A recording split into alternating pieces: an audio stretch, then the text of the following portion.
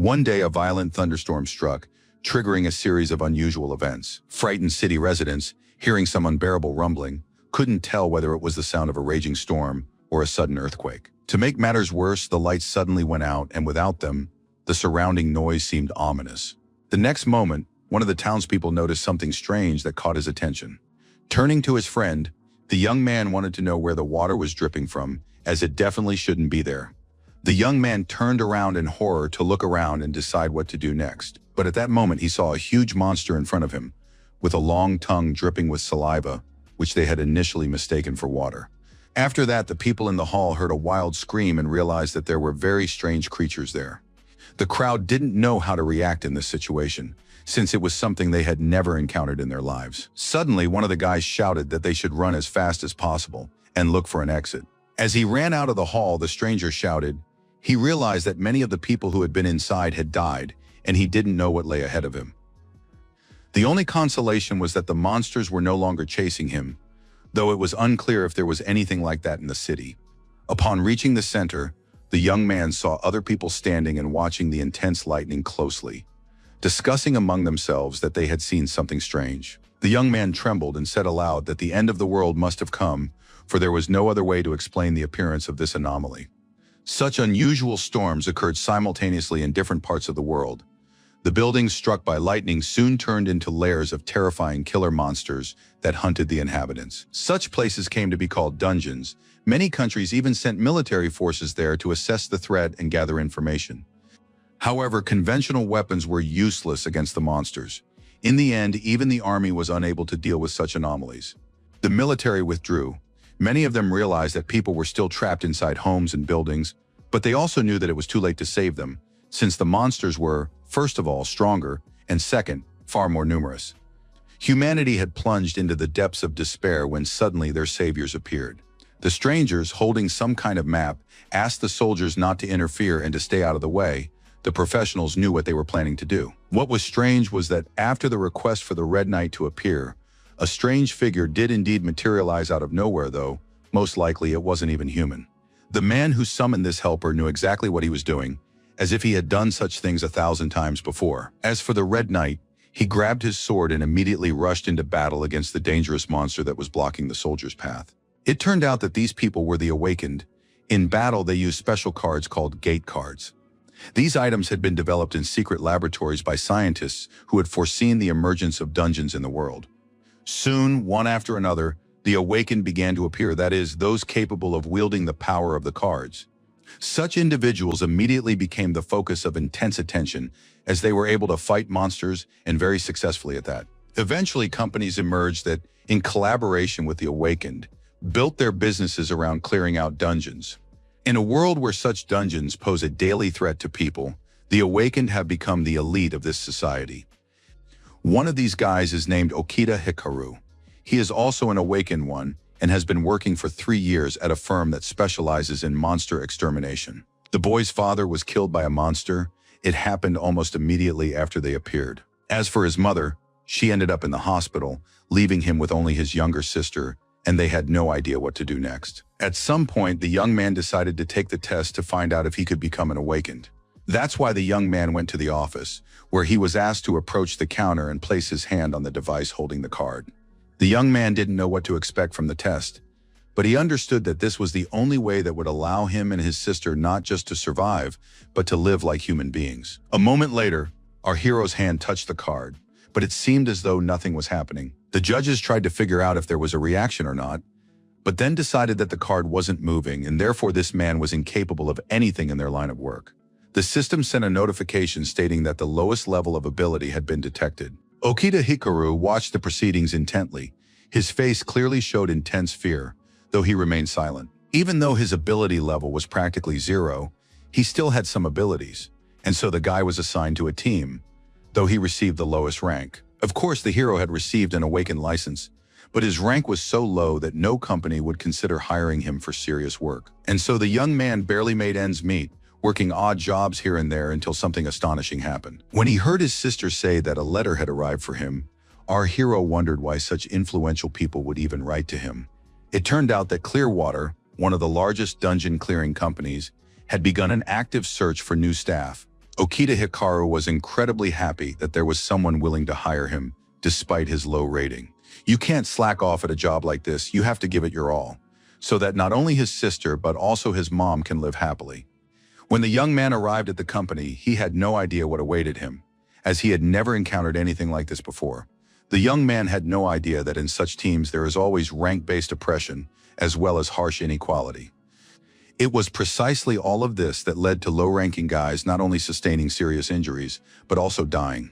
One of the seniors called the new arrivals trash, a shield for the rank awakened, but no one was allowed to complain or take offense, because this was an opportunity to understand what monster attacks were like. It turned out that this was how Clearwater recruited people to protect the elite, that is, the highest ranking awakened, while low-ranking staff were cannon fodder, expendable material who, upon death, were replaced by other awakened of the same rank. The worst part was that the elite had set up our hero, just like they did to others like him.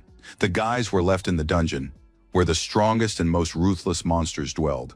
Lying on the ground, the young man said aloud that he couldn't just die here like this. The boys saw the monsters, tears streaming from his eyes, yet he had no idea what to do in this situation. Just as the young man was about to die, something extraordinary happened that turned his whole life upside down. Suddenly, a sort of altar appeared before our hero, on which lay a crystal. This stone looked very beautiful. Moreover, it was so alluring that it was impossible to resist.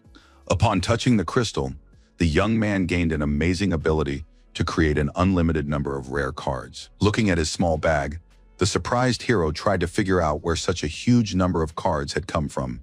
What's more, all those cards were laid out in front of him so that he could study them.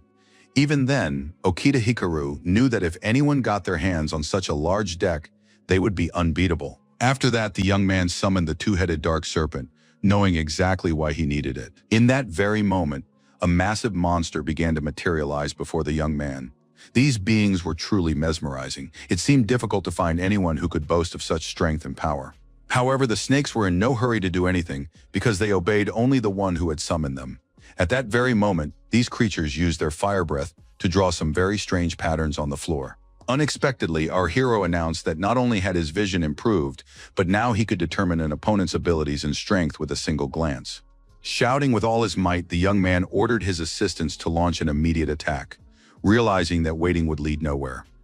Generally speaking, Okita Hikaru had reached a level of power that no top-ranked player had ever possessed before, and those who had previously humiliated and set him up had no idea of this yet.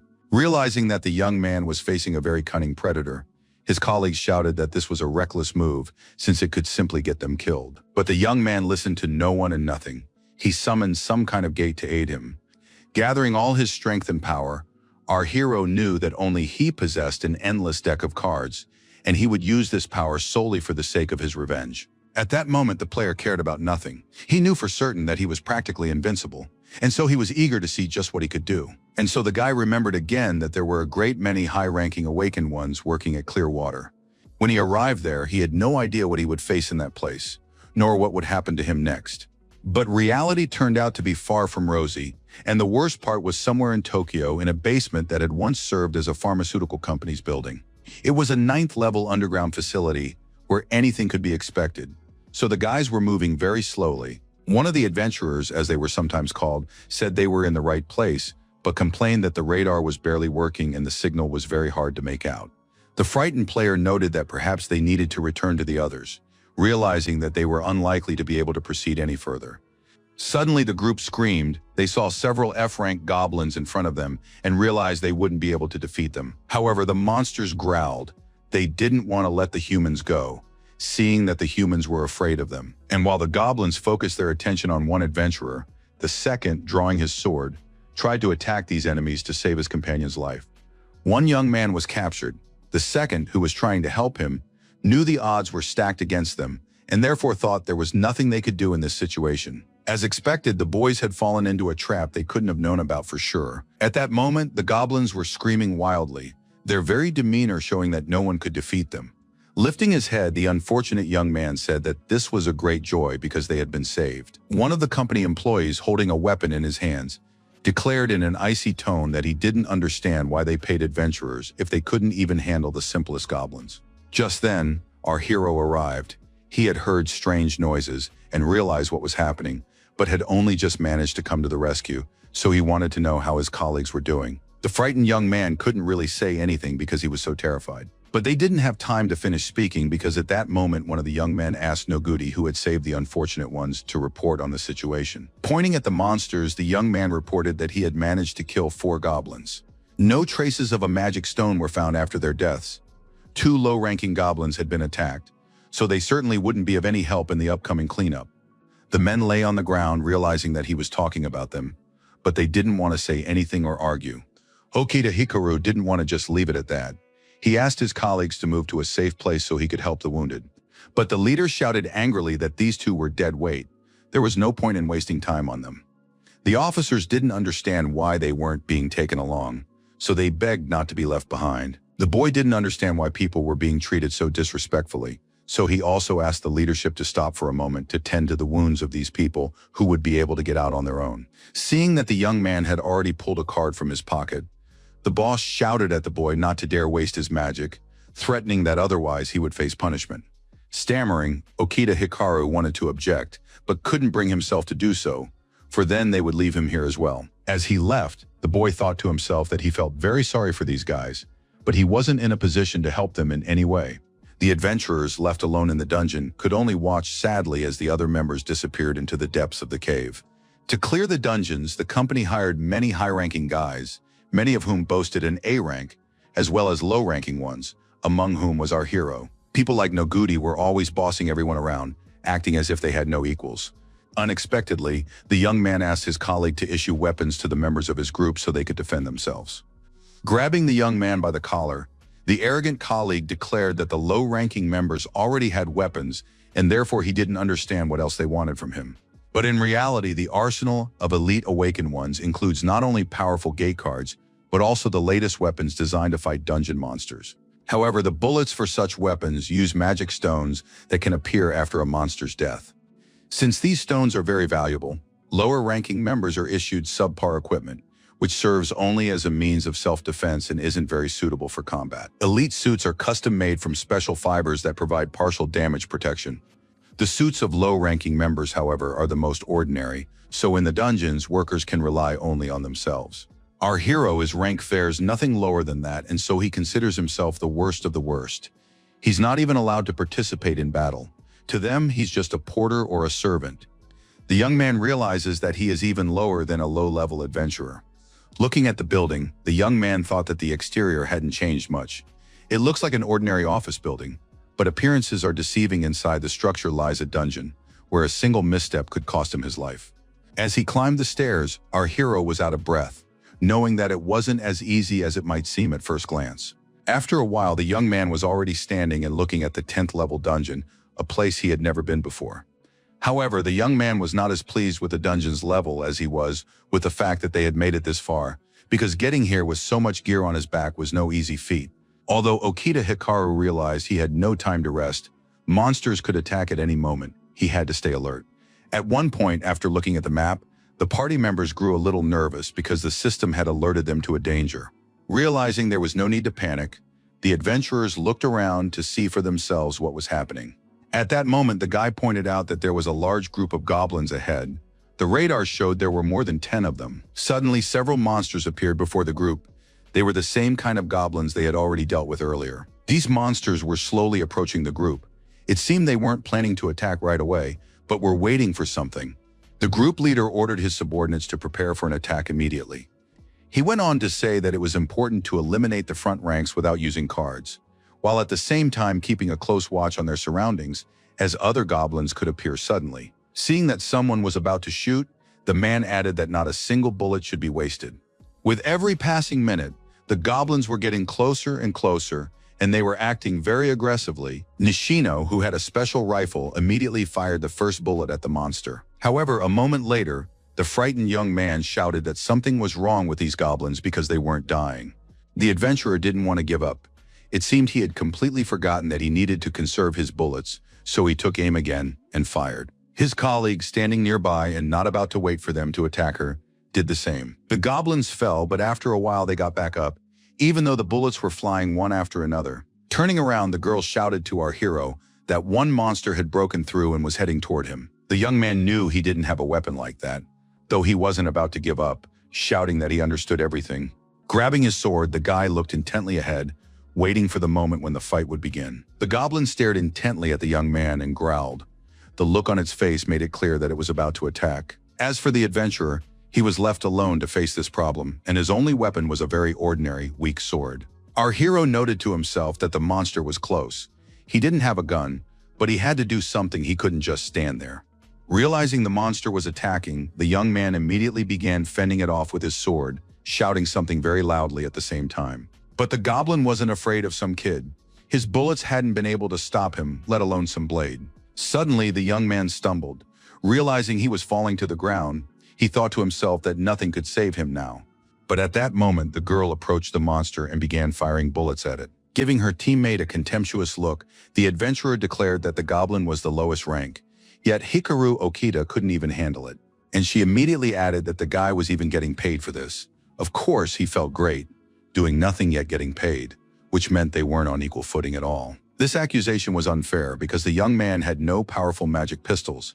Aside from a sword that only delivers a slight electric shock and can't even inflict minor damage, he had nothing. Closing his eyes, our hero thought that he could have defended himself if they'd given him a proper weapon, but as it was, he'd come here empty-handed. He had the gate cards, but they were also the weakest. Practically nothing could be done with them. But he didn't get to finish his thought. Someone's voice shouted that the sweep was over, and it was very important not to forget to collect the magic stones, of which there weren't that many. But what can you do? After all, they're just goblins. When you defeat a monster, particles of magical power magic stones may remain after its death. You can get rare stones from particularly strong monsters. They're used for gate cards and unlock new unique abilities. From low-rank monsters, you mostly get shards. They're used in weapon cartridges, but they can also be useful for cards. The fact is that activating a powerful skill requires a huge amount of magic. So magic stone shards can be very useful even to high-rank awakened ones. According to the rules, the magic stone goes to the awakened one who defeated the monster. Consequently, those adventurers who don't defeat anyone can forget about the stones. Turning to our hero, the leader asked where the stairs to the next level were. Glancing at the map, the guy explained that it was about 40 meters away from them, having only managed to say that the radar had detected movement and that there were new monsters ahead. Everyone present turned their attention to the enormous beasts. At that moment, everyone froze in their tracks, wondering what would be the best course of action. Standing before the adventurers was a C-rank lion werewolf, and next to it stood a D-rank lion guardian. They were all much stronger than Okita Hikaru, so there was no point in him even standing near them. The leader immediately said that these opponents would be tougher than the goblins and asked the boy to look up information on the werelion just in case. The young man immediately explained that a sea-level threat was a magical beast without any special abilities, but that firearms were ineffective against it. The leader immediately shouted for everyone to be careful, because the guardian lions would defend the werewolf. They acted in concert, so it was crucial to break through their defenses first. Only then could the werewolf be defeated. After that, he turned to the shield squad and ordered them to create protective barriers to prevent the guards from attacking the A-rank squad. No matter what happened, they couldn't leave their positions because the entire task and mission depended on it. In an indifferent tone, the girl ordered the guys to hold the shield. If they didn't, she threatened to destroy them personally after the mission was complete. Looking at the beasts, Okita Hikaru thought that for the sake of rank A, they were obligated to sacrifice themselves, powerless to do anything about it. Such is the fate of low-ranking awakened ones, who themselves do not know what they are doing in this place. Realizing that his colleagues had moved ahead, the young man shouted for them to be sure to take care of themselves. With eyes full of terror, the young man silently prayed that they would definitely stay alive.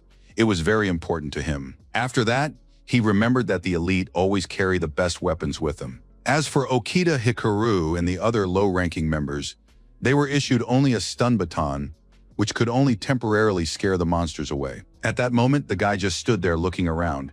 He wanted this battle to end as soon as possible, because the lives of guys just like him depended on it. For a while, nothing happened because the adventurers stood on one side and the enemy on the other. At that very moment, the leader shouted for the people in the shield group to immediately prepare their cards and under no circumstances retreat.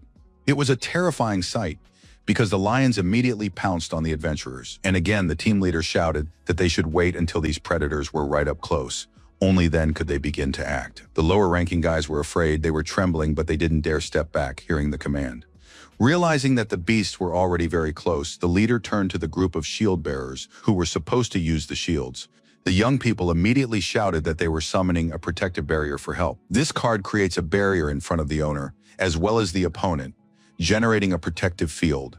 In an instant, a protective field actually began to form around each of the adventurers. It seemed that the adventurers were now securely protected by some kind of powerful barrier that nothing could break. Suddenly, one of the lions crashed into this defense at high speed, believing it could break through. The young people realized that their defenses wouldn't last long, so they turned to the high-level players, urging them to launch an attack. Smiling, Nishino shouted for the lower-ranking members not to panic or be afraid, because nothing would happen to them. At that very moment, the adventurer pulled out his own card to continue the battle. Wanting to show off all his power, the young man declared that everyone should witness the might of level A. Summoning a fire warrior to his aid, the young man realized that victory would now definitely be on their side, for this defender's attack was simply incredible. And a moment later, he told the lions that he would leave nothing but ashes of them, and most importantly, that they shouldn't complain about the situation later. It seemed that with every passing minute, this warrior's strength grew stronger and stronger. Meanwhile, the lower-ranking participants were saying that they were about to be attacked and therefore needed protection. They wouldn't last long. The girl called these people trash, saying she didn't want to hear their constant whining. In that very moment, the adventurer turned her attention to herself, pulling out an important card. Immediately, the Wind Warrior was summoned to help, a warrior who, thanks to the air, can unleash incredible attacks. The participant knew that this warrior was her greatest advantage, with which they would be able to quickly defeat the lions. And so, just a second later, the girl shouted for her assistant to immediately go on the offensive and eliminate all the enemies. At that very moment, the battle began, and it truly seemed as though it would end very quickly. As for the awakened, practically nothing depended on them. Even though they boasted of belonging to rank A, in reality, they were just as much participants as the low-level ones, only with weapons, which was their trump card. At that moment, Okita Hikaru shouted at his friends not to get distracted because there was still the werewolf left who might try to escape. The young people stared ahead in horror. It seemed they couldn't believe what they were seeing. The enormous monster raised an equally massive axe, which it had already swung back to deliver a blow. The blow was of incredible force, not only shattering the barrier but also splitting the ground in two. One of the young men, staring ahead in horror, couldn't believe what had just happened. Looking at this defender, the adventurers exclaimed in horror that this monster had caused such destruction with a single blow that it was hard to even imagine. At that moment, Okita Hikaru ran toward the boys, shouting that they needed to be as careful as possible. Moreover, the young man didn't want anyone to get in his way, as if he could do anything in that situation. Putting his colleagues in front of him, our hero shouted that he would distract the werewolf to buy some time. Looking at the monster, the young man thought to himself that this was his chance, an opportunity to show everyone what he was capable of. And while Nishino was shouting something, the young man refused to listen to anyone, confident that now everyone would look at him differently.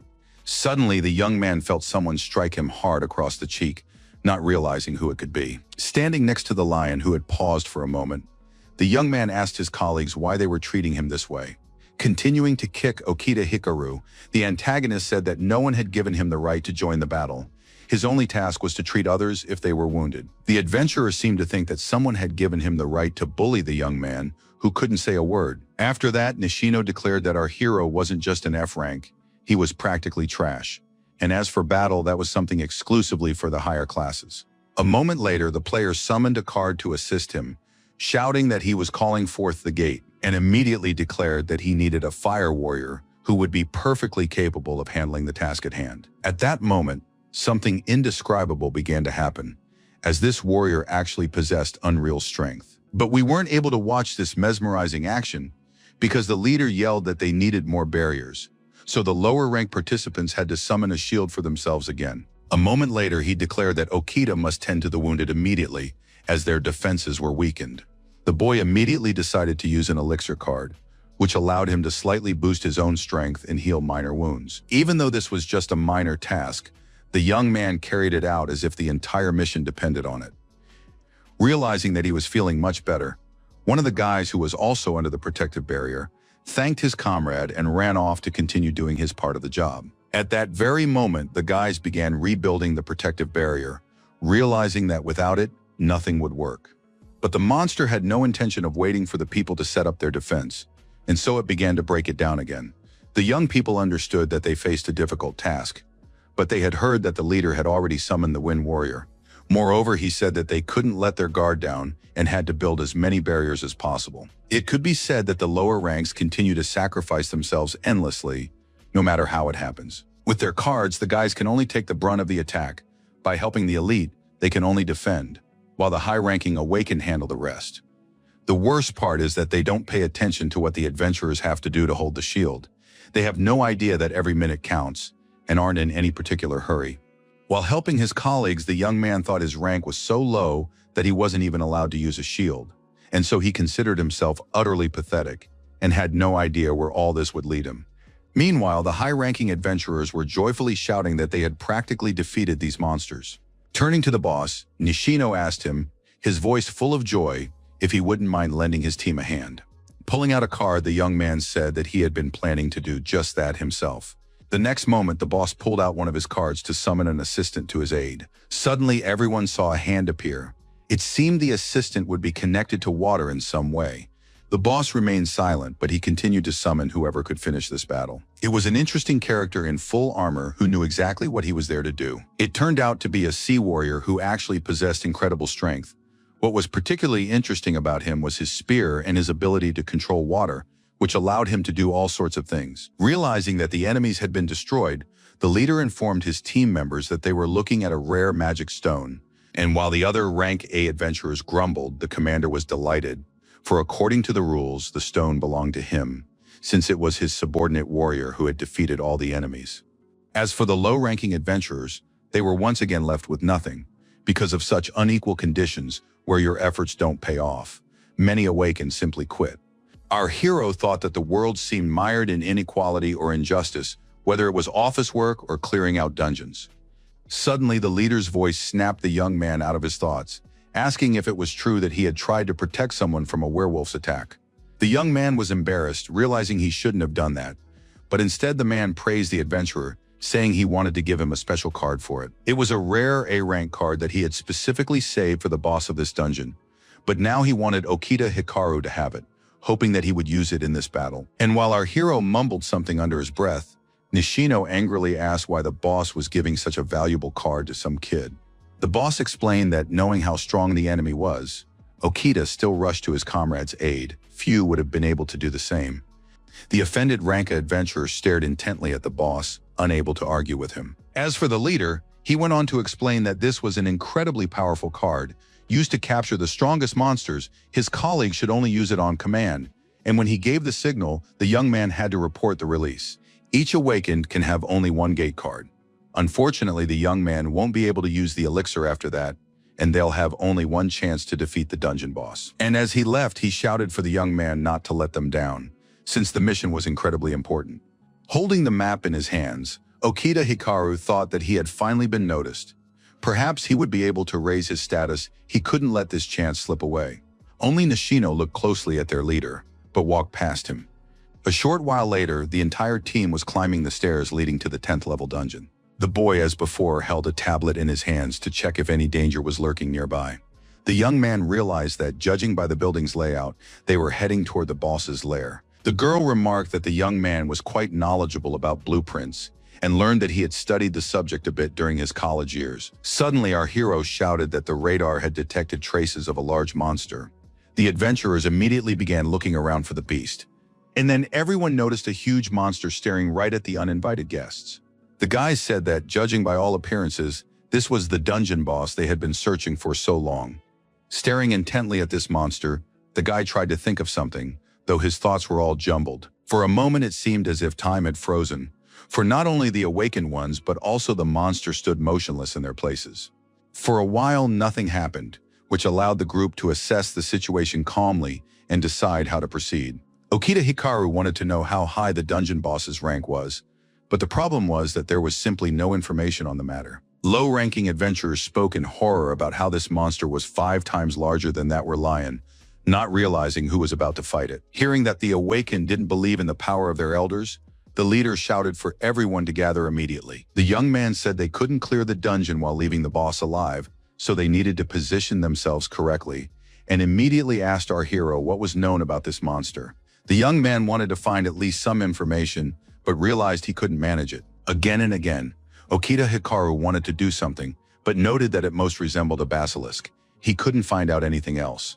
To himself, the boss thought that the information he personally possessed had been confirmed, but aloud he said that this monster used poison. And immediately he announced loudly to the assembled group that this boss most likely belonged to the same class as the basilisk.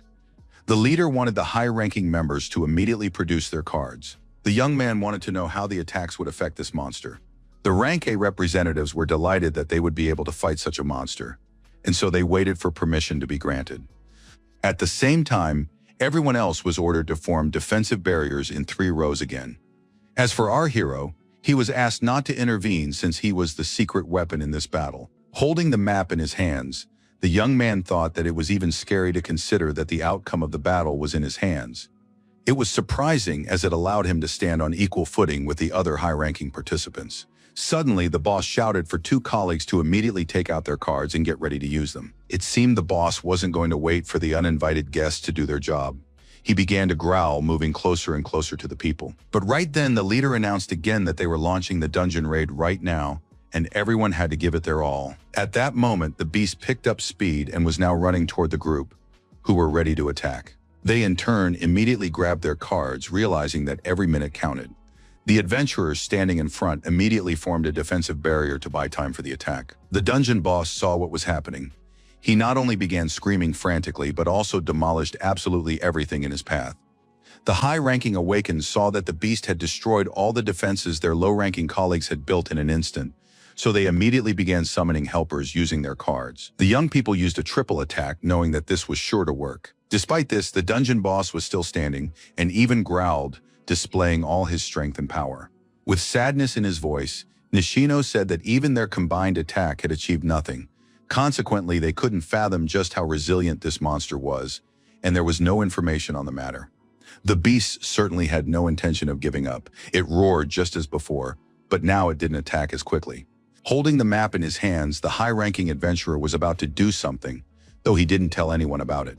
Suddenly, the people who had been holding the defense fell to the ground, wounded by the dungeon boss's massive tail. Unexpectedly, one of the guys straightened his map, realizing he wouldn't be able to go back for it, even though a new wave of attacks had already begun at that moment. The leader shouted in horror that the formation had been broken. Everyone was fighting off plan, and something had to be done immediately. Realizing that this beast was far stronger, the group leader shouted for everyone to regroup and start retreating toward the entrance. In this situation, there was nothing more they could do. There were simply too few of them. Okita Hikaru also thought that even rank awakened ones were powerless against this terrifying monster. At that very moment, the young man turned to the boy who had lowered his gaze, lost in his own thoughts. The leader said that it seemed like the time had come to use that card, asking if the team member was ready for it. The guy had no idea what was in store for him, so he happily shouted that he would do whatever was necessary. Pointing to the card, the leader explained that the card's ability had a very large radius of effect. It would affect everyone except the user. In other words, only Hikaru Okita would have to fight the boss, and he needed to be ready for it. After that, the team leader fell silent for a moment. Then he explained that it was he who had recommended our hero for a position at this company, which the young man found hard to believe. People willing to risk their own lives to protect their comrades are a rare breed. Their company values this highly. It seems the boss made the right call in offering him the job. And, placing a hand on Okita Hikaru's shoulder, he added that he must not let them down, as this was very important. The low-ranking adventurer had no idea what would happen next, but he remained confident that he would do something very important. The leader ordered the guys to protect the young man while he approached the monster. It was very important for them. Nishino suspected there was a catch to this mission, so he wished the young man good luck. As for our hero, he kept repeating to himself that they had noticed him, so he simply had to live up to his colleagues' expectations. After that, he was sure to be promoted. Suddenly, the boss shouted for everyone to join the attack. The most important task was to draw the monster's attention to himself. At that very moment, as if on command, not only the adventurers but also their assistants, who had been summoned by the cards, sprang into action. Some of the guys equipped themselves with weapons, realizing that while they wouldn't do much damage to the monster, they might slow it down. Meanwhile, our hero approached the monster from behind, thinking to himself that he was grateful to everyone for their support and would do everything he could not to let the group down. Once he was next to the dungeon boss, The young man didn't know what to do next, so he just stood there watching for a while. At that moment, the guy didn't even have any thoughts. He was waiting for a command and worried he'd miss it. Hikaru Okita understood that for the effect to be even better, it was best for him to be right beneath the monster. And so as he fell, he knew he would get back up and keep going anyway, because the main thing was to defeat this opponent. The leader, realizing that the guy was in the perfect spot, shouted that it was time to use the card.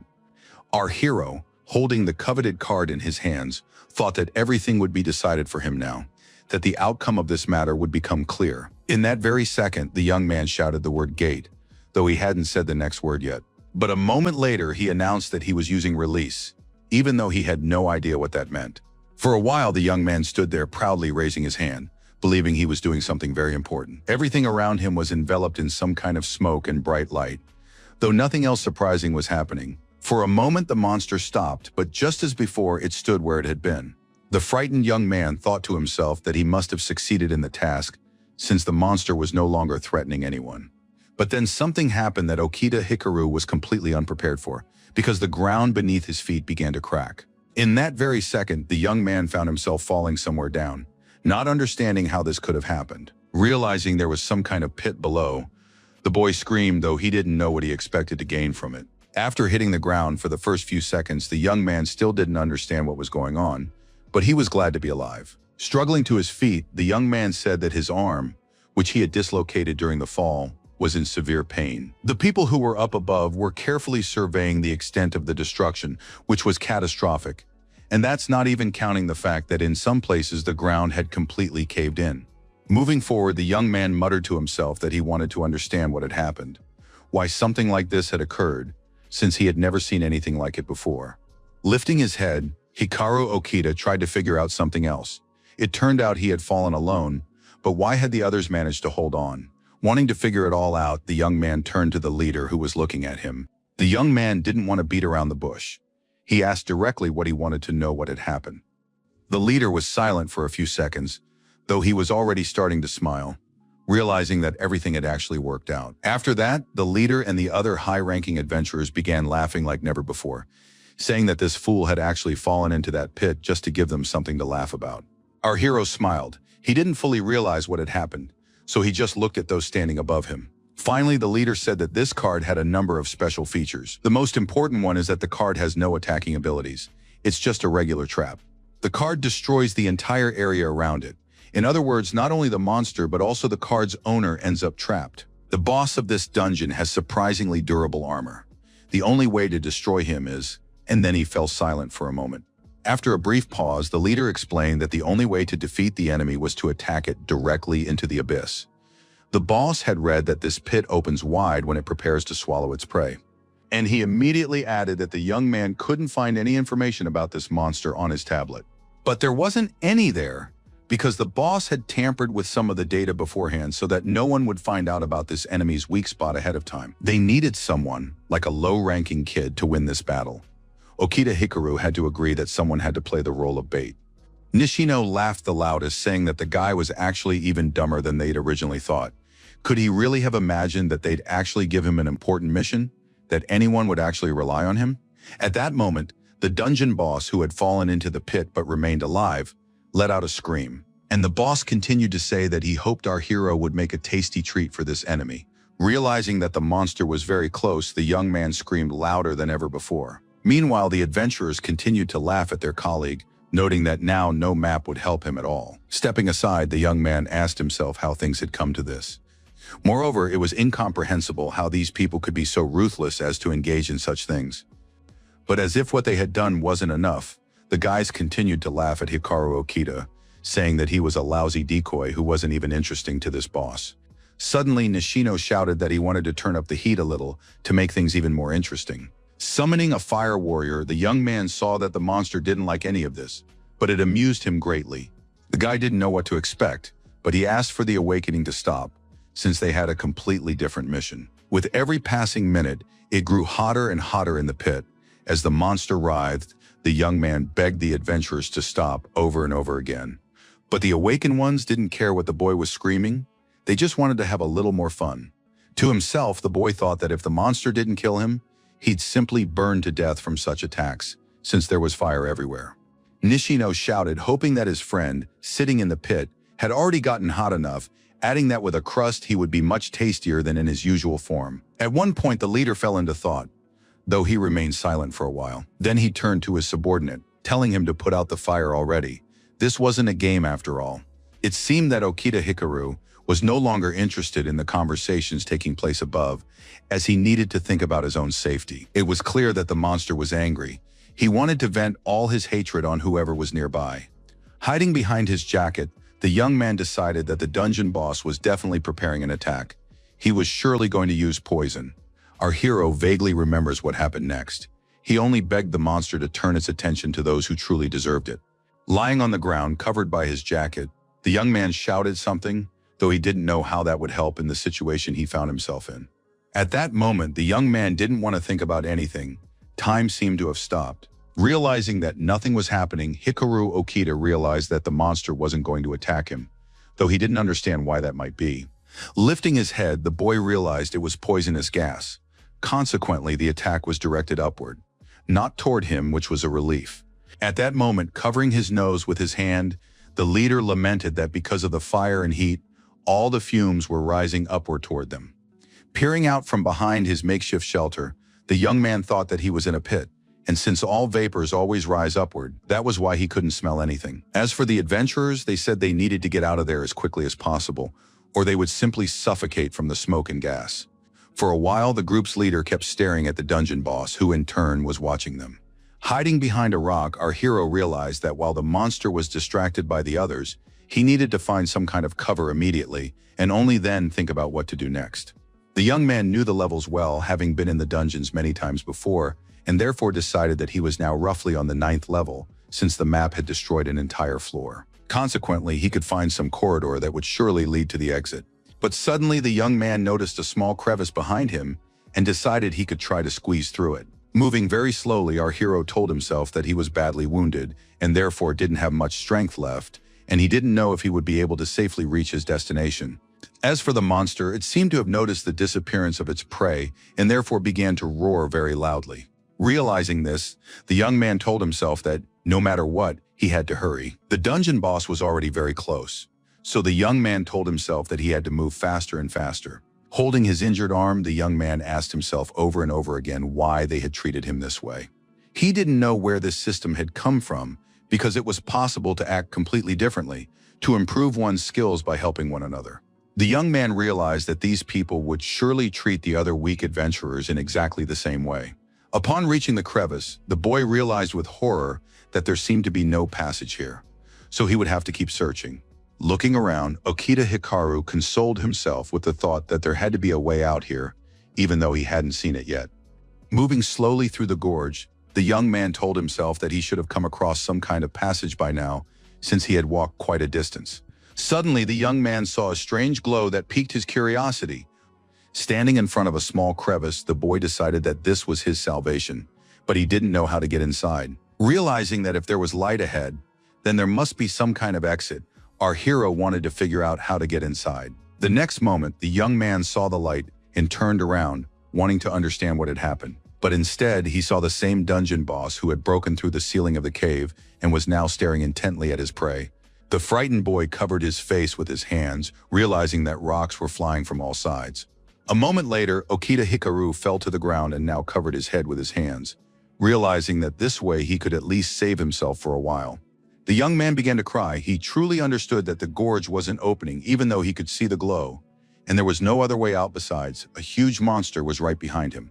Continuing to crawl somewhere, the young man screamed for the gorge to open immediately, since there was nothing else he could do. With every passing moment, our hero's cry grew louder, but he still didn't know what lay ahead. At that very moment, it seemed to the unfortunate man as if he were flying somewhere, though by now it was hard to tell whether all this was happening in reality or in his imagination. Before he could even think of anything else, Okita Hikaru crashed to the ground with a thud, realizing that this landing could very well be his last. Even as time passed, the young man remained lying on the ground, oblivious to everything else because he wasn't feeling well. Lifting himself up slightly, the guy decided he needed to at least look around a little. Sitting on the floor, the guy kept telling himself he was alive, though he didn't believe that was even possible. Looking around, Hikaru Okita couldn't figure out where he was, It didn't look anything like the ravine he'd been rushing into just a few minutes ago. It looked more like some kind of laboratory. As he came to his senses, the young man noted that this place was not only bright, but also very clean, which he particularly liked. However, it was confusing that the dungeon boss was nowhere to be seen, even though he had been hot on our hero's heels. If before the guy had thought he'd gotten incredibly lucky, now he wasn't so sure since he couldn't find a way out of this place anywhere. Putting his fear aside for a moment, Hikaru Okita told himself that the most important thing was that he had escaped. The rest of the problems could be solved later. Although the young man was locked in this place, though it was unclear by whom or through which door he had entered, the room was beautiful, as the floor bore the same patterns as the maps. Still, this room was unsettling, as it was radically different from the rest of the building. But if one remembered that this used to be an institute, one could still come up with some kind of explanation. Our hero remarked that this place seemed to be imbued with magic, just like the stones that drop from monsters. Suddenly, the light he had seen before appeared before the young man again. The young man remembered that standing by the gorge, he had been certain that this light was his path to salvation. But the question still remains, what does this glow mean, and where does it come from? Stepping a little closer, our hero heard a strange voice, the owner of which was unclear. As he reached out toward the beautiful stone, the boy sensed something utterly strange, and so he froze in his tracks. The strangeness lay in the fact that Hikaru Okita heard a voice, but couldn't tell what language the words were spoken in, and consequently, he couldn't make out their meaning. For a moment, the young man caught some Japanese words, though it seemed there was also Spanish or French speech. But the young man didn't have time to think about anything else, because some system notified him that Japanese had been recognized. Suddenly, a voice rang out very loudly and confidently, asking if the guest wanted to gain power.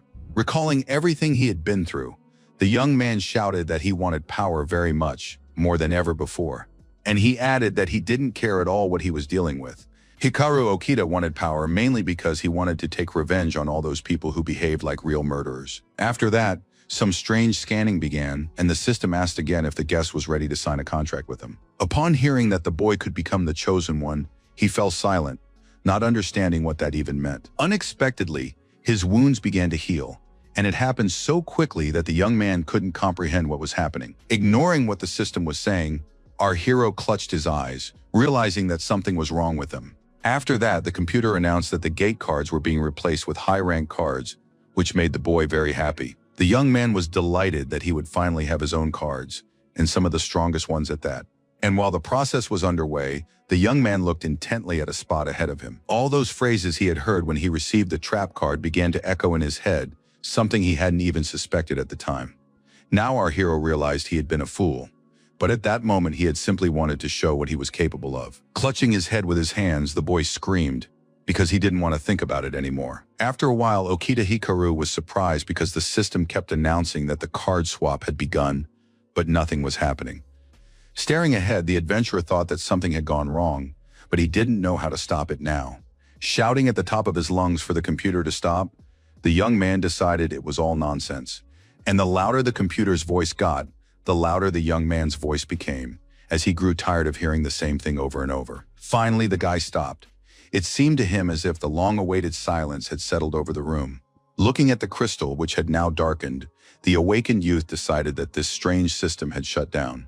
Stepping closer, Okita Hikaru asked the stone if it hadn't promised to do something with the cards. If so, why wasn't there any result? The young man could see that nothing was happening.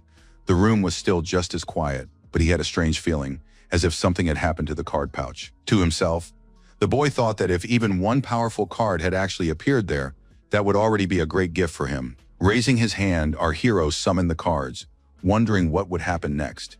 The very next moment, a card appeared in the young man's hands, which made him incredibly happy, since it had been empty just a moment ago. The boy didn't know the meaning of the cards, but when he decided to turn it over, he discovered that there were several elements on it.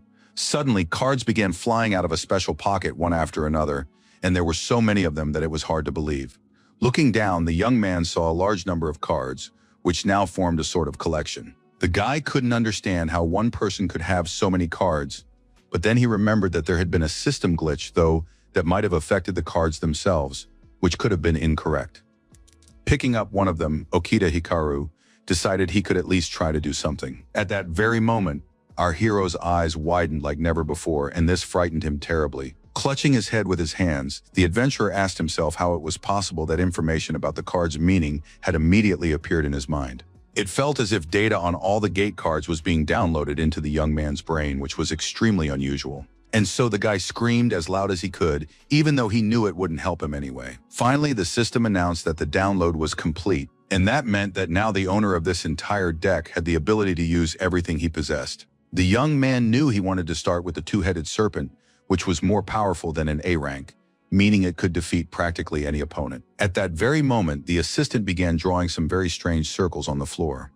Holding the card in his hands, the adventurer was in no hurry to do anything else, watching what was happening at that very moment. Glancing at his deck, the young man asked aloud if all the other cards were just as powerful. The young man picked up card after card, watching in amazement at the effect he had never seen before. The energy was so strong that it literally carried the awakened one away somewhere, though he liked it. At that very moment, the young man stopped, seeing that a whole whirlwind had risen before him. Clenching his hand into a fist, Okita Hikaru thought to himself that now he could defeat any opponent, because he had more power than all his rivals combined. Climbing over the rocks, the boy rejoiced that he had managed to do something completely incredible. In such a short amount of time, he had tested most of the cards, and each one was more powerful than a rare A card. Looking around, the young man decided that at this rate, there would soon be nothing left of the room, so he could call it a day for a while. After all, there would be plenty of time for practice later. Looking around, the young man still wanted to know what had happened to him, since they had been told that an awakened could use only one card, and as often as they wanted. Everyone knows that rank awakened ones use very rare cards with powerful abilities. Next come the adventurers of ranks B and C, who use their cards to support their senior comrades. Those at levels D and E protect their superiors.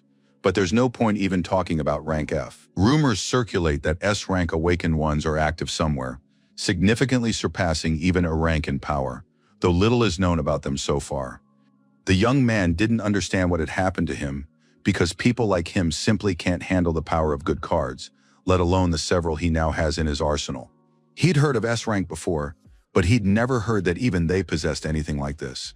Now, however, our hero not only has a powerful deck, but he himself seems to have been filled with some kind of power, and his vision has improved as well, which is a true miracle. Realizing that his mind was becoming increasingly cluttered with thoughts, Okita Hikaru decided he would think it over later when he found himself in a completely different situation. He had other important matters to attend to right now, so the young man ordered the cards to return to his pocket. Realizing that his pouch was full, our hero let out a satisfied sigh. But a minute later, after looking around, the young man said that everything was fine, of course, but he still didn't know how to get out of there. Relaxing and closing his eyes, the young man decided that last time he had really wanted the opening to open up, so he could try that trick again now. A few minutes later, our hero felt a slight breeze and immediately opened his eyes, only to be surprised. Hikaru Okita saw the same passage in front of him that had been there at the very beginning, and so he concluded that he had returned to where he started. Looking around, the young man concluded that the boss who had been waiting for him had now gone somewhere. And glancing at the wall, he discovered traces of his own blood there, realizing that he had ended up back where he had actually come from. But what surprised our hero most of all was that there was no opening in front of him now.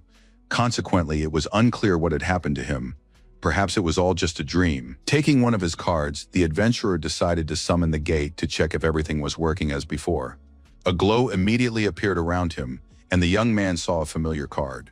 Realizing he didn't need an assistant right now, Okita Hikaru told himself once again that everything he had seen was real. Running forward, the boy told himself that the hour of reckoning had definitely come, and that now he would surely be able to deal with the monsters of this place.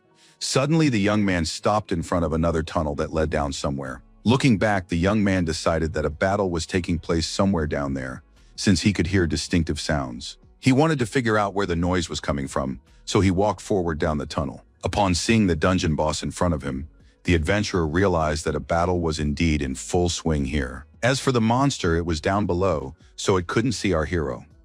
But the most interesting thing was that the leader and the others had returned to this spot to start the fight again, even though the group was now arguing very loudly about something. The girl, looking at her colleague, declared that he would be the decoy, because he had failed so many times before in working with the fire warrior, even though she had heard the same thing said about herself. Realizing that the awakened wouldn't reach an agreement among themselves, the beauty turned to the leader, hoping he would accept her point of view. Nishino knew they might not listen to him, so he suggested sacrificing the low-ranking members, who were of no use anyway. Looking at the A-rank adventurers, the rest shouted that they didn't understand why they had to solve the problems of those who hadn't been able to defeat the dungeon boss on their first try. The leader was tired of listening to this squabbling. He declared that everyone here was trying their best. They needed bait, and he didn't care in the least who it would be. At that very moment, the argument was cut short, as a resident of this place screamed as loud as he could. Grabbing one of the low-level guys, Nishino remarked that they'd just throw him in, it didn't matter anyway. Our hero, watching everything unfold, thought once again that not long ago he had wanted to rise to level A. But what was the point, since they had long since lost all their human qualities? Pounding his fist against the wall, the young man said that he was nothing like that. He didn't need glory earned in such a way. The elite believe they can trample those below them into the mud. Let them now see what force he will unleash upon them for their betrayal. At that very moment, the young man decided it was time to begin an amazing performance.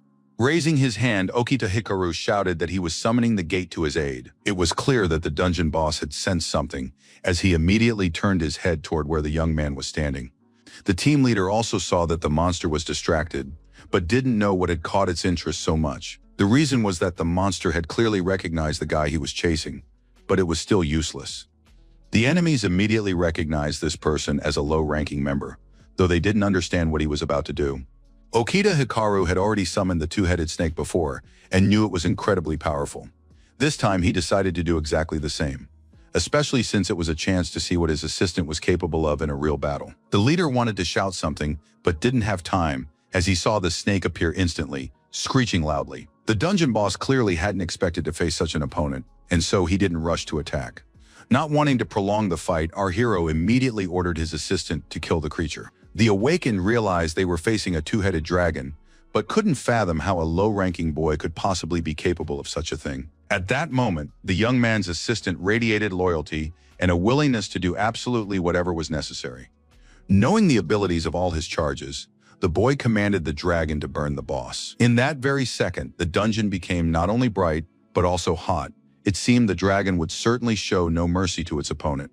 But an unpleasant twist for the adventurers was that, before engaging in battle, the serpent had unleashed its venom on the uninvited guests, who had no idea what to expect next. And then the ground beneath them collapsed, and the awakened ones plummeted downward. Only Okita Hikaru remained calm. He wasn't worried about his former colleagues. Since he hadn't done anything to them, they got what they deserved. Looking at his assistants, the adventurer thought to himself that if this attack could at least slightly damage the boss, that would already be considered a great stroke of luck. The young man didn't know how much longer he would have to fight, but he was certain that he would now give it his all, even though it was unclear what to expect from the monster next. But before our hero could finish his thought, he saw a huge cloud of dust in front of him, obscuring his vision almost completely. The surprised young man was amazed at how quickly his assistant had dealt with his opponent, despite the fact that the opponent was wearing armor. Looking at his partner in this endeavor, the young man sincerely told the snake that he was incredibly cool. At that very moment, the system sent a notification that the dungeon boss had been successfully defeated. Surprised, Okita Hikaru noted to himself that he was hearing the same voice again, but now notifications were also popping up in front of him, which was something very unusual. In addition, the rarity level of the dark two-headed snake had been raised, and as a result, he had received the title of Dragon Master. Holding the card in his hands, the young man also reflected on the fact that a rare card could be further upgraded, and his own powers could be enhanced, which was an invaluable gift. Although the boy didn't fully understand what these notifications were, since he had never seen anything like them before. Looking around, the adventurer didn't fully realize why there were so many of these dialogue windows, other than the fact that something had happened to him, and now he could see them all. Realizing that he needed to return to reality, our hero noticed the huge stone left behind by the boss. Sitting down on the ground, the young man noted that this crystal was very rare, but he wanted to know what the system would say about it. It turned out to be a magic stone, but it was hard to tell how and in what situations it could be useful. Holding the reward in his hands, the awakened one thought he still couldn't quite believe that all this was really happening, let alone that he was the main character in all these events. After thanking the two-headed dragon, the young man sincerely said that he definitely wouldn't have managed without them. And right away, waving his hand, he added that the assistant could now take a little break. At that very moment, Okita Hikaru saw a pit in front of him and decided that his teammates were most likely inside it. As he headed off to look for the others, The young man thought that the attack had been so powerful that many of the rocks had crumbled, and the people standing on them had fallen down. But he hoped that they were all alive. Climbing down, the young man once again saw a large number of various notifications in front of him. Looking at Nishino, the young man realized that he was unconscious, though still alive. As for the others, they were in exactly the same situation, so their lives were not in danger. But suddenly the adventurer looked intently in a certain direction, hesitating to get any closer. Sitting by the wall was Mr. Taira, who was their leader, though he looked rather pitiful now. Like the others, this man was unconscious, but overall he was fine. A moment later, the leader began to come to, rubbing his face and slowly opening his eyes. Seeing our hero in front of him, Shigeru Taira immediately asked how the boy was feeling and if he was injured. He then began asking questions about the dungeon boss, the strange dragon, and the plan they desperately needed in this situation. In an icy tone, the boy reported that he had defeated the monster. The surprised leader couldn't believe it. He didn't realize that such a weakling could defeat anyone on his own, let alone the boss of this place. Suddenly, Okita Hikaru asked his boss why he had acted so despicably by deceiving him. The young man looked intently into the man's eyes, hoping that at least now something would change in this situation. Sitting on the ground, the man thought that he didn't recognize his subordinate. It felt as if a completely different young man was standing before him. But then as he stood up, the leader began to say that in reality they hadn't deceived anyone. They had simply misunderstood each other a little, and added that for the monster to reveal all its weaknesses, someone had to do the difficult work. If the boss had revealed all the plans in advance, things would surely have gone off course, and the entire group would have been in danger. And anyway, he had allowed himself such rudeness only because he was waiting for the guy to develop and rise in rank. Our hero thought to himself that it didn't seem like this man had ever respected or valued him, even a little before. But now he was speaking in a completely different tone. Shigeru Taira remembered how they had laughed when a low-ranking adventurer fell into a pit, and so he knew that when they returned, everyone in the group would find out what they had intended to do to this guy. Although it wasn't just about this young man, but about the other guys they had set up time and again in order to ultimately defeat their opponents. Glancing around, the leader realized that the others hadn't woken up yet, so he needed to distract Okita Hikaru so they could get rid of him quickly. The leader immediately told the young man not to look so scared, because when they returned to the group, he would tell everyone how a low-ranking member had single-handedly defeated the dungeon boss. And then he shouted that he himself would like to know how the guy managed to do it. And besides, he wanted to know where our hero had found such a rare map. The adventurer remained silent, but upon hearing that the leader wanted to see his map, he said he didn't mind. A moment later, the young man took the map out of his pocket to show the leader. But the boss remained as mean as ever, and so he immediately snatched the map from our hero's hands. Laughing maliciously, the ill-wisher said that now the young man was left without a card. Moreover, he wished for the boy to die. Now it was Okita Hikaru who was smiling as he pulled another card from his pocket, realizing that the leader might have acted the way he did. The surprised villain couldn't understand where his subordinate could have gotten another card, since he had already taken one. Confident that the warrior of the sea would be able to deal with the boy, Taira hadn't counted on the two-headed dragon snake taking an interest in him. And this despite the fact that the master hadn't even given the order for his assistant to begin his work yet. Suddenly, Okita Hikaru ordered his subordinate to bite the sea warrior, realizing that it would be very easy to do. The frightened leader hiding behind a rock couldn't understand how this monster could have anticipated his attack and in a matter of seconds. But that wasn't the main problem. The main problem was right in front of the enemy's eyes, in the form of our hero, who had closed in on him. Standing before his former boss, the young man declared that he wasn't interested in the man sitting on the ground at all. And then, in an icy tone, he announced that from that moment on, he no longer worked for the company as he was quitting. As he left, the young man thanked him for everything, hearing Taira say that he wouldn't tell anyone what had happened in that dungeon. But the man didn't want it to end that way. He was furious at the lowly boy, unable to understand how he dared speak to him in such a tone. It was simply unworthy. Holding the pistol in his hands, the villain kept thinking that he just needed to get his hands on that map.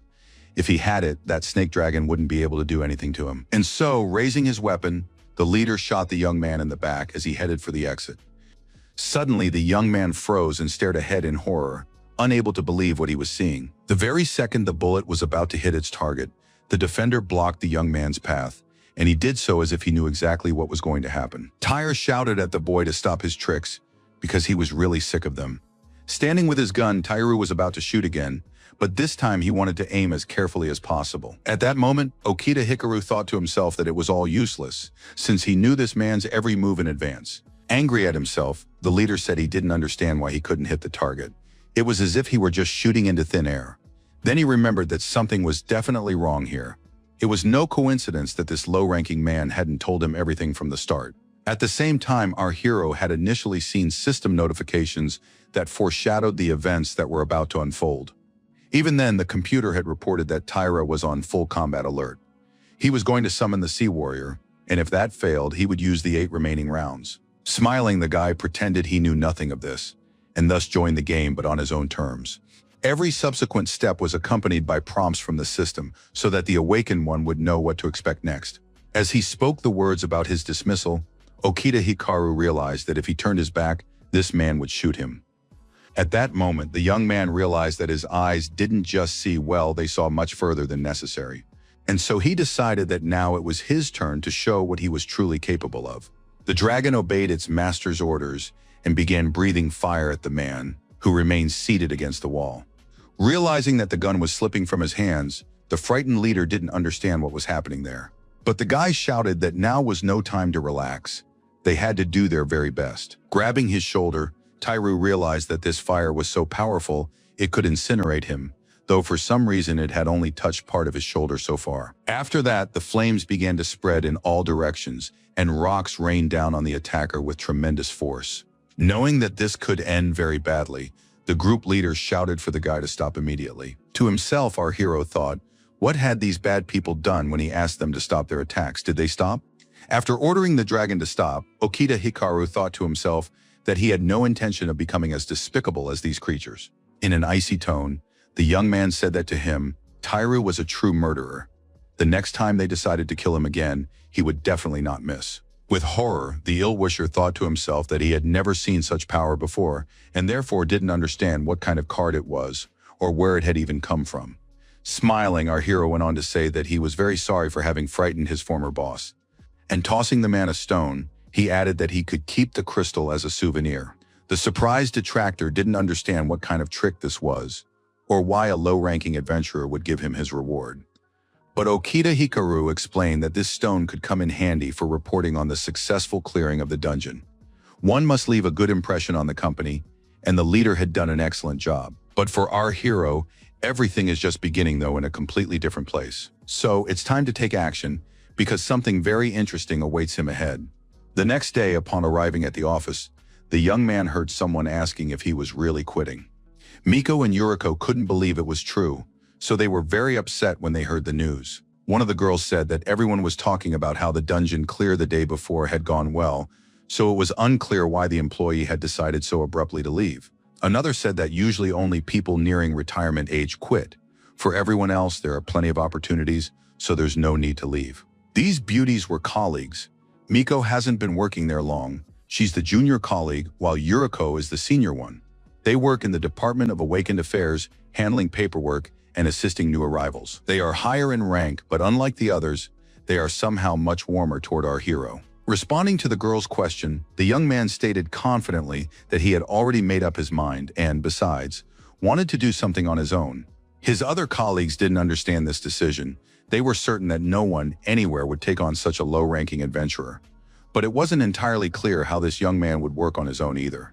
Hearing someone gossiping nearby, Miho shouted for them to stop. To himself, Okita Hikaru thought that in this company, boldness could only be heard from those higher in rank than you.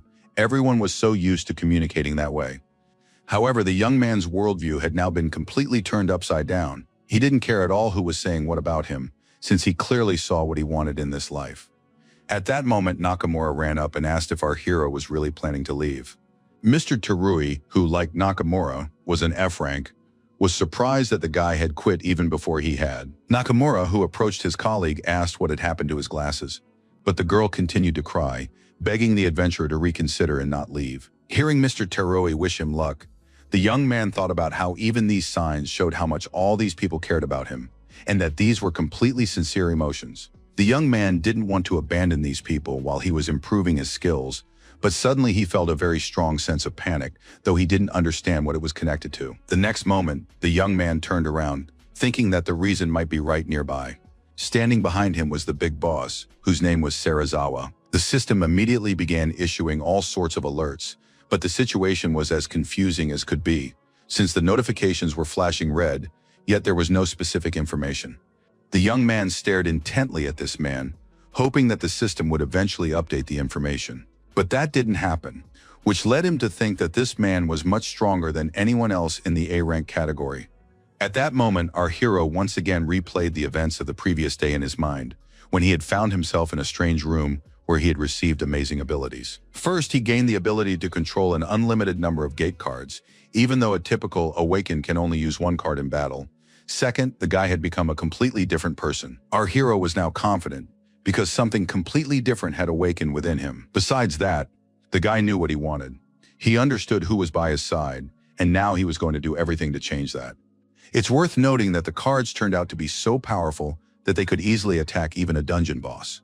The young man recalled what just one of his cards had done, not to mention the other cards which he hadn't even used to their full potential yet. A particular advantage was his vision, thanks to which he could now fully understand who was standing before him and what they planned to do next. This ability saved Okita Hikaru's life, and he had now set clear goals for himself. As he continued to stare at the scoreboard, the young man noted that he himself was much stronger than the A-rankers, yet there was still no information about his boss, which was quite surprising. Although the main reason was likely that Serizawa possessed even greater capabilities than his subordinate. Suddenly, the man turned to the girl and asked if she minded if he interrupted their conversation for a moment.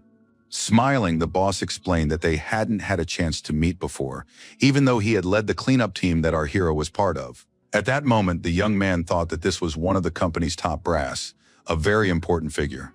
The teams of Awakened under his command always achieved great success. He has his own squad of A-rank Awakened, which includes Tyra and the others, but the boss himself is rarely seen on dungeon missions. Overall, this man has risen to a fairly high position. He even has strong ties to the Prime Minister. They say that it was precisely thanks to Serizawa's ability to build connections that he achieved such heights, though perhaps one shouldn't believe everything people say. The man suddenly spoke up, noting that he didn't want to keep the young man waiting, but he'd like to know why the adventurer had so suddenly decided to quit the best company in his industry. Okita Hikaru asked, "And if I were to say that I have a complaint about Clearwater not treating lower-ranking employees very well, what would the manager do?" The girls standing nearby turned pale when they heard something like that.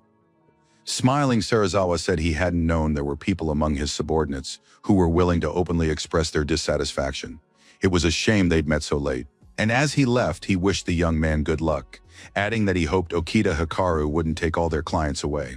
Pausing briefly, the young man thought that threats were now being used. This man got under our hero's skin a bit, so he decided he needed to train hard enough to outmatch even his former boss in strength. The young man's former colleagues were also standing nearby. They said he was a weakling, and that's why he didn't last long. Only Tyra didn't want to discuss it, angrily declaring that if someone decided to leave, that was their own business. After that, the leader went off somewhere, though his colleagues ran after him, wanting to know how he had managed to take on that dungeon boss all by himself. The man shouted rudely for the guys to shut up and never bring up the subject again. Stepping out onto the street, Okita Hikaru happily told himself that he had finally quit his job. Now all that remained was to find a suitable dungeon to clear out. And while the young man was lost in his own thoughts, he heard someone asking to be heard. The stranger, following the man who had just woken up, pleaded again and again for them to give him at least a couple of minutes, as he wanted to tell them something very important. But no one listened to the man. They simply brushed him off, leaving him alone with his problem, even though it seemed that this elderly gentleman had finally found a way out. Upon seeing our hero, the man quickly ran up to him and asked if it was true that he worked as an adventurer. The young man smiled, though he thought to himself that he had actually worked for that company, but that was a few minutes ago. Suddenly, the old man grabbed our hero as tightly as he could, then shouted that Hikaru Okita had to save him, because there was some work to be done in the dungeon. The young man, who had been skeptical of this man just a moment ago, now pondered his words. A short while later, sitting in a cafe, Hikaru Okita stirred the ice in his drink and began a conversation. The young man said that the man had a very big favor to ask of him related to the dungeon. Of course, the display immediately showed all the information about this stranger, But the young man wanted to hear what this man had to say. The man immediately introduced himself as Jube Matsuda. The building this gentleman owned had now turned into a dungeon, so he couldn't get in there safely. He needed someone to completely clear it out for him. Covering his face with his hand, the unfortunate man explained that it was true. Only small and medium-sized businesses had problems. They didn't have the kind of money needed to pay for the cleanup services offered by large firms. So the government usually sends awakened individuals who aren't affiliated with any organization to these small buildings that have become dungeons. But these guys are usually inexperienced or just beg for money without doing anything. Jube Matsuda has already contacted large companies 4 times, but they're demanding $4 million just as an upfront payment. Our hero knew that companies usually take on the cleanup of large buildings, since their owners are willing to pay good money. No one wants to waste their time on small ones. That's why people like this gentleman have to rely either on themselves or on independent awakened ones, most of whom take the money but do nothing. Finishing his story, the unfortunate man lowered his gaze and simply stared at a single point in the distance. As for Okita Hikaru, he didn't understand why no one wanted to help, even though this man had no other options left. Unfortunately, injustice can lurk at every turn, even outside the office where the young man worked. The man went on to say that the young man would surely refuse to help without his boss's permission, but he didn't know what else to do except turn to his superiors. Suddenly, the young man turned to the old man sitting across from him. Smiling, our hero explained that he had just quit his job at Clearwater and was looking for a dungeon where he could level up his skills. The adventurer had no intention of demanding an advance payment, so if the owner was ready, he could start clearing the dungeon immediately. Jube Matsuda didn't believe it, but the young man said he would receive his payment on the condition that he cleared the dungeon. His price was 100,000. The man looked at his savior in surprise, still not quite believing his luck. Meanwhile, the young man asked if the owner would show him to his building. After that, he decided it would be best to seal the deal with a firm handshake. Walking down the street, Jube Matsuda pointed to the building across the way, which looked quite nice and modern. With a heavy heart, the man said that he had put so much effort into this building, and so everything here had become dear to him. But they couldn't come to an agreement, because at that very moment, a woman's voice shouted for the guys to back off. In an angry voice, the blonde woman kept insisting that she was tired of repeating that no one needed the young men's services anymore. But the persistent strangers explained that they had simply come to talk to her grandfather, and that was all. Picking up her phone, the girl said she knew these tricks. After such a conversation, they would start demanding money from the poor man again. But all the evidence had already been recorded. Covering their faces with their hands, the guys asked the beauty to put the camera away, since they didn't like any of this. At that moment, the blonde said that either the young men leave or she sends the entire video to the relevant authorities, proving that the scammers are violating the law and the activities of the awakened. Realizing there was nothing they could do in this situation, the young men ran away as fast as they could. Suddenly, the girl heard the man ask if Sake was okay. The man was afraid that something might happen to his granddaughter, so he was already heading toward her. Jube Matsuda didn't understand what was going on, but the beauty explained that those who considered themselves awakened had come again. She immediately added that this time she had scared them off, so they definitely wouldn't show up here. At that very moment, Sake noticed another suspicious young man standing next to her relative and asked who he was. A cheerful Jube Matsuda explained that this young man was an awakened one and worked for Clearwater, though our hero immediately corrected the old man, adding that they had been talking about his dismissal. But the man continued to explain that this adventurer would clear out the dungeon, but without any advance payment. The blonde didn't care who was standing in front of her, so she spoke to the guy very rudely. The young man didn't want to cause a scene, so he immediately showed his ID, which is issued to all awakened. Sake saw that he had the document, but she only paid attention to the rank of the person standing next to her. After that, she walked over to the old man and whispered in his ear that this boy had the lowest rank of all possible. Hearing the conversation, Okita Hikaru admitted that he had already mentioned earlier that he was looking for some kind of dungeon to test his strength. He added that he didn't want his new acquaintances to worry, since he wouldn't cause any trouble for either the girl or her grandfather. The blonde looked at this adventurer with some trepidation. She didn't know what to say to him. Unexpectedly, Sake approached our hero after all, and noted that since the old man trusted him, she would have to as well. Handing the document to the owner of the premises, the guy asked him to sign it so he could go inside. As he was leaving, the young man heard the owner ask him again about the advance payment, but he assured the owner not to worry, saying he would take care of it as soon as possible. Standing in front of the entrance, Hikaru Okita thought that unfortunately, among the awakened who work for themselves, one often encounters scammers like those two. Such unscrupulous people not only tarnish the reputation of adventurers, but also cause building owners to suffer.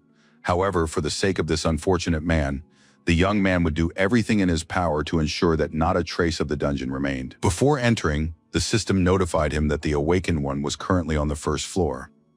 Once inside, Okita Hikaru thought that it was much more spacious than he had initially imagined, although the room's corridors looked very strange. Apparently, the building had once been some kind of service center with separate offices for each company. The young man walked forward confidently, knowing that he was bound to encounter some monsters somewhere. The moment the system sent a notification about strange activity, as well as the monsters nearby, the young man thought it was very convenient that he now knew about the danger in advance. The young man was very curious to find out what had happened to him, what powers he possessed, and that he could now detect all the monsters in the building, a total of 43 creatures. The only consolation was that they were all goblins, which would be a good place to start his warm-up. Apologizing to the inhabitants of this place, the adventurer said that he planned to test his new cards on them. Unexpectedly, Okita Hikaru pulled out the card of the Embrace of Hellfire, deciding that it was the perfect choice for the current situation. Ordering the goblins to be burned, the young man watched as they were immediately sucked into a fiery vortex. At the same time, none of this affected the young man in the slightest. He was merely controlling the process. A few minutes later, the system sent a notification that the goblin had been killed, and our hero received experience points. Realizing that his stats had improved, the young man wanted to move on, but suddenly clutched his throat because he was having trouble breathing. And while the adventurer was wondering what to do, the computer warned that there was no oxygen in the dungeon, and therefore breathing might become even more difficult. With every passing minute, our hero felt worse and worse. He remembered that fires in enclosed spaces are very dangerous, but he hadn't thought that the fire had spread even to the nooks and crannies of this place. Clutching his head, Hikaru Okita decided he didn't understand what kind of cards these were that had left him practically without oxygen. Seeing the system's warning that the oxygen level was at 0, the young man realized he needed to come up with something very quickly. After looking at all the cards, the young man decided to take a risk, realizing that things certainly couldn't get any worse. It seemed that the young man had chosen a special card, knowing what it was capable of. Suddenly, the great mistress of the winds appeared before the awakened man. Our hero realized that wind is oxygen, therefore the stronger it is, the faster this place will recover. With his last ounce of strength, Okita Hikaru asked his assistant to act, and to do so very quickly. Sitting down on the ground, the young man joyfully said that he had not made a mistake in choosing the card that allowed oxygen to return to the dungeon. It was interesting that the guy had almost killed himself with the card at first, and so using another card, he found the right solution. The young man realized that all his cards were very powerful, but they had to be used correctly because it felt like he was swatting at gnats with massive bombs. In that room, our hero could freely unleash the full power of his card without fear of consequences. There, he simply destroyed everything around him while remaining safe and sound, as if he were in armor. However, he fears that things are different in ordinary dungeons, though he must learn to control the power of his cards. Besides that, he needs to carefully study all his cards to be sure he knows how to use them. Looking down, the guy spotted the shards that had dropped from the goblins. They all restore magic, albeit a little, but in the future these shards might come in handy for the awakened one, so he'll definitely take them with him. Meanwhile, the building's owners were sitting on a bench on the street, waiting for at least some news. The girl suggested that the old man go home, but he said that dungeons usually take a long time to clear out, and since this guy was a rookie, he would surely be working there for several days. The blonde was worried that her relative might catch a cold, but he said he'd be fine, unlike Okita Hikaru, who was now risking his life for them, while he could do nothing but wait to meet him. Sake declared that once again her grandfather wouldn't listen to her, even though she was usually right. Realizing she couldn't change his mind anyway, the young woman said that when it got dark, they'd go home anyway. But for now, she wanted to stop by a store and buy something. As they made their way through the dungeon, the young man remarked that there were more monsters here than on the first floor. Of course, it would be nice to wipe them all out in one fell swoop, but he didn't want to take that risk again. We could try attacking the monsters one by one from a distance. It would take longer, but it wouldn't be as dangerous. Suddenly, our hero's eyes widened, and he stopped for a moment. This was necessary in order to select the right card for the specific situation. In this case, our hero decided to use a black magic teacher as an assistant. In that very second, the guy ordered to open fire, hearing notifications from the system that the goblins were being successfully destroyed. Despite the fact that there were quite a few monsters on this floor, This card handled them perfectly, although for some reason the system also sent a notification that magic consumption had increased and was draining at a rate of 10% per second. The young man didn't understand what was going on, so he asked his assistant to immediately stop the attack so he could figure out the situation. Hikaru Okita didn't like this turn of events. He didn't want it to continue. However, the next surprise was that the system sent another notification, this time stating that magic consumption had increased to 50% per second. The guy had to scream with all his might for the card to return to its place because he didn't want to use it anymore. Finally, the assistant returned to the card, and complete silence reigned around them. After that, the computer reported that the floor had been successfully defended, though there was no sign of joy on the young man's face. The young man thought it was good that he had managed to defeat everyone before his magic ran out, but of course he still lacked experience, because without it, fighting stronger opponents would be much more difficult. The adventurer lamented that he had used only 3 cards, and less than 10% of his magical power remained. He needed to use magic stones, which, though few, would allow him to replenish his power. Folding his arms across his chest, the young man was glad that the stones had helped, but he understood that he needed to conserve his strength for the boss fight, and therefore, to clear the other floors, he would need some kind of melee card. Suddenly, it dawned on him. It seemed he had come up with an idea. Okita Hikaru decided he needed warrior-type cards, the kind his former colleagues had.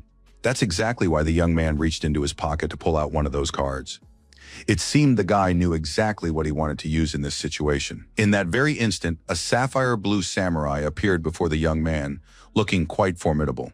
Our hero wanted to test his skills, so he ordered him to cut something. Seeing how well this assistant handled his task, the young man ordered him to make another swing and lunge. Delighted, Okita Hikaru realized that this samurai moved and attacked exactly as he needed, so he could be confident that this assistant would definitely not let him down.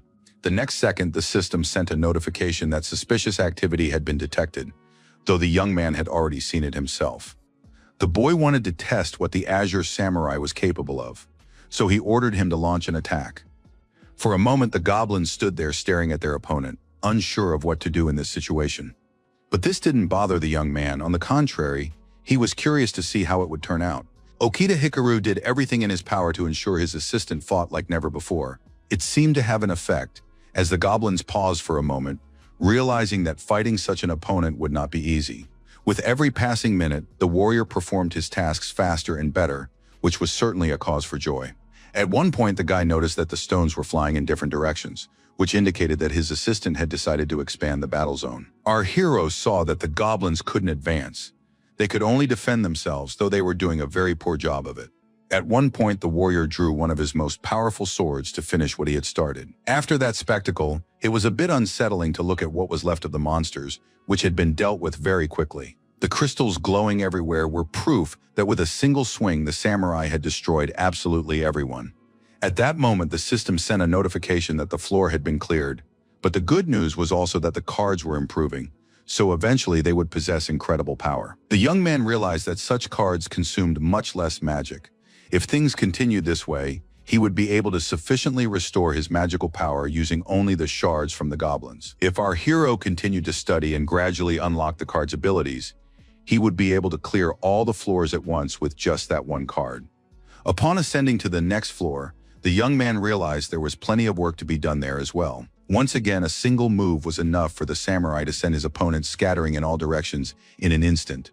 A few minutes later, the computer announced that the next floor had been cleared, and the awakened one received several thousand experience points, as well as an increase in the rarity and speed of the swordsman's cards. The young man liked how things were going. Besides, he was proud that he'd managed to figure out the card's mechanics at least a little, so things were much easier from there on out. Following the familiar pattern, our hero's assistant unleashed a barrage of blows with the goblin to deal with them as quickly as possible. Barely a few minutes had passed when the system sent several notifications again. One of them mentioned that the young man now had new skills. Buoyed by this success, Hikaru Okita ran on to deal with the other enemies still remaining in that area. Everything happened so quickly that before the young man knew it, they were already on the 7th floor. On the next 8th floor, they encountered stronger enemies. Their rank was also higher than that of the previous ones, but the samurai handled them brilliantly as well. Holding the map in his hands, our hero thought that even armor was no match for him, referring to the goblin's armor. Finally, having reached the 9th floor, The young man remarked that this was where the dungeon boss resided. Looking at this monster, Okita Hikaru couldn't believe he had made it here so quickly, even though clearing the dungeon usually took at least a day. The system sent another notification stating that this was a royal goblin who was extremely enraged at that moment. It was clear that the enemy was about to do something, but our hero suddenly said that he simply didn't have time to do it, because his samurai skill had activated much faster. Holding a large stone in his hands, the guy said that he had cleared an entire dungeon single-handedly, though at the very beginning he had accidentally nearly killed himself with his own skills. However, it turns out that the more you use the card, the easier it is to handle later, and it's as if my mind suddenly cleared, thinking became much easier. I wonder how powerful this card will become in the future. Heading toward the shop, the young man immediately turned to Mr. Jube Matsuda, who had hired him. The surprised man looked closely at the young man, though he was in no hurry to say anything to him. The blonde was not happy to see the adventurer, who had returned so early. So she approached the old man and explained that not even an hour had passed, though the old man was more lenient, explaining that they were dealing with a novice. With sadness in his voice, the owner of the establishment noted that it seemed Okita Hikaru hadn't been able to handle this task and had simply given up. Seik wanted to cheer up her relative, so she shouted that there was no need to worry since the boy was in F rank and therefore couldn't have done anything. The man said there was nothing to worry about. The boy had listened to his story, and what's more, he had tried to help in any way he could.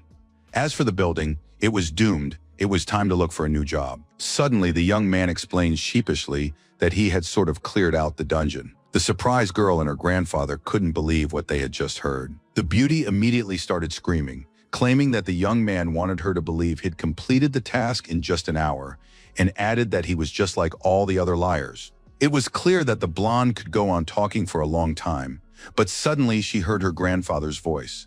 Jube Matsuda was standing at the entrance just as before, but now there were ordinary walls in front of him, tiles on the floor. It was just an ordinary office building. The elderly man stated in a trembling voice that the dungeon was no more. The only thing reminding her of what had been there recently were the police tape. The girl, looking around, couldn't believe she was standing in the most ordinary of hallways. Running up to our hero, the man shouted that the boy was incredibly cool, that he had saved them, that he had succeeded, that he had managed to defeat those terrible monsters all by himself. Hikaru Okita realized he couldn't reveal the whole truth, so he said he'd just gotten a good card. The young man was pleased that he had been able to help. Moreover, he said there was no need to rush with the payment. He would send the account number where the money should be transferred. After that, he declared that it was time to say goodbye. He needed to move on. But Jube Matsuda hurried to stop the adventurer, asking him if he wanted to work in one more dungeon. Our hero was surprised, but the old man continued to explain that there were several more dungeons nearby that also needed to be cleared. The young man thought he had finished the job, but the owner of the premises pointed out that he couldn't have two problematic buildings at once after all. That wasn't uncommon in their time. Seik, overhearing the conversation, asked her relative if he wasn't being a bit too abrupt in piling a new task on the young man. After all, they hadn't yet settled the score from the last purge, and she immediately asked our hero for forgiveness on her grandfather's behalf. The guy wanted to practice, so he declared that, as an awakened one, he was only too happy to take on the new job. He needed magic stones from the dungeons, so his new acquaintances were even helping him with that. Grabbing Okita Hikaru by the arm, the man proudly declared that in that case, he wanted to take him to the right place as soon as possible. To himself, the young man thought that he hadn't even expected to be able to test the power of the new card so quickly. Seeing the young man's eagerness, his new acquaintance decided that he must be hungry, since no one else would be so eager to head into the dungeon. Our hero didn't even think his words would be taken seriously, and he didn't expect the blonde to grab his hand and shout that she was ready to feed him heartily. The surprised guy wanted to say something but didn't dare to. Sitting at the table, Okita Hikaru's new acquaintances asked if their guest liked everything, and he honestly admitted that everything was actually great. Raising a bottle, Jube Matsuda offered the guy a drink, since they had something to celebrate today.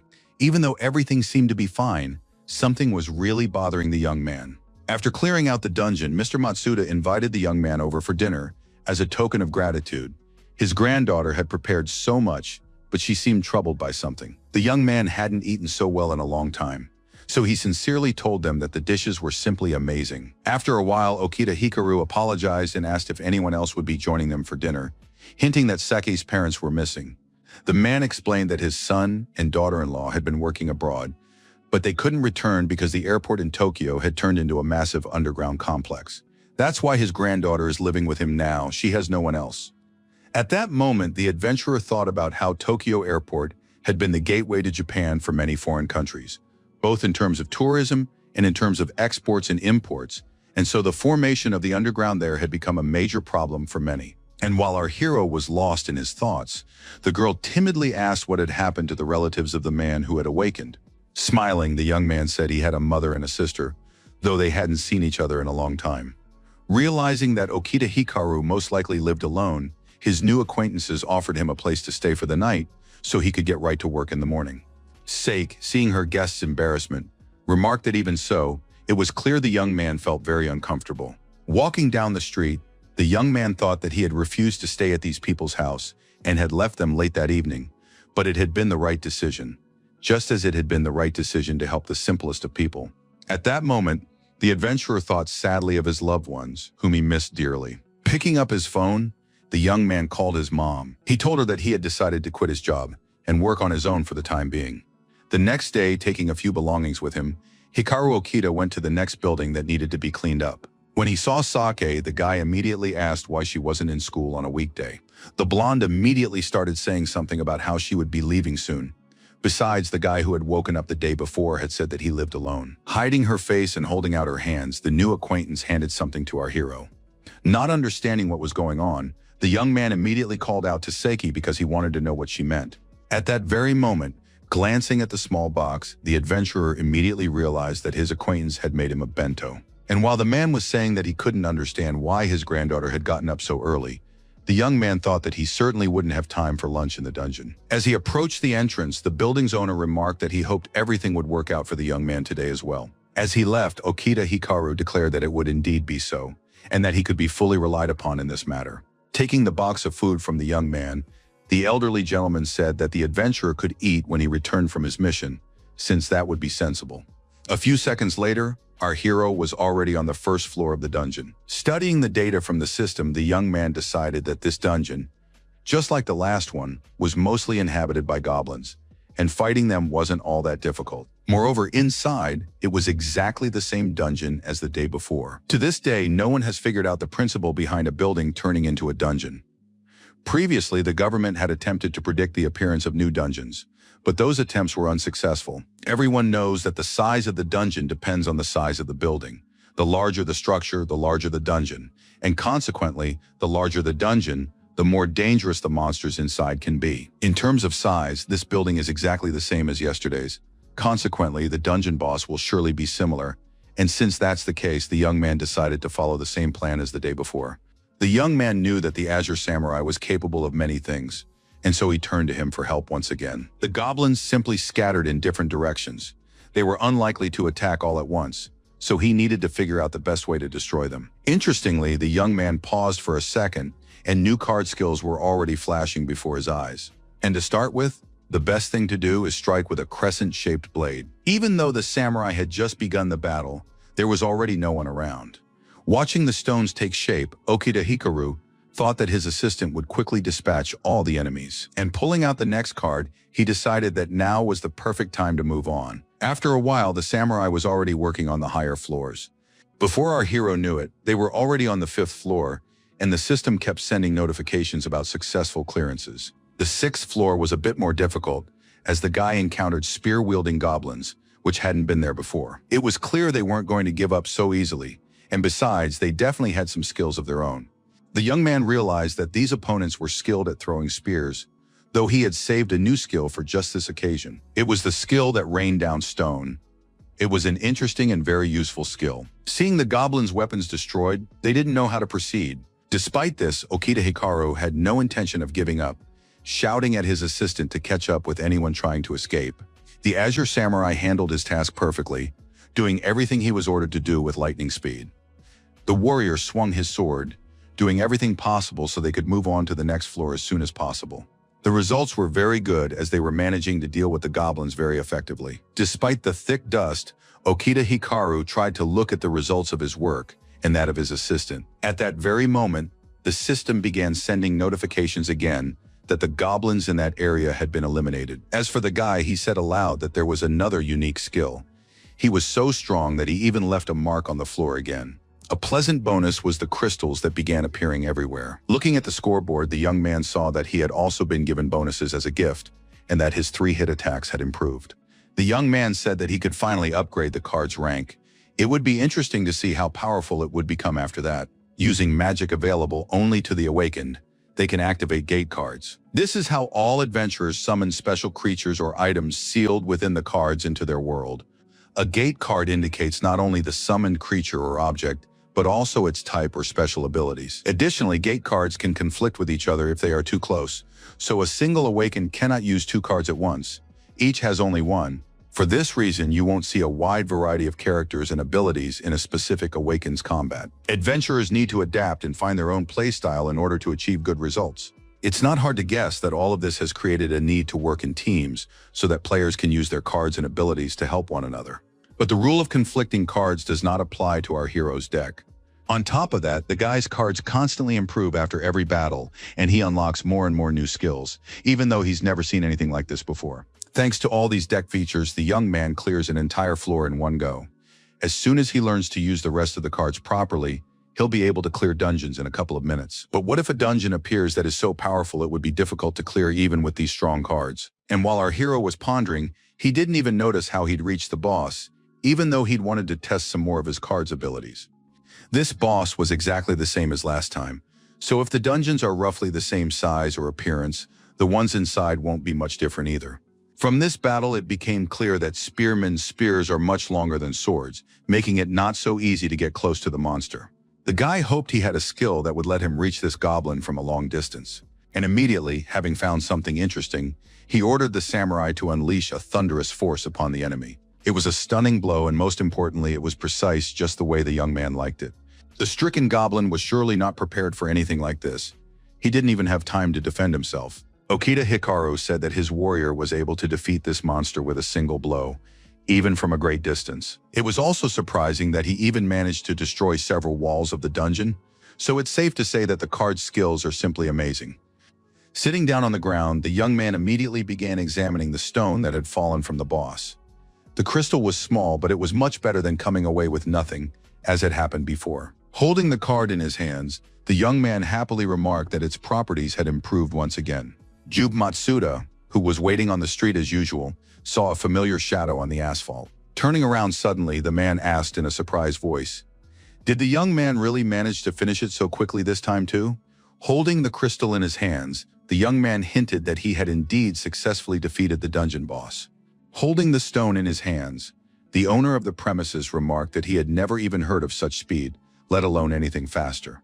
Realizing there was still work to be done, the elderly gentleman asked the young man to follow him, saying there was no time to waste. Trying to catch up with the man, Okita Hikaru shouted for him not to rush, because his granddaughter had prepared a bento and he wanted to at least try what she had made. Meanwhile, Seik, who was already at school, hoped that our hero had managed to eat well. After a while, the adventurer found himself in yet another room, where he was testing the abilities of other cards. For him, this was a unique opportunity, and so he didn't want to miss it. It seemed that everything was going very smoothly in this case as well, since with a single move, the goblins were defeated once again. The system notified him that all enemies had been defeated and the floor had been successfully cleared. The guy recalled that he then spent another 3 days clearing out the buildings in the complex that belonged to Mr. Matsuda. It wasn't difficult and gave our hero a chance to sort through the cards he had. The adventurer enjoyed what he was doing, and besides, this activity also brought him income. The young man defeated bosses, cleared dungeons, and gained new skills for his gate cards. During his work, our hero learned that the old man had turned 8 buildings into dungeons, which was very unpleasant, but he knew he could handle it. It was interesting that Hikaru Okita still couldn't believe how much his life had changed, even though not long ago he had been nothing more than a disposable asset at the company. Now the young man felt confident and valuable to himself, realizing that he was doing important work. Each map was unique, each required a different approach, and the adventurer took on the challenge. No matter how strong the goblins were, there was a trick that allowed him to successfully defeat them. The young man saw that the samurai was doing his job to the best of his ability, and that pleased him. What was interesting was that the warrior made practically no effort. It seemed that for him, this was such a trivial matter that it wasn't even worth his attention. Hikaru Okita was pleased that he had once again managed to clear the entire dungeon in a short amount of time. Standing on the street, Jube Matsuda thanked his savior once again, saying that now that the buildings were in proper condition, they would reopen and business would pick up. Feeling embarrassed, the young man said that he was an awakened one, and therefore this was his job. There was nothing strange about it. Suddenly, the man mentioned that, as a token of gratitude, the adventurer could stay with them for a while. Sake would surely be happy about that too. The young man was flattered by the warm and kind way they treated him, since he had never heard anything like it before. But he said that after their meeting, he was once again convinced that the world was mired in inequality and injustice. The young man believed that it was his duty, as an awakened one, to head to the next dungeon as soon as possible and help someone like the old man. The elderly gentleman understood perfectly what our hero was talking about and immediately declared that in that case, he wouldn't hold him back. Shaking his savior's hand, Jube Matsuda asked the adventurer to take care of himself and added that they would definitely come to his aid if he ever needed it. For a while longer, the owner of the premises watched the young man walk away. Suddenly, Sake called out to her grandfather, asking where their acquaintance was, though the old man asked her in return why she had returned from school so quickly. And then he said that the young man had just left because he had his own business to attend to. Out of breath, the blonde tried to explain that she had been in such a hurry, but had still arrived late. The beauty used to think that the awakened were just fools greedy for money, but Hikaru Okita isn't like that at all, and that makes her very happy. Just then, a young man at Waterclear called out to Yuriko. The employee said she would try to finish the report on the week's dungeon clearances as soon as possible. Glancing at the results, the brunette said with a hint of sadness in her voice that not a single large dungeon had been cleared, but 2 medium-sized buildings had been cleared, and recently they had managed to restore 8 small structures to their original state structures that no one had thought about in a long time. The girl saw that all these buildings were located in the same area and not very far from each other. At first, Yuriko thought that some other team might have gone there, though she immediately decided that it wouldn't be possible to clear 8 dungeons at once in such a short time. At that very moment, data loaded showing who had done what over the past week. When the employee read a name she recognized, she simply couldn't believe that this success belonged to someone who worked for them. The people standing nearby understood what had happened, but they didn't believe that Hikaru Okita was capable of something like that. Some said that small dungeons didn't mean anything at all, but this kid definitely wouldn't have been able to handle medium-sized ones. Opinions were divided.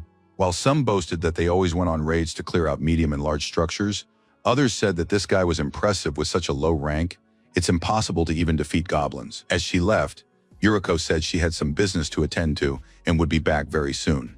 The worker was also annoyed that someone in this group was always gossiping. Even the newbies had gotten involved in it. Only the newly awakened, who started out in small dungeons, know that this is very hard work. Besides, it takes a lot of time and effort. The girl remembered that this young man had an elixir card that helped heal the wounded. But if that was the case, then what had he used to fight the monsters he encountered? For a moment, Yuriko thought that in the dungeon where the team had fought, our hero might have found some kind of card that helped him level up so much. There were too many questions, but no answers could be found. These were just ordinary speculations. Meanwhile, Hikaru Okita was sitting in a cafe, lost in thought, since he now had plenty of time for it. The young man picked up his phone and saw that a former colleague was texting him, asking if he was free anytime soon. For a moment, the startled young man thought that this brunette had decided to ask him out on a date, which was very unexpected and strange. Okita Hikaru was a responsible person, so that evening he got ready and went to the meeting. Miho, who was standing next to her colleague, paused for a moment and looked off into the distance in a very strange way. Nakamura didn't understand what was wrong, since he had simply suggested they walk together for company. But the girl started running ahead. The beautiful girl replied irritably, asking if the young man had considered that she didn't want him following her everywhere. The young man wasn't offended. He replied that she should have said so right away, and added that his colleague had been somewhat depressed and withdrawn lately, and he just wanted to help.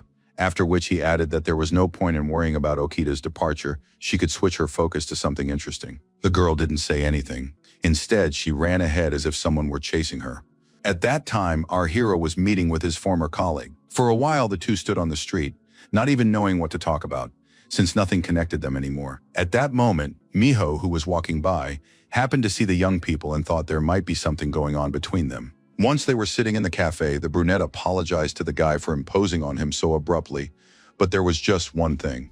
Embarrassed, Okita Hikaru blushed immediately upon hearing this, because he didn't know what it all meant. Looking at his former colleague in surprise, the young man heard her say that he must have gotten a stronger card, and that's why he quit his job. Most likely, he'll keep using it. Taking a printout of the dungeon clear from work, the girl pointed to our hero's name and asked if it was really him. Out loud, the young man admitted that it was him, but to himself he thought that he had only received his pay and signed the contract yesterday, and everyone at the company already knew about it.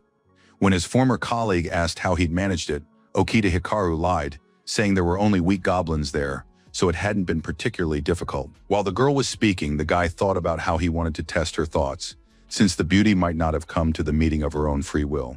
A moment later, the system notified the host that Yuriko was comparing our hero to her younger brother, and that she planned to continue her questioning.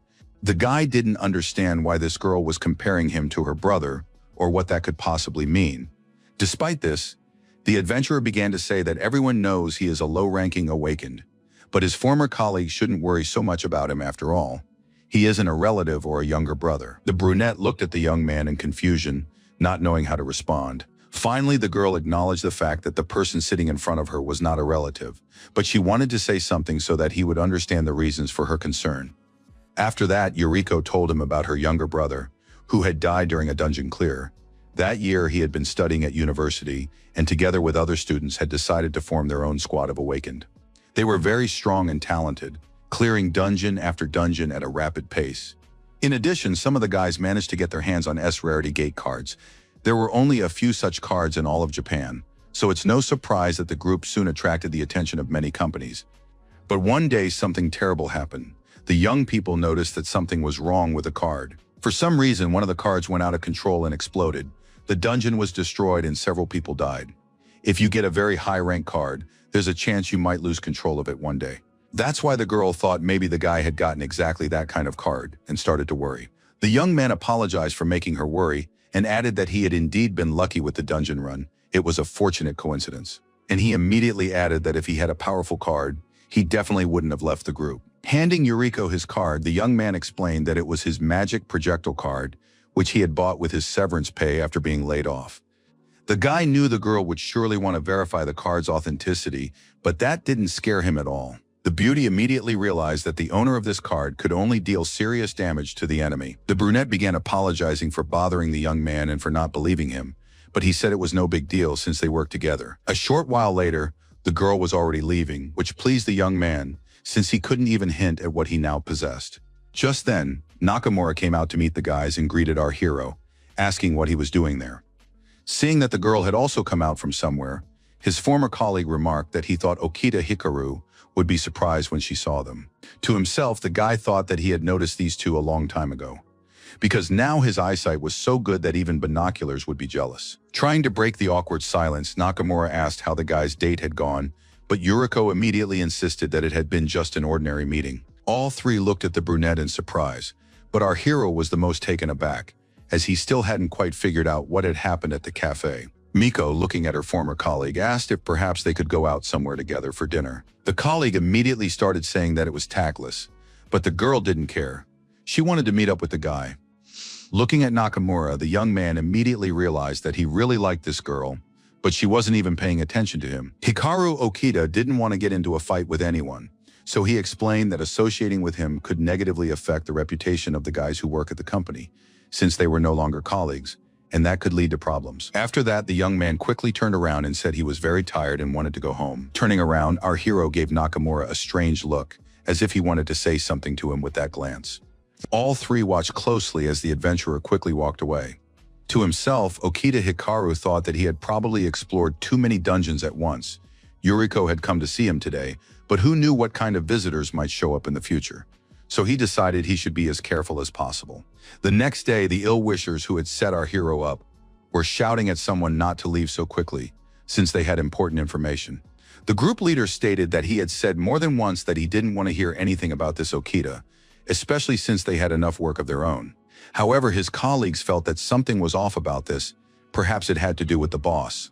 Besides, it was odd that the boy had quit immediately after that dungeon run. The guy was sure the dungeon boss would devour the adventurer, but if he'd realized that wasn't the case, he would have come up with something else. Still, it was a good thing Tyra came to his senses in time, otherwise they'd have been in big trouble. What's strange is that this Okita managed to clear out several dungeons on his own and make good money doing it. even though he couldn't even handle a goblin before. After that, the young man declared that since their leader wasn't telling them anything, they needed to go straight to the boss. A few minutes later, the group stood at the threshold of Serizawa's office, saying they wanted to discuss something very important. The man looked sternly at these people and remained silent, not understanding why they had come. Once inside the office, the awakened explained that they wanted to talk about the guy who had recently quit. The manager paused to think for a moment, as he didn't know many of the employees, but then he remembered the young man. The girl had already started saying something about reports, but the guy, covering her mouth with his hand, immediately declared that this Hikaru Okita had prevented them from attacking and destroying the boss in the dungeon. Serizawa looked closely at his guests as if he had absolutely no idea what they were talking about. The young man asked if the boss didn't think that this adventurer, despite having resigned, was continuing to clean house behind the company's back. Hearing that the boss wanted to hear suggestions, the subordinate replied that he believed Serizawa himself should put some pressure on this Okita to stop allowing himself such insolence. The director looked closely at the members of his team but didn't rush to say anything to them. Walking over to the window, the man stated that it seemed his subordinates wanted to use his status to easily eliminate a competitor and asked if there were any other ideas on the matter. The awakened one didn't want to be rude, so he shouted loudly that he had some ideas. Upon arriving at the Department of Awakened Research, our hero pondered which dungeon to venture into next. This dungeon clearing branch, like the department, is controlled by the government. Records are kept here of all discovered dungeons, and an adventurer can choose a suitable one and register to clear it. There are cases where a building owner, like Mr. Matsuda, directly requests assistance, but more often than not, the awakened receive their assignments at this very branch. Approaching the counter, the young man waited while they verified the authenticity of his document. Suddenly, the young man looked somewhere, but was very surprised. It turned out that the young man's personal page indicated that there were no dungeons available for him to clear. At first, our hero thought it was some kind of mistake, so he glanced at his neighbor's card and saw that he had 16 suspicious locations to choose from. As for the other neighbor, his situation was the same. Approaching one of the staff members, Hikaru Okita mentioned that there was a glitch in one of the terminals. Since the adventurer couldn't see any available dungeons, they simply weren't showing up. The man asked the young man his name and immediately said he would check everything right away. A short while later, our hero confirmed that he had recently quit the company because he wanted to register as a private awakened and then work independently. Pushing his glasses up, the employee admitted that he didn't want to hide anything. The fact was that they had received an order from the company where the young man had worked to restrict his access to the dungeons, and so in this case, there was nothing that could be done. The young man was baffled as to how this could be possible, and the branch employee suggested that the young man might have been damaging the company's reputation. Upon hearing that large companies often do this, the young man asked how this problem could be resolved. Suddenly, the man said there was a certain dungeon, though he wasn't sure about it. The reason was that this underground operation was quite dangerous, and he added that Hikaru Okita should be prepared for Clearwater to try something against their former employee again. The adventurer wanted to work, so he couldn't pass up such an opportunity. It happens that several companies compete at once to clear out a dungeon. Of course, in such a case, the owner has to pay a hefty sum. But the chances that the dungeon will definitely be cleared increase significantly. But in our hero's case, it was as if everything had been deliberately arranged to get rid of him. They'd left him the most difficult dungeon to intimidate him. Of course, it wasn't hard to guess whose idea it was, but the young man knew exactly what he was going to do. The young man thought that someone else besides Tyra might have found out about his power, but now there was no choice. He had to take the risk. This place used to be the former office of a restaurant chain, but now it had been turned into a large dungeon. Suddenly, our hero heard some voices, and turning around, he saw Kenji Nogeti and his partner, Rezo Hisayama. Bringing his hand up to the guy's nose, the antagonist remarked that he used to be a Four Eyes, but now he probably didn't even have the money for that accessory. In a cold tone, Okita Hikaru stated that he was glad to see his former colleagues again. While Kenji Nogeti insisted that they no longer wanted to see the boy, he thought to himself that they had set the whole thing up themselves. As they left, the company employees remarked that this fool wouldn't even be able to handle a single monster, and since he didn't know the dungeon, he would surely head straight for the boss's lair, which actually worked in their favor. But our hero didn't care that people were whispering behind his back. He had come here for victory, although for a moment the young man felt ashamed that he had once admired these people and wanted to be like them. Looking down, the guy strained his eyes as he thought he saw some movement down there. It was true, the system had also sent a notification that there were monsters nearby, so he needed to be on his guard.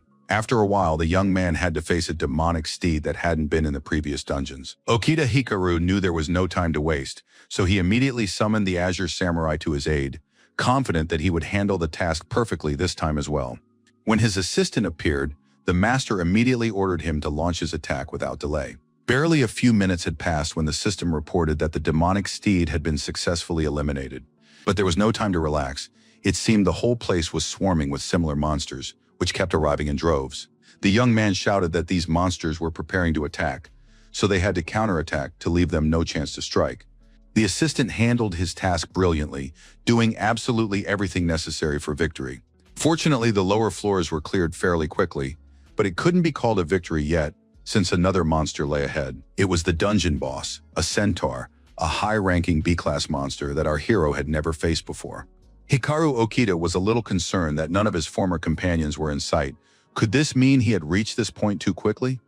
However, the dungeon wasn't a game. It didn't forgive mistakes, so naturally he had to finish it as quickly as possible, since magic was also being consumed by the attacks. In that very moment, the young man decided to use a powerful attack that should be just right for this monster. Meanwhile, Kenji Nogeti and his men had only reached the second floor of the dungeon, where the antagonist was fuming that no one was helping him. He summoned a wind warrior to aid him, hoping that the warrior would surely repel the monster's attack. Meanwhile, our hero, rather his loyal assistant, delivered a crushing blow to the centaur, which was the last obstacle standing in the way of success.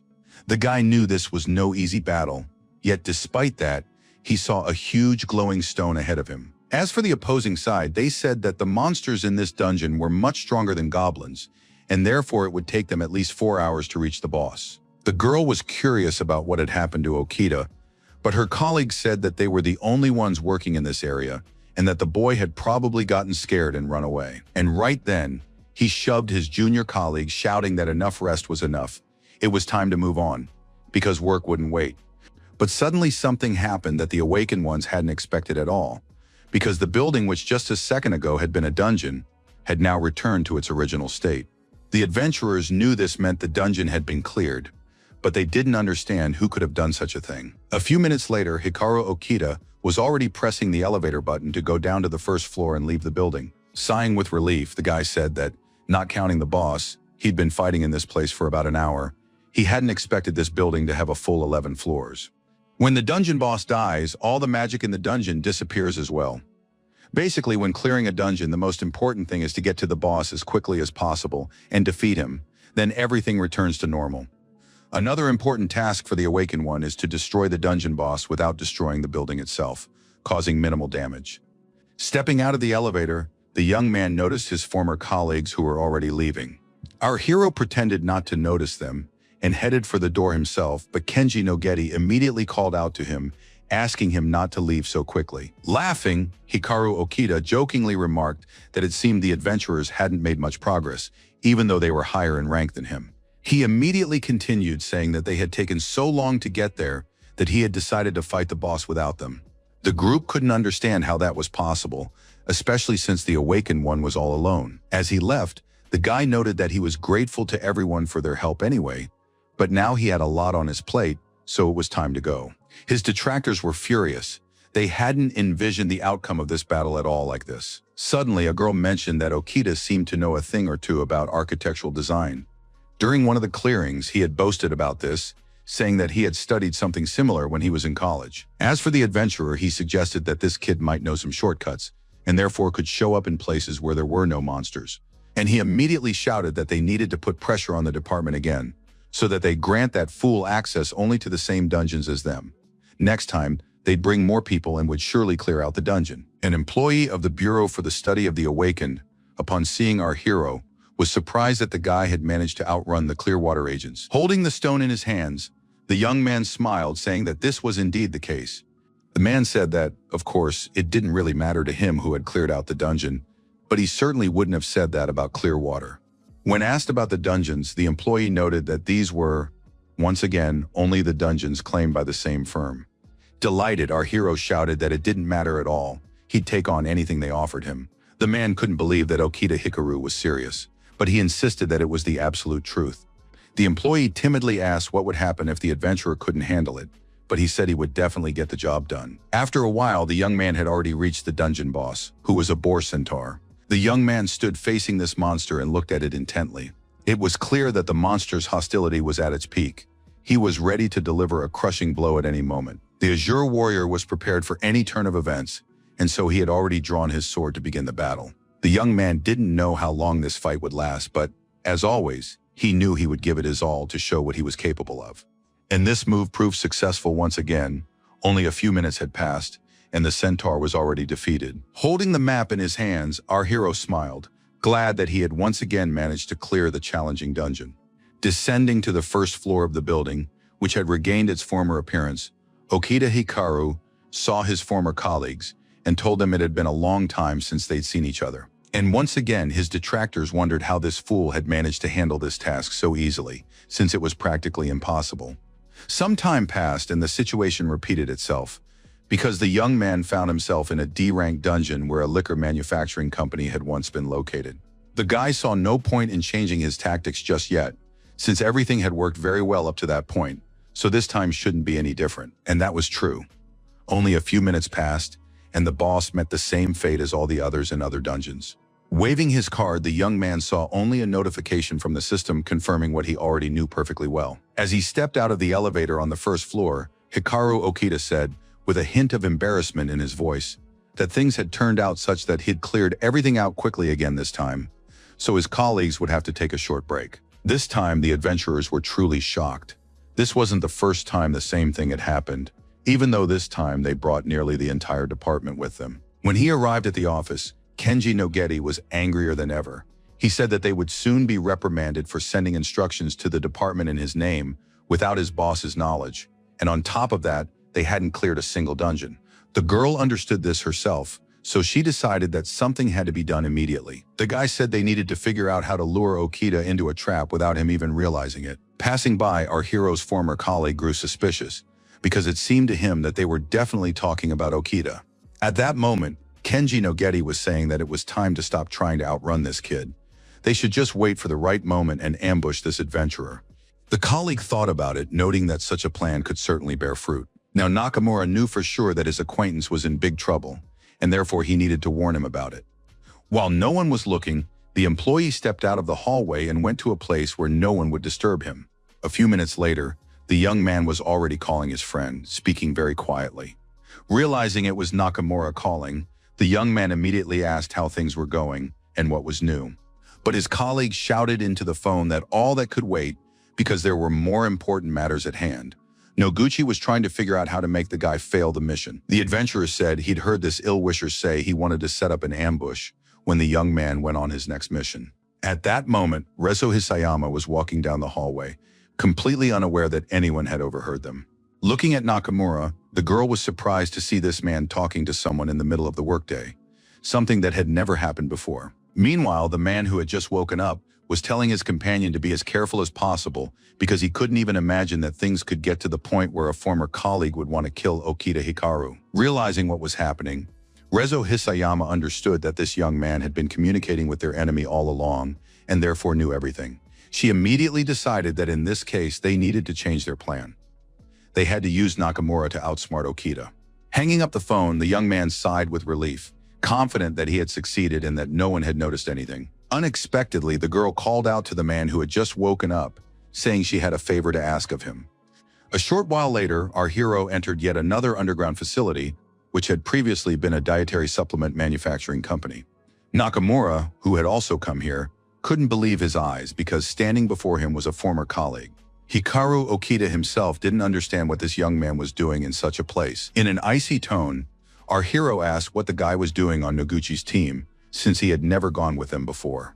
The adventurer explained that after their phone conversation, these people had invited him over and told him he would be joining them on the next mission because they needed to gather as many people as possible. Then he said that it was a little strange, though he was glad perhaps this was his chance to prove and practice that he was capable of a lot. Okita Hikaru understood everything, but said aloud that his comrades should be as careful as possible and not let his guard down, because anything could happen in a team with those two. Kenji Nogeti saw that the guys were talking, so he didn't want that, and immediately ordered his subordinate to turn back because the mission wouldn't wait. And turning around, he promised our hero that today they would definitely clear out this dungeon, and they would do the job as quickly as possible. Nakamura didn't understand a thing. He just stared intently at his former colleague. Meanwhile, Okita Hikaru was thinking that this boy was simply beaming with joy, just like he had in his first days on the job. Perhaps he should let their team win today for the sake of his comrade.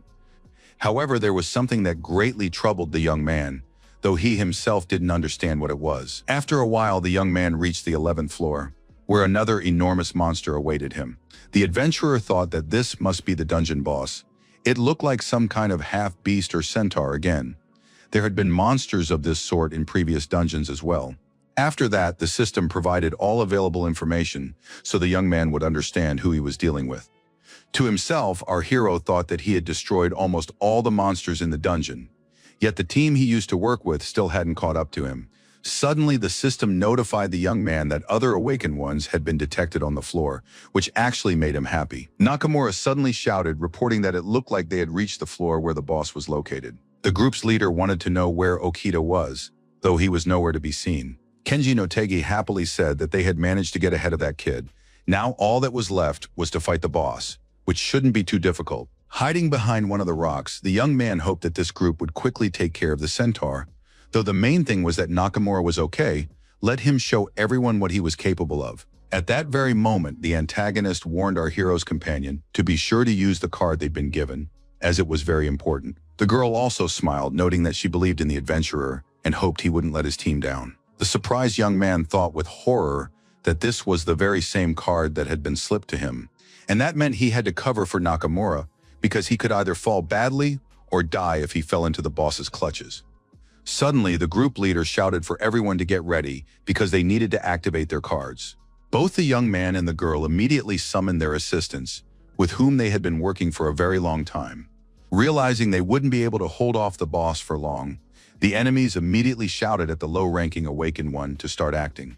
Okita Hikaru ran as fast as he could, but he found it hard to believe that these evil people had decided to try that treacherous and terrifying card again. The opponents hoped that Nakamura had already used the card, but he hadn't, so they shouted once more for him not to delay.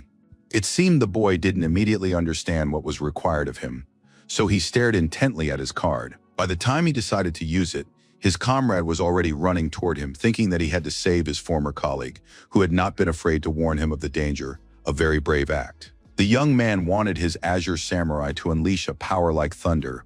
Only such a force could somehow prevent what was about to happen. At the last minute, Kenji Notegi managed to see that someone else had joined the battle, though he didn't understand whose warrior it was or who had summoned him. But that didn't matter, because a moment later, their young colleague's card activated, triggering an explosion that sent everyone flying downward. As for the boss, it was the samurai who struck him, as always with precision and speed. Hikaru Okita heard the system send another notification that the centaur had been successfully eliminated. It had been the most intense battle for the adventurer because his comrade had been involved. Despite that, the young man thought to himself that he had managed to intervene just in time after all. Glancing to the side, the young man noticed the large crystal left behind by the boss. This time, the stone was truly massive. As for the enemies, they had hit the ground upon falling and immediately lost consciousness, though this was hardly surprising. Our hero thought with horror and regret that this time they had decided to use the unsuspecting Nakamura as bait. Approaching his former colleague, the young man wanted to know what condition he was in. Opening his eyes, the guy didn't seem to realize right away what had happened to him. Looking at Okita Hikaru, the adventurer asked what had happened in this place. The guy honestly admitted that everything was fine now, and there was no need to worry about the dungeon boss either, since he had been successfully defeated, meaning he no longer posed a threat to anyone. As he got up from his seat, the adventurer wanted to know if it was true that his companion had caused everything that had happened. Okita saw no point in hiding anything, and explained that those two had slipped the young specialist a trap card. It was capable of destroying the space around you, which meant the adventurer had been invited along simply to be used as bait. That was exactly why the ill-wishers had been praising the young man so highly and supporting him. Glancing around, the unfortunate young man asked once more if it was true that his former colleague had managed to defeat the boss. As he left, the young man declared that Nakamura must tell everyone that the boss had been successfully destroyed by the trap card. As for the magic stone, the awakened one should keep it for himself, since the crystal is very rare. Besides, the item would serve as proof that a low-ranking member had killed the boss. The surprised young man didn't understand what was happening, so he just stood there in silence. But then, bowing his head, Nakamura replied sternly that he wouldn't take a stone that didn't belong to him and that there was no need to feel sorry for him. Clenching his fist, the young man explained that he wanted to earn such bonuses through his own efforts, not by taking advantage of special favors. He immediately added that Noguchi and the others would wake up soon, so it was time for his former colleague to leave. But next time he wouldn't lose. Smiling, Okita Hikaru happily noted that in that case, he would definitely look forward to their next meeting. Watching his acquaintance walk away, the young man decided that he had, after all, hurt Nakamura with his actions. But that only proved that he was a truly good awakened one. A short while later, the boss asked his subordinates what they had been up to for the past few weeks. Although it was obvious to everyone that they had gotten involved in a foolish competition with a low-ranking awakened one, and on top of that, had failed to complete a single task and disgraced the entire company. The man shouted that he was simply wasting his money on these adventurers, and besides, they had surely been awarded an A rank in vain. The manager was about to say something else, but at that moment, another subordinate walked in, wanting to say something. The girl explained to Serizawa that a board meeting was about to take place. She had been asked to notify the boss and find out if he would be attending. Serizawa didn't like to miss such events, so he replied that he would be there shortly. The adventurers immediately remarked that they'd gotten off easy this time, even though they could have had their pay docked. After a while, everyone who was needed gathered in the conference room. Takeda, who was the company's executive director, said that today the government had discovered a new dungeon and had asked the Awakened to clear it out. They were being asked to clear out the Tokyo airport. Those gathered immediately began saying that this was something new and unusual. The director continued to explain that such large-scale clearances had never been carried out before, so they needed to try to outdo their competitors. Then representatives from other countries might take an interest in their services. It follows that they must assemble a squad of the best awakened ones to demonstrate what they are capable of. Looking at the CEO, Takeda stated that after the airport sweep, their profits would increase tenfold. Kondo noted that this was indeed the case, and therefore it was a very important matter. After that, the CEO turned to Serizawa, saying that he needed only the best people, and as far as he knew, the manager had such people on his team. The man had no intention of discussing internal problems, so he simply assured them that everyone could rely on them. At that moment, our hero returned to the department carrying a large stone, saying that he had cleared out the dungeon. The employee, looking at Okita Hikaru, noted that he never ceased to amaze him, and adjusting his glasses, the man began to say something about wanting to offer the young man an interesting assignment. The young man looked closely at the man, saying that he was inspired by everything unusual. The man explained that this morning the government had sent a request to clear out Tokyo Airport. The government had allowed anyone who wished to participate, so now the company where the adventurer had previously worked would have no way of interfering in the matter. The employee said that this was the biggest mission possible, of course, and the reward for completing it would be commensurate. Our hero wanted to test his skills. There's no point in using his strongest cards in lower-level dungeons, but now he has a place to really let loose. The mysterious effects of the anomalous storm affected more than just high-rise buildings. Larger facilities, such as airports, were also turning into dungeons, which led to the Japanese economy suffering greatly. The damage from the aftermath was enormous, so the dungeon had to be cleared out as soon as possible. But it's not that simple, because there are 3 major cleanup companies in the country that have repeatedly offered their services, though they were turned down. However, at some point, the government realized that this problem could not go on forever. It had to be resolved somehow, and so an announcement was made to try to recruit as many awakened as possible, including those working outside of companies, and thus a sort of public competition was organized. Sometime later, Mr. Kurokawa, the Director General of the Department of Awakened Research, asked Serizawa what he thought about the current situation at the airport. The man didn't answer the question right away. First, he thanked them for inviting him at all. Kurokawa said he couldn't believe they would actually have to open the dungeon to the public, considering that the rival teams had failed to clear it and got stuck halfway through. The guest replied that there was no need to worry, their firm would certainly handle everything, and the previous failures were nothing more than a fluke. The boss smiled and noted that he would be keeping an eye on the guys. Moreover, he hoped they definitely wouldn't let him down this time. Kurokawa wanted neither his acquaintance nor his firm to let him down and always to delight him with excellent results. He then added that he felt a little sorry for all the poor souls who would come to the dungeon. After all, they didn't stand a chance. A couple of days later, a meeting point was set up for the participants in the Tokyo airport sweep. Hikaru Okita had also come here because he was certain of his decision to participate, though he hadn't expected so many people to gather in this place. Though that wasn't surprising, since awakened ones from all over the country had gathered here. The young man was curious about who everyone was and what rank they held, so he began scanning them, though there was no one with an A rank. And that was very strange, since the young man knew that the target was difficult, so professionals in their field should have come first. Looking around, the young man noted to himself that several high-ranking adventurers were standing on the street, but for some reason weren't going inside. Suddenly, the system notified our hero that it had detected high-ranking participants, which immediately piqued the young man's interest. The young man realized it was Taira and the others, of course, they all held an A rank. But on the other hand, Hikaru Okita was puzzled by the fact that there were so few of them.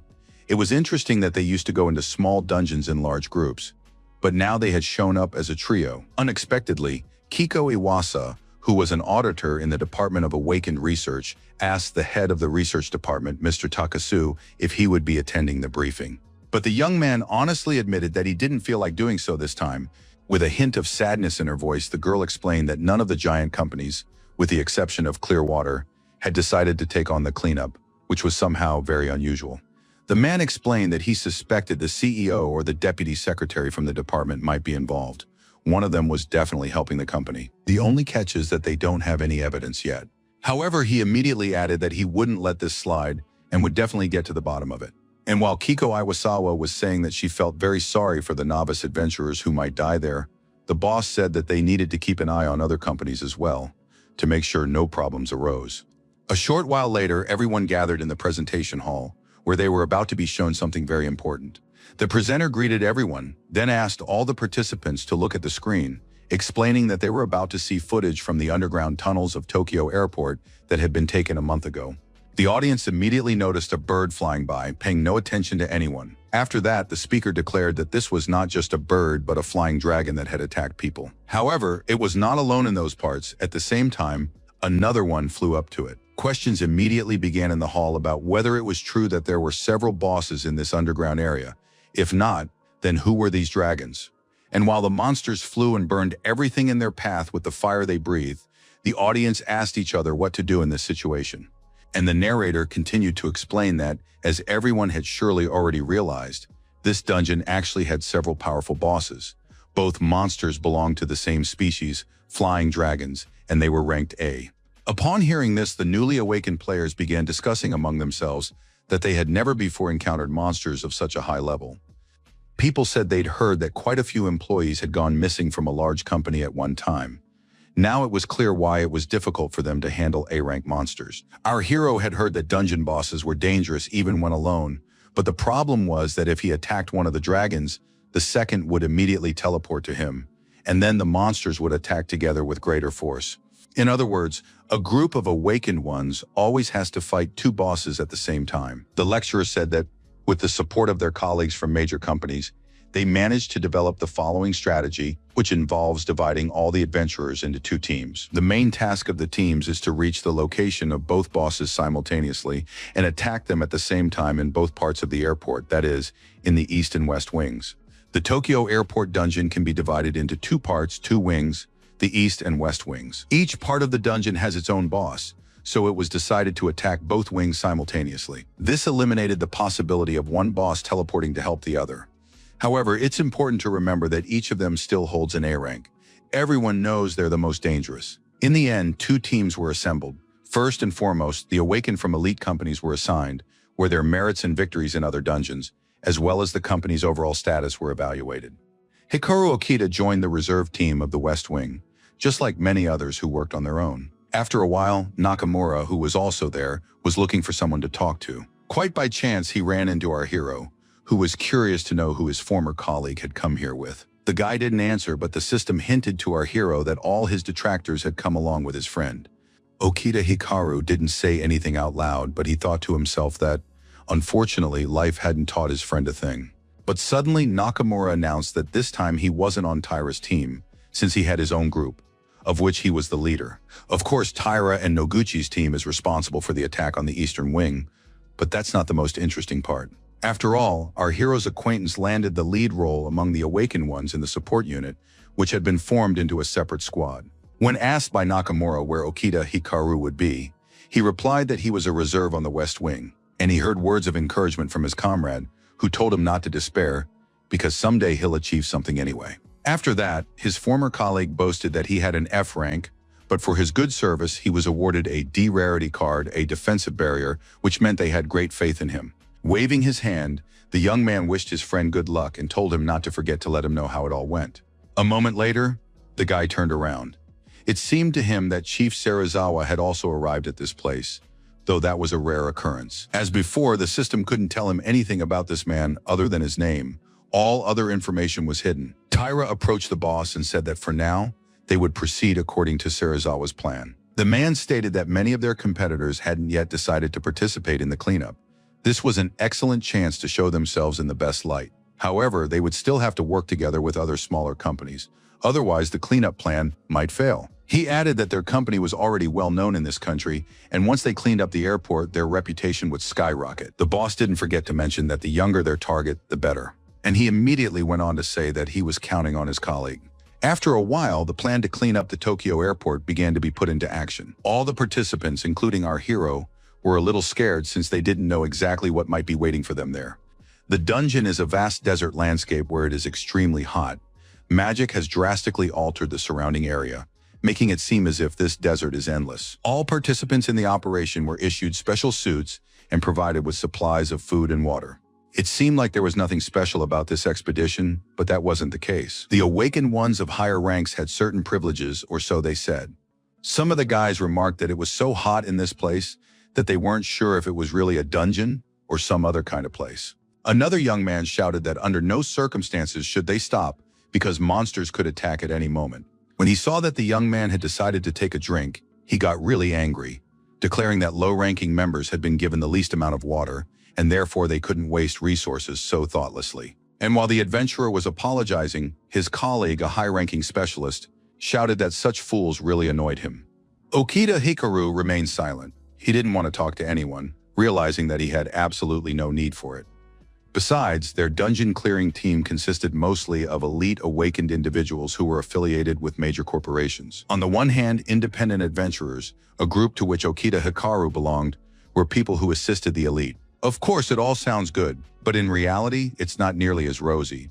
Because in reality, they're just lugging all the gear around. And on top of that, if something happens or things don't go according to plan, the blame will likely be placed squarely on them. Just like in clear water, the low-ranking awakened in this operation serve as expendable resources who can easily be sacrificed when the opportunity arises. But the catch is that many of them don't even suspect this, believing they're playing some very important role. A moment later, the guy looked up because he saw a flock of monsters in the sky, realizing they weren't flying there for no reason. The group couldn't believe they'd encountered monsters so quickly, hoping they'd only see the boss. Our hero immediately determined that a flying lizard was above them, capable of unleashing a very powerful explosion. Suddenly, one of the adventurers shouted for the lower-ranking members to raise their shields immediately. In that very second, the awakened ones did as they were told, realizing that not only their own lives, but also the lives of others depended on it. As for the higher-ranking adventurers, some of them used a fire spearman who had excellent armor and could easily strike a stronger opponent. But unfortunately, it didn't matter. The young man noted that he couldn't reach those birds. The blows were too weak. The monsters saw what was happening, but this state of affairs did not frighten them at all. It was clear that they were extremely determined. The blows were so powerful and strong that the group couldn't handle them, realizing they lacked experience. One of the leaders shouted that they needed to be extremely careful because the enemy was not sleeping. Watching everything unfold, Okita Hikaru thought that it seemed even the elite awakened weren't prepared for attacks from the air. Something had to be done immediately because only the lower-ranking guys would suffer. No one would come to their defense. Hiding behind a rock so no one could see him, the young man was about to summon the Azure Samurai to join the attacks and prevent others from getting hurt. But suddenly, everyone present turned their attention to a girl who was glowing with a bright light. At the last moment, the young man decided to change his strategy, which was supposed to work perfectly. The lower-ranking participants said they felt as if strength was surging into them, something that had never happened before. But that wasn't the whole story. One of the guys sensed that something indescribable was happening. The same was true for the other guys, who shouted that for some reason they had started moving very quickly, allowing them to easily dodge direct blows. The high-ranking members, who had assumed the newbies were useless, now watched them in astonishment, trying to figure out what had happened. However, there was no time to think, because the monsters weren't going to wait and were about to attack again. Grabbing their cards, the guys shouted that they could now try to set up a defense again. As for the high-ranking adventurers, they used a card that sent a hail of arrows toward the monsters. The young people didn't know if they'd managed to hit the monsters, so they peered up at the sky again to see if there was anything there. The lower-ranked participants also took part in the attack. They couldn't believe that all their attacks had been successful, something that had never happened before. The A-rankers couldn't believe they hadn't been able to do anything, while those untrained newcomers had achieved such magnificent results. Our hero didn't want to be part of this, but he thought to himself that he had taught those young people a little lesson by showing them that rank didn't matter. The young man wanted to protect everyone who needed it, but at the same time, he wanted to do everything so that his abilities remained a secret.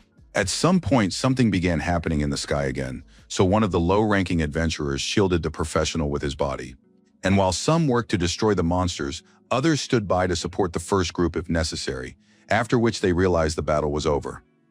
Picking up a stone left behind by the monsters, one of the guys turned to the leader and said that since he was the one who had defeated them all, the crystal rightfully belonged to him as well. The group leader didn't like this, but he didn't want to argue, since those were the rules. As for the young adventurer, he was telling everyone that he had succeeded. Standing aside, the leader said again that these people really annoyed him. Hikaru Okita didn't have time to rest. He received another notification about new monsters and immediately told the others. The lower-ranked members asked to be included in the battle as well, since they had shown what they were capable of, and upon hearing that they were allowed to do so, overjoyed, the group immediately ran off somewhere, forgetting that danger threatened them all. Looking around, the young people realized that there were far more birds this time, so they needed to attack very quickly. Okita Hikaru also realized that this time the battle would be much more serious, so he decided to boost his own power a little as well.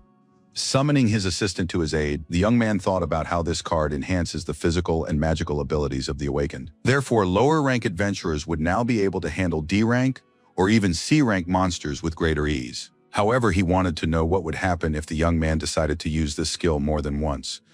In that very moment, the young man summoned the guardian goddess again, who had already helped them grow stronger once before. Suddenly, Okita Hikaru felt a very strange sensation, as if his body no longer belonged to him. At that very moment, the flying monster launched its attack again. The adventurer noticed this out of the corner of his eye, realizing that he absolutely had to do something. But he saw that thanks to their lightning-fast speed, the lower-ranking guys were dodging so quickly that these blows didn't even faze them. This time, the young man had no intention of leaving everything to his colleagues, so he hit again to summon an assistant for himself. Okita Hikaru knew that in this situation, he could use a hail of arrows, which he immediately resorted to. As usual, the young man felt confident, though he didn't want anyone to accidentally figure out that he was the one who deserved all the credit. Turning around, our hero saw the jubilant group and thought to himself that if things kept going this way, they'd clear out the West Wing very soon. And if they set up camp here, they could rest and regain their strength. And after that, they would definitely be able to move on to fight the boss, though, of course, he wanted to know where it was at the moment. Using his vision, the young man determined that the main monster was now a 30-minute walk away. But there was something that alarmed the adventurer, because he sensed a powerful magical force that, of course, could belong to the boss from the East Wing. On the other hand, the young man realized that there was something else very unusual.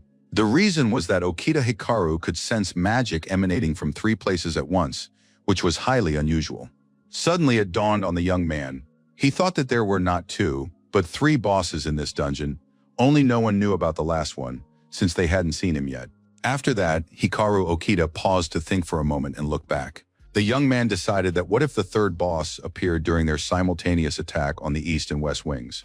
Then both squads would be exhausted after the battle, and a surprise attack could be deadly. Although the reports mentioned only 2 bosses, if our hero reported a 3rd one, his guesses might be completely ignored. But the guy wasn't about to back down, deciding that if there was a 3rd boss, he would take it down on his own. The protective effect of the guardian goddess would last a little while longer. He hoped no one would notice his absence. Hiding behind a rock, Okita Hikaru was glad that, once again, no one had paid him any attention. In that very moment, the adventurer pulled out the protector goddess's card, and then, gathering speed, the young man ran off as fast as he could. Unexpectedly, the young man dashed past his comrades who were busy with their own affairs at that moment. The young people sensed that something was unusual, but they attributed the phenomenon to a mere gust of wind. As for our hero, he was thinking about how he was racing at breakneck speed, realizing that even support cards could be very powerful. He also had to break early so as not to stop further than the spot where he had originally planned. Looking around, the adventurer decided that this was exactly the place from which the special energy emanated. But the guy was confused by the fact that there was no one around, even though the magic was clearly palpable. Looking ahead, our hero decided that, judging by the airport map, there used to be an observation tower at this spot. It was located somewhere between the east and west wings. And while the system sent a notification about the anomaly, it seemed to the young man that the space in this spot was distorted, and therefore everything appeared completely different from what it actually was. That is precisely why the awakened one decided that it was necessary to attack this specific zone, and so he called upon the Azure Samurai for help. But things weren't as simple as they seemed, because the system updated its data, reporting that a new dungeon had been discovered. It was something astonishing. The young man had never seen or heard of such an anomaly, for how could a dungeon form inside another dungeon? Another thing was intriguing.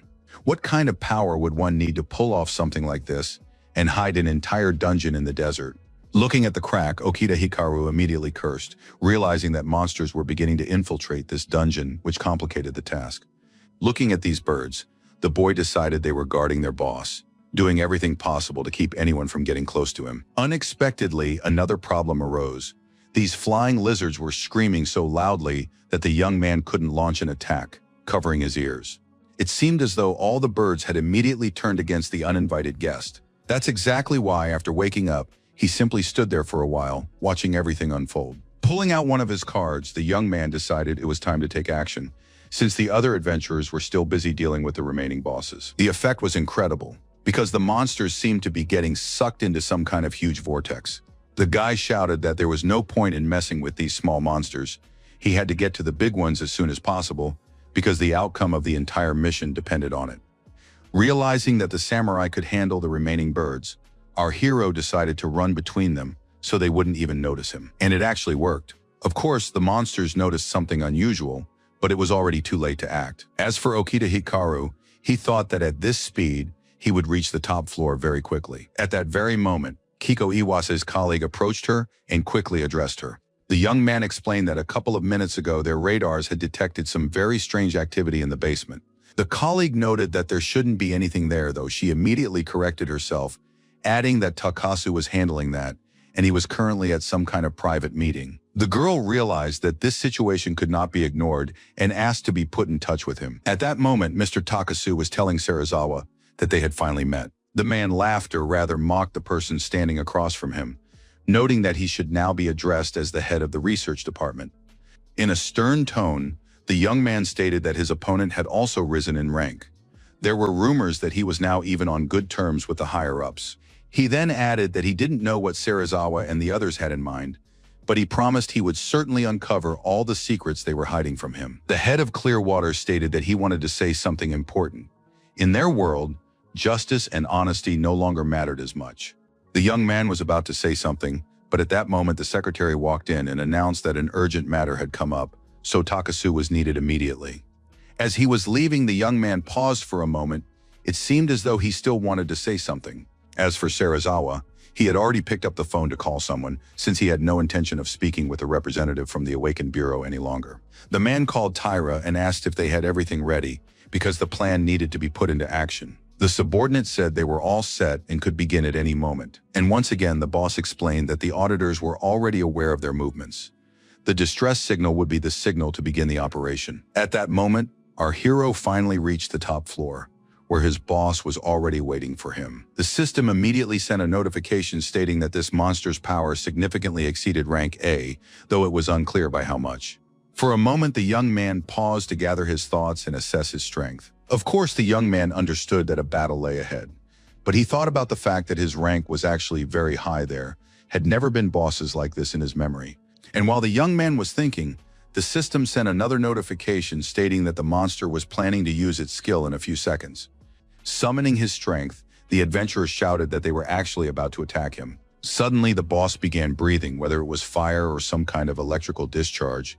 It was hard to tell. As for Okita Hikaru, he managed to jump out of the way just in time. And a moment later, he noticed that a fire of unprecedented intensity had broken out where the monster had struck. The adventurer noted to himself that this monster had destroyed even its own defenders, seemingly oblivious to the fact that it was them. It seemed that it didn't care at all who was standing before it. This was hardly surprising, since it was an A-rank boss, though actually much higher. The young man knew he had taken on a very difficult task, but he was still curious to see if his cards would help him defeat this monster. Suddenly, it was time for the second attack. But this time, not only the boss carried out its task, but also the minions that still remained. The boy was glad that before setting out on the mission, he had activated the defender skill. Otherwise, he didn't know what would have happened to him by now. The huge flying lizard watched the uninvited guest closely, realizing that he wasn't getting anywhere. But the young man had no intention of leaving, even though he understood that the lightning strikes were incredibly powerful. The young man also knew that even if the strongest awakened ones gathered to fight this boss, he wouldn't stand a chance. Moving forward, our hero thought that although he was just dodging attacks for now, his experience and level were his trump cards. Gaining speed, Okita Hikaru decided that this time he wouldn't hold back, so he could see just what he was capable of. That was the moment when it was crucial to summon his Azure Samurai, which he did. Looking at the monster, the adventurer realized that it wasn't prepared for this, and so the element of surprise had actually worked. The battle was a fight to the death. There was nothing to lose in this situation, so he had to give it his all. Again and again, our hero shouted at his assistant to go on the offensive, not giving the boss a chance to strike. It seemed as though the lizard had never been in such a situation before. Moreover, he didn't expect anyone to attack him with such frenzied force. Staring at his opponent in horror, the young man thought that if two powerful cards couldn't handle the situation, he didn't know what to expect next. Trying to make out something through the haze of dust, the young man was confused because he couldn't see clearly. However, upon looking more closely, it seemed to him that the cards were working because the boss was no longer attacking and was barely putting up a fight. Looking ahead, where a crystal was already forming, the young man couldn't believe he had won, which of course was very satisfying. Okita Hikaru still couldn't quite believe he'd managed to defeat such a high-level boss, but it was true. Again and again, the boy pondered the fact that he had managed to defeat such a powerful and fearsome monster on his first try. Looking at his hand, the young man wanted to know just how great his power was in that case. At that moment, Mr. Takasu heard that the radars had once again detected some kind of anomalous activity in the dungeon. A subordinate pointed to the map and noted that there was a spot where a cluster of monsters had suddenly appeared, even though they shouldn't be there. Looking at the map, the young man asked if there was another boss in that spot, but immediately someone cried out in horror that the area had already been surveyed and was completely safe. Suddenly, all the markers on the map disappeared, which was even stranger than their appearance. At first, the team thought the sensors had malfunctioned, but they immediately dismissed that idea, since nothing like that had ever happened before. Takasu thought to himself that they had just seen a monster of monstrous strength, and suddenly it vanished in an instant, along with a bunch of others. Perhaps it was a glitch, though that was hard to believe. After that, he asked his assistant to inform the two teams that there might be another additional threat. By this time, the adventurers had already set up camp in the West Wing. Our hero didn't want his disappearance to be noticed, so he returned just as quickly as he had vanished. Peering out from behind a rock, Okita Hikaru thought that these people were just preparing for the boss's attack, so he had made it in time. At that moment, one of the high-ranking awakened addressed our hero. Answering a question about scouting the new territory, the boy proudly declared that he had checked everything and found no monsters or any signs of them. And once again, the young man thought to himself that no one had noticed his disappearance, though no one pays any attention to low-ranking members anyway. Unexpectedly, the young man overheard part of a conversation suggesting that there might be unexpected monster attacks. A few minutes later, the adventurer told his colleague that they had received a call from headquarters. They hadn't explained much, but had said they should be especially careful. The gist was that a bunch of monsters had just been spotted on radar, but then they all vanished. Overhearing this conversation, Okita Hikaru realized that his battle had been detected by the radars, and therefore it hadn't gone unnoticed. He immediately decided it would be best to hide the magic stone from that boss for now, so they wouldn't ask unnecessary questions. A short while later, the group leader announced that they would soon be facing the dungeon boss, and everyone needed to be ready. After that, the leader contacted the Western Wing, stating that they were all set and could begin the mission. The Clearwater team explained that they were also ready, and there shouldn't be any problems. Both leaders declared that in that case, they could begin their brilliant assault on the monsters, one that would surely be remembered. Turning to Nakamura, Taira asked if he was ready. Upon hearing a satisfactory answer, the leader explained once more that at the appointed time, the East and West wings would launch a simultaneous attack on the bosses, with this young man leading the team. The newbie's task would be to catch the boss off guard. After that, high-ranking specialist would join in. He immediately added that the entire mission depended solely on the young man, and therefore he must not let anyone down. With a sly smile, the detractor stated once again that he was counting on Nakamura. In the other camp, preparations were in full swing. It seemed as though no one was planning to go into battle. Unexpectedly, one of the high-ranking participants told someone not to touch the device and was asked in return what it was. It turned out to be a radar, just in case of unforeseen circumstances, such as a monster of too high a level appearing or useful items being nearby. Hearing this conversation, our hero was surprised that they had even been issued such equipment, even though no one had even mentioned it. As for the high-ranking officers, they kept bragging to each other about how wonderful their team was, how no unforeseen dangers could faze them, and how they'd spot everything perfectly well without any devices. At that moment, one of the strangers approached the radar and began turning something on it. Shortly thereafter, the next phase of the operation began, the assault on the dungeon bosses. That's why the teams gathered, as agreed, in the East and West wings of the airport. In the West wing, everything was clear, as the group soon arrived at the monster's lair in full force. At that very moment, someone shouted that flying birds were approaching, so they had to set up a defense as quickly as possible. The guys knew how to fight, since they had not only trained, but also gained much more confidence in themselves. Just like before, the results were immediate. However, before the team could relax, they spotted a more hostile monster, realizing that this was the one they had been looking for. Moreover, this boss was ranked A. Hikaru Okita wasn't prepared for this. He realized that somehow this boss had evolved and become stronger than the one he had just recently defeated. The system immediately notified them that this was some kind of enhanced dragon that was about to strike. The participants standing closest to it immediately began scattering in all directions, shouting that this monster was incredibly powerful. And indeed, a single glance was enough to realize that the battle would be either very difficult or impossible. High-ranking participants discussed among themselves that this dragon was too aggressive. It attacked much more frequently and powerfully than described in the reports, and therefore something was clearly wrong in this situation. As for our hero, he thought that this boss might be angry because one had already been destroyed. After all, no one knows how these monsters communicate with each other. Suddenly, the leader shouted that they couldn't handle this monster, so they needed to retreat for a short while. Covering his face with his hand, the young man declared that his shield had been breached.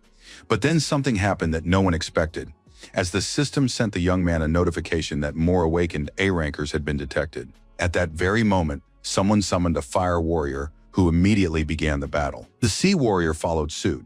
He too wanted to launch his attack as quickly as possible. Finally, the boss stopped, realizing that it would be difficult for him to handle these opponents. The leader of the West Wing group realized these were Ranka cards, but they knew there was no one among them with such abilities. Staring in horror at his former colleagues, the young man couldn't understand why they from the East Wing had come here or where the rest of the group was at that moment. The group leader couldn't make sense of it either, so he asked what these guys were doing here, since their place was at the other end of the former airport. One of the adventurers shouted that the team had sent them a distress signal themselves, and now they were unhappy about something else. Tyra immediately began to explain that they had received a distress signal from their team. They assumed that some kind of disaster or unforeseen problem had occurred, so they decided to head straight for the West Wing.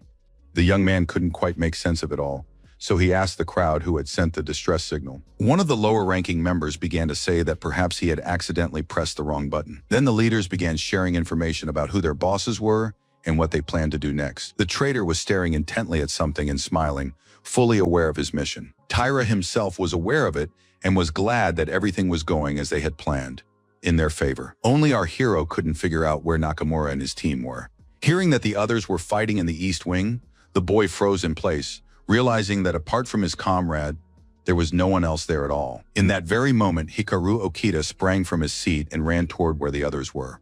The whole way there, the young man hoped he would make it to the scene in time, realizing that Tyra had apparently decided to set Nakamura up again by devising this cunning plan. Finally, the young man saw the battlefield, realizing that he had arrived, and quite quickly at that. The boss in this wing was a whirlwind dragon who also held an A rank. It was clear that this opponent was just as vicious as the one at the other end. The guys didn't understand what was going on. They wanted to know where Tyra was, the one who was supposed to be protecting them. On top of that, the problem was that the shields could no longer withstand such an onslaught. Nakamura didn't know what to do, but he shouted that they couldn't give up because reinforcements would arrive soon, while thinking to himself that he had to prove himself so that Miho would be proud of him. That's exactly why the adventurer himself decided to set up a defense, hoping that the senior members of the team would arrive at the scene any moment now. A moment later, the system sent a notification to our hero that the whirlwind dragon had decided to use an air blast and was already preparing to attack. The young man, shouting from a distance, ordered his comrade and everyone else to leave the area immediately, while the other could only stare in disbelief, unable to believe he was seeing his former colleague, who had come to them for some reason. Soon the young man saw a bright flash, but despite this, he continued to shout at the others to take cover. The dragon wasn't going to wait for anyone. He knew what he wanted, and so he immediately launched his attack. An even brighter flash of light illuminated everyone who was about to stand against it. Okita Hikaru, who had already drawn his card, watched in horror as it happened. Terror was written all over his face, for in that moment he understood everything. Rocks flew everywhere, along with the scorched cards of those participants who had vainly set up defenses, hoping that someone would come to their aid. A moment later, our hero stood completely alone in the middle of the desert, and before him was a huge crater-like hole, the result of the dragon's attack. The boy was overwhelmed with emotion, especially when he saw one of the cards lying on the ground. Memories of Nakamura flashed before the young man's eyes, and so he screamed as loud as he could. The dragon had no intention of giving up, seeing that a new victim had appeared before him. Our hero's eyes betrayed more pain than ever before. He wanted to pour out everything in his heart at that moment, but the young man held himself together, realizing that there were other guys in the dungeon who could also suffer if they failed to defeat the bosses. That is precisely why Okita Hikaru summoned his samurai for help, wanting him to deal with this monster as quickly as possible. This was to be a fight not for survival, but to the death, as revenge for everything that had happened. A powerful flame engulfed the spot where the boss stood, indicating that luck was on the young man's side. The young man was in pain. He had nothing left to remember his friend by except for the map he'd been given before setting out on the mission. With sadness in his voice, our hero asked Nakamura for forgiveness for not arriving in time, for not being able to protect him, and thought to himself, what good was this power to him if he was unable to protect the weak? Meanwhile, the people in the West Wing were talking about how the boss had started acting very strangely. And indeed, raising its head to the sky, the monster began to scream frantically. Suddenly, the crowd noticed that there was no trace left of the monster because it had teleported. Consequently, something had happened to the boss in the eastern section. Staying in character, Tyra shouted that things were looking bad because other members of his team were still in the eastern section. The guys decided that those who had been in the East Wing earlier should go there to scout the situation, and then the teams would decide together how to proceed. As he made his way to his position, Tyra was pleased that their plan had worked, since Nakamura and the others had made for perfect bait. Their group's contribution to the boss battle would undoubtedly be the greatest. Their efforts were bound to pay off. The villain did exactly as their boss wanted, so a promotion was definitely guaranteed for him. By this time, our hero was already ready for the second boss to arrive, knowing that it was bound to happen. Upon seeing the monster, the young man stared at it for a moment, knowing that it would defeat him too in memory of the good guys who had been so treacherously betrayed. Pulling out the map, the young man said sarcastically that the monster should forgive him for having already destroyed his friend, who had been in such a hurry to come to his aid. Realizing that a different approach was needed for this boss, and knowing that this was the final battle, the adventurer decided to use the dark two-headed serpent. The young man knew that his assistant was much stronger, and besides, he would defeat the enemy very quickly. Okita Hikaru watched as separate parts of the dragon flew off in different directions, realizing that it was all over. Still holding his companion's map in his hands, the awakened one heard the notification that the dungeon had been cleared, while thinking to himself that there were things even maps couldn't bring back. Meanwhile, Takasu wanted to know what was happening in the dungeon, and his assistant explained that the original plan had failed, so now everyone was acting as they saw fit. The awakened in the East Wing had split into two groups. One of them had just arrived in the West Wing, but they had just lost contact with the second team, which remained in the East Wing. Although they immediately shouted that they had lost the boss's signal in the East Wing, the boss from the West Wing had literally just teleported to the East. The crowd didn't understand what was happening. A real panic broke out among them, since everything had gone differently than expected. The young man was furious, so he shouted for a squad to be assembled immediately and sent to help the awakened ones. But at that moment, information came in that all activity, not just from the bosses, but from other monsters as well, had disappeared from the radars. Takasa didn't believe this was another system glitch. He wanted to find out what was really going on there. Throwing on his robe, the leader announced that they were heading to the scene to find out for himself what was wrong. Our hero, having finished his work, had already taken off his robe and was carrying it in his hands. At the same time, Takasa, who had caught up with the young man, didn't understand how he had ended up here while a battle was raging in the dungeon. Surely he hadn't been participating, but there shouldn't be anyone like that here. However, Okute Hikaru didn't care. He was depressed and therefore didn't want to do anything or think about anything. Suddenly, the leader of one of the teams shouted loudly, and then he noted that everything had returned to normal, meaning the dungeon had already been cleared. The guys didn't understand what had happened. After all, the boss had just teleported. Yet despite that, someone had already managed to destroy him. Glancing at one another, the adventurers surmised that it could have been their colleagues from Clearwater, who had just headed east, even though that had been only a few seconds ago. And while one of the guys was trying to figure out how they could have ended up several kilometers away, his colleague pointed out that those guys were right behind them. They hadn't even had time to move away, let alone do anything else. Tyra and the others watched in horror as it all unfolded. They were prepared for anything, but not for this. The frightened girl turned to their leader, her voice trembling with fear as she asked if it was just her imagination or if their plan had completely failed. They had to do something, yet despite that, the dungeon had completely vanished. Tyra realized that someone had managed to clear out the place. Okita immediately came to mind, though he quickly reassured himself that the boy was on the Western team and couldn't have done it. And while the ill-wisher was lost in his thoughts, his comrades bombarded him with questions, but it seemed as though he didn't hear them at all. The question remained, who had managed to take out not just one, but two bosses in such a short time, when many didn't even know how to defeat a single one? Broken out in a cold sweat, the company employee thought with horror that everything had turned out very badly, even worse than they could have imagined. That same day, breaking news reports stated that the airport building had been cleared, returning to its original and natural state. Walking down the street, Hikaru Okita told himself that he had managed to destroy 3 bosses and save the Tokyo airport. Meanwhile, the news continued to report that the hero's name was unknown. Despite this, Clearwater had changed its underground tactics, resulting in the deaths of 7 novice awakened ones. The young man listened to absolutely everything that was being said, even though he himself didn't understand why he needed to hear it all, since he had not only seen everything, but had also participated in the battle. Suddenly, the young man's phone rang. Seeing that it was his mother calling, our hero was greatly surprised. The woman was worried about her son, who admitted that he had also been at the airport, but that he was fine, so there was no need to worry. The young man was fine, but Nakamura and his entire team had been killed, and the adventurer couldn't forget the moment he noticed the huge crater where people had been standing just moments before. Over and over again, Okita Hikaru berated himself for realizing the treacherous plan too late, and consequently arriving too late. He was literally a few seconds too late. The young man couldn't accept the fact that, while he certainly had power, he couldn't protect the weak, even though he wanted to. This situation weighed on our hero like nothing else. He didn't know how he could live with it. As for the locals, they were puzzled by a few things. First, who had cleared out the dungeon and wasn't coming forward, even though a huge reward had been promised for it.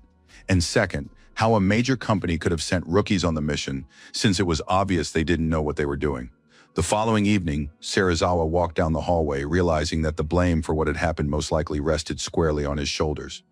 The man was angrier than ever. He blamed everything on Tyra, who had ruined all their plans.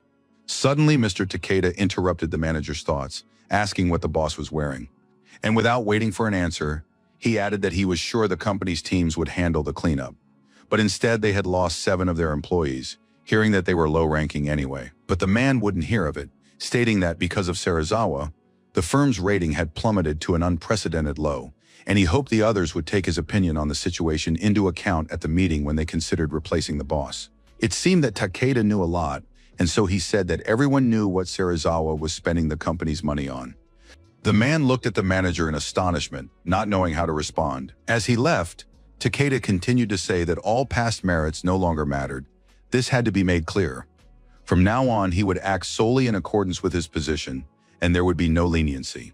This man's support had been extremely important, but now it was gone. If things continued this way, he might lose all his connections. At that very moment, the man received a message from Mr. Kurokawa, who wrote that he was suspending their private meetings for a while and asked that he no longer be visited. After reading the message, Serizawa was furious. He realized that all the important people were turning their backs on him, one after another. He then decided he'd had enough of his problems. Let Tyra deal with the mess he'd made on his own.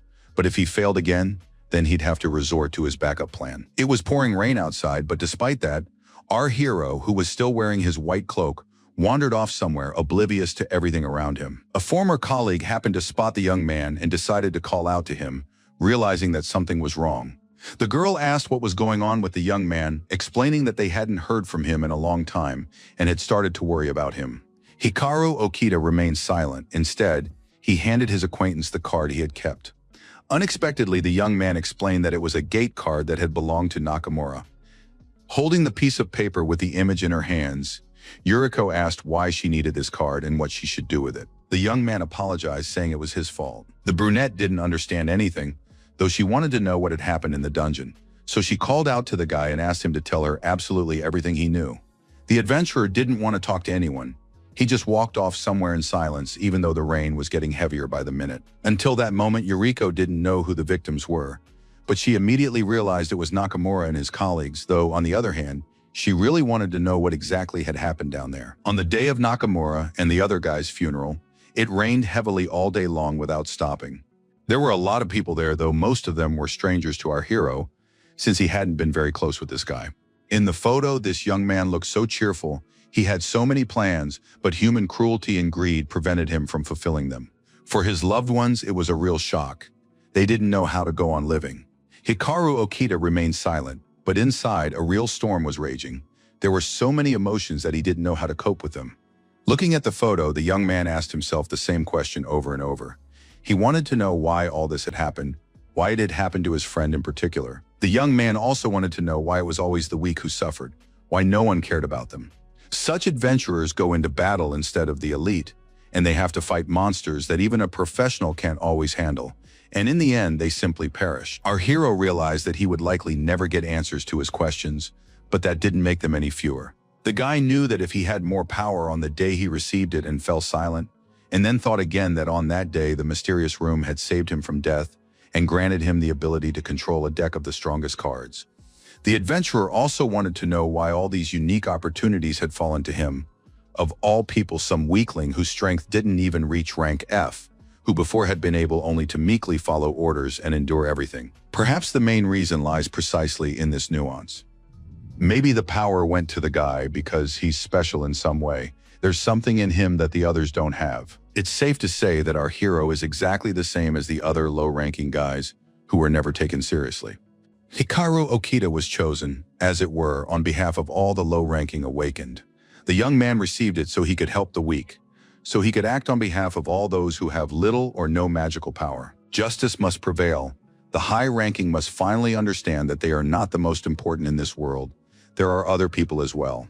That is precisely why this power will give him the opportunity to demonstrate this and prove to everyone that everyone should always have a chance.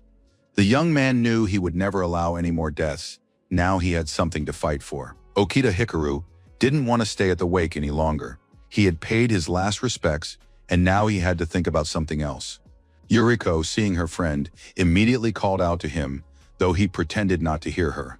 The girl tried to follow the young man, but it was completely in vain, because he was walking forward with a confident stride, not wanting to talk to anyone. Folding his arms across his chest, Takasu said that Serizawa hadn't even shown up for an employee's funeral, which was the height of insolence. And in that very moment, he pointed at a man, asking his assistant to run a background check on him. The girl immediately reported that it was Hikaru Okita, who had been assigned the lowest rank according to the data. He was one of the participants in the airport cleanup operation. Suddenly, it dawned on Kiko Iwasu. She remembered that this was the guy who had cleared 8 dungeons single-handedly in 2 weeks. But there were no reports of his activities at the airport in the database. The man said that even though the boy had quit the company, he might still be somehow connected to what happened. However, first they needed to figure out Serizawa's plans. This man is definitely involved in what happened.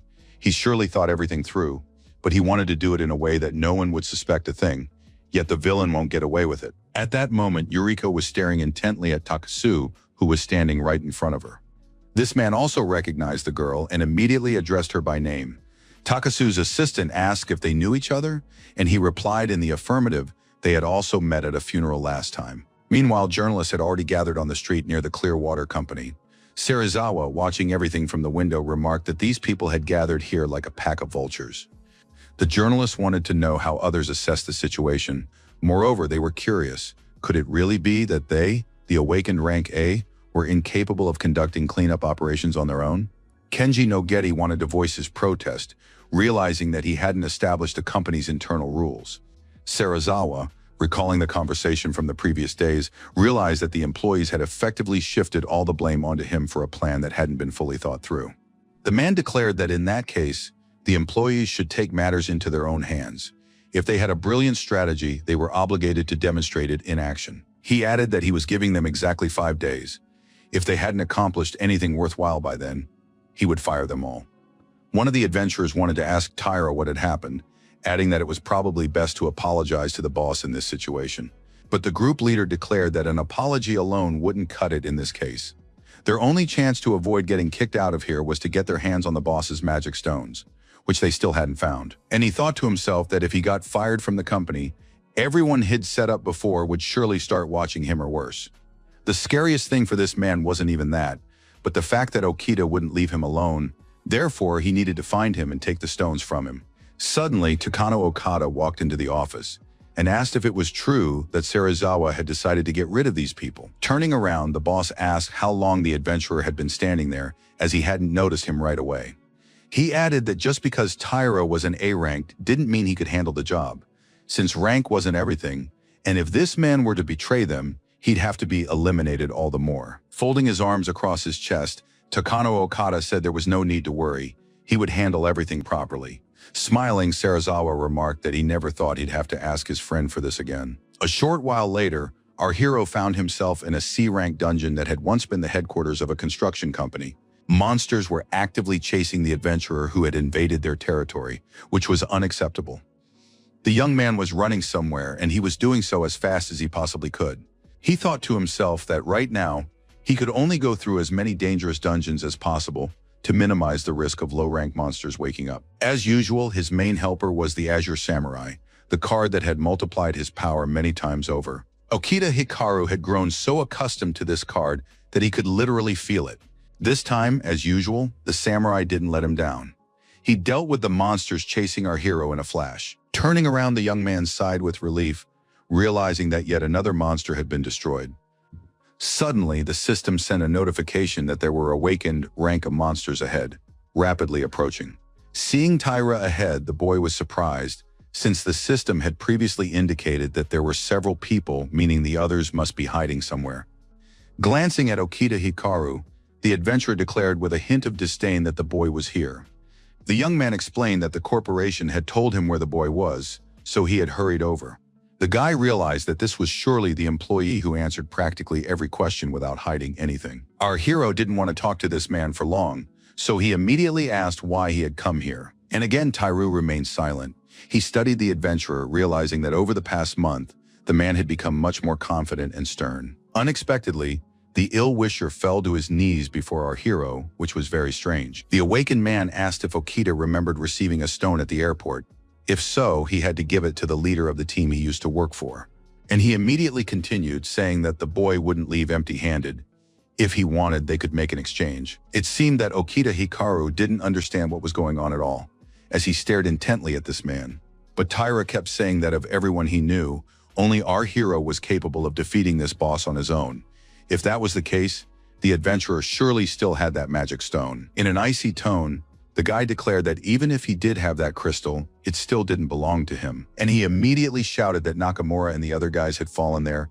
It was thanks to them. Smiling, the opponent thought that the boy wasn't denying the fact that he didn't have the stone right now. Out loud, he said he was truly sorry to hear what had happened to his former colleague, but he was here on Serizawa's orders. The surprised young man was now taken aback, not understanding what on earth was going on. Holding out the card to Okita Hikaru, the young man said that he wouldn't use this card, but he wanted to be sure they listened to him. Tyra looked as convincing as possible in his act. It seemed as though he really had nothing to do with it. Kenji Nogeti, who had been watching everything unfold through the rifle scope the whole time, declared with contempt that he didn't understand their team leader, who had even come up with the idea of crawling on his knees when they could have done without it. His colleague said they should talk less and do more, and that they needed to shoot the holder located under the left armpit. She then added that even if the adventurer accidentally killed him, it wouldn't be a big deal, because Taira had said he would take full responsibility for the operation. A moment later, Rezo Hisayama shouted that the leader had given the signal so they could shoot right away. At that moment, our hero was staring intently at the map, not understanding why the man standing opposite him had placed it on the ground. Unexpectedly, the system answered the host's question, explaining that the map was a signal to act. After that, the system sent another signal indicating that a sniper was nearby, out of sight, and had already fired a shot. The young man saw the bullet flying. He realized it was about to hit his holster, and unfortunately, it did. The villains rejoiced that they had managed to complete the task. Consequently, they now needed to leave this dungeon as soon as possible. Clutching his arm, the young man wondered what to do next. But at that moment, he heard Taira's voice saying there was no need to worry since the bullet was a blank.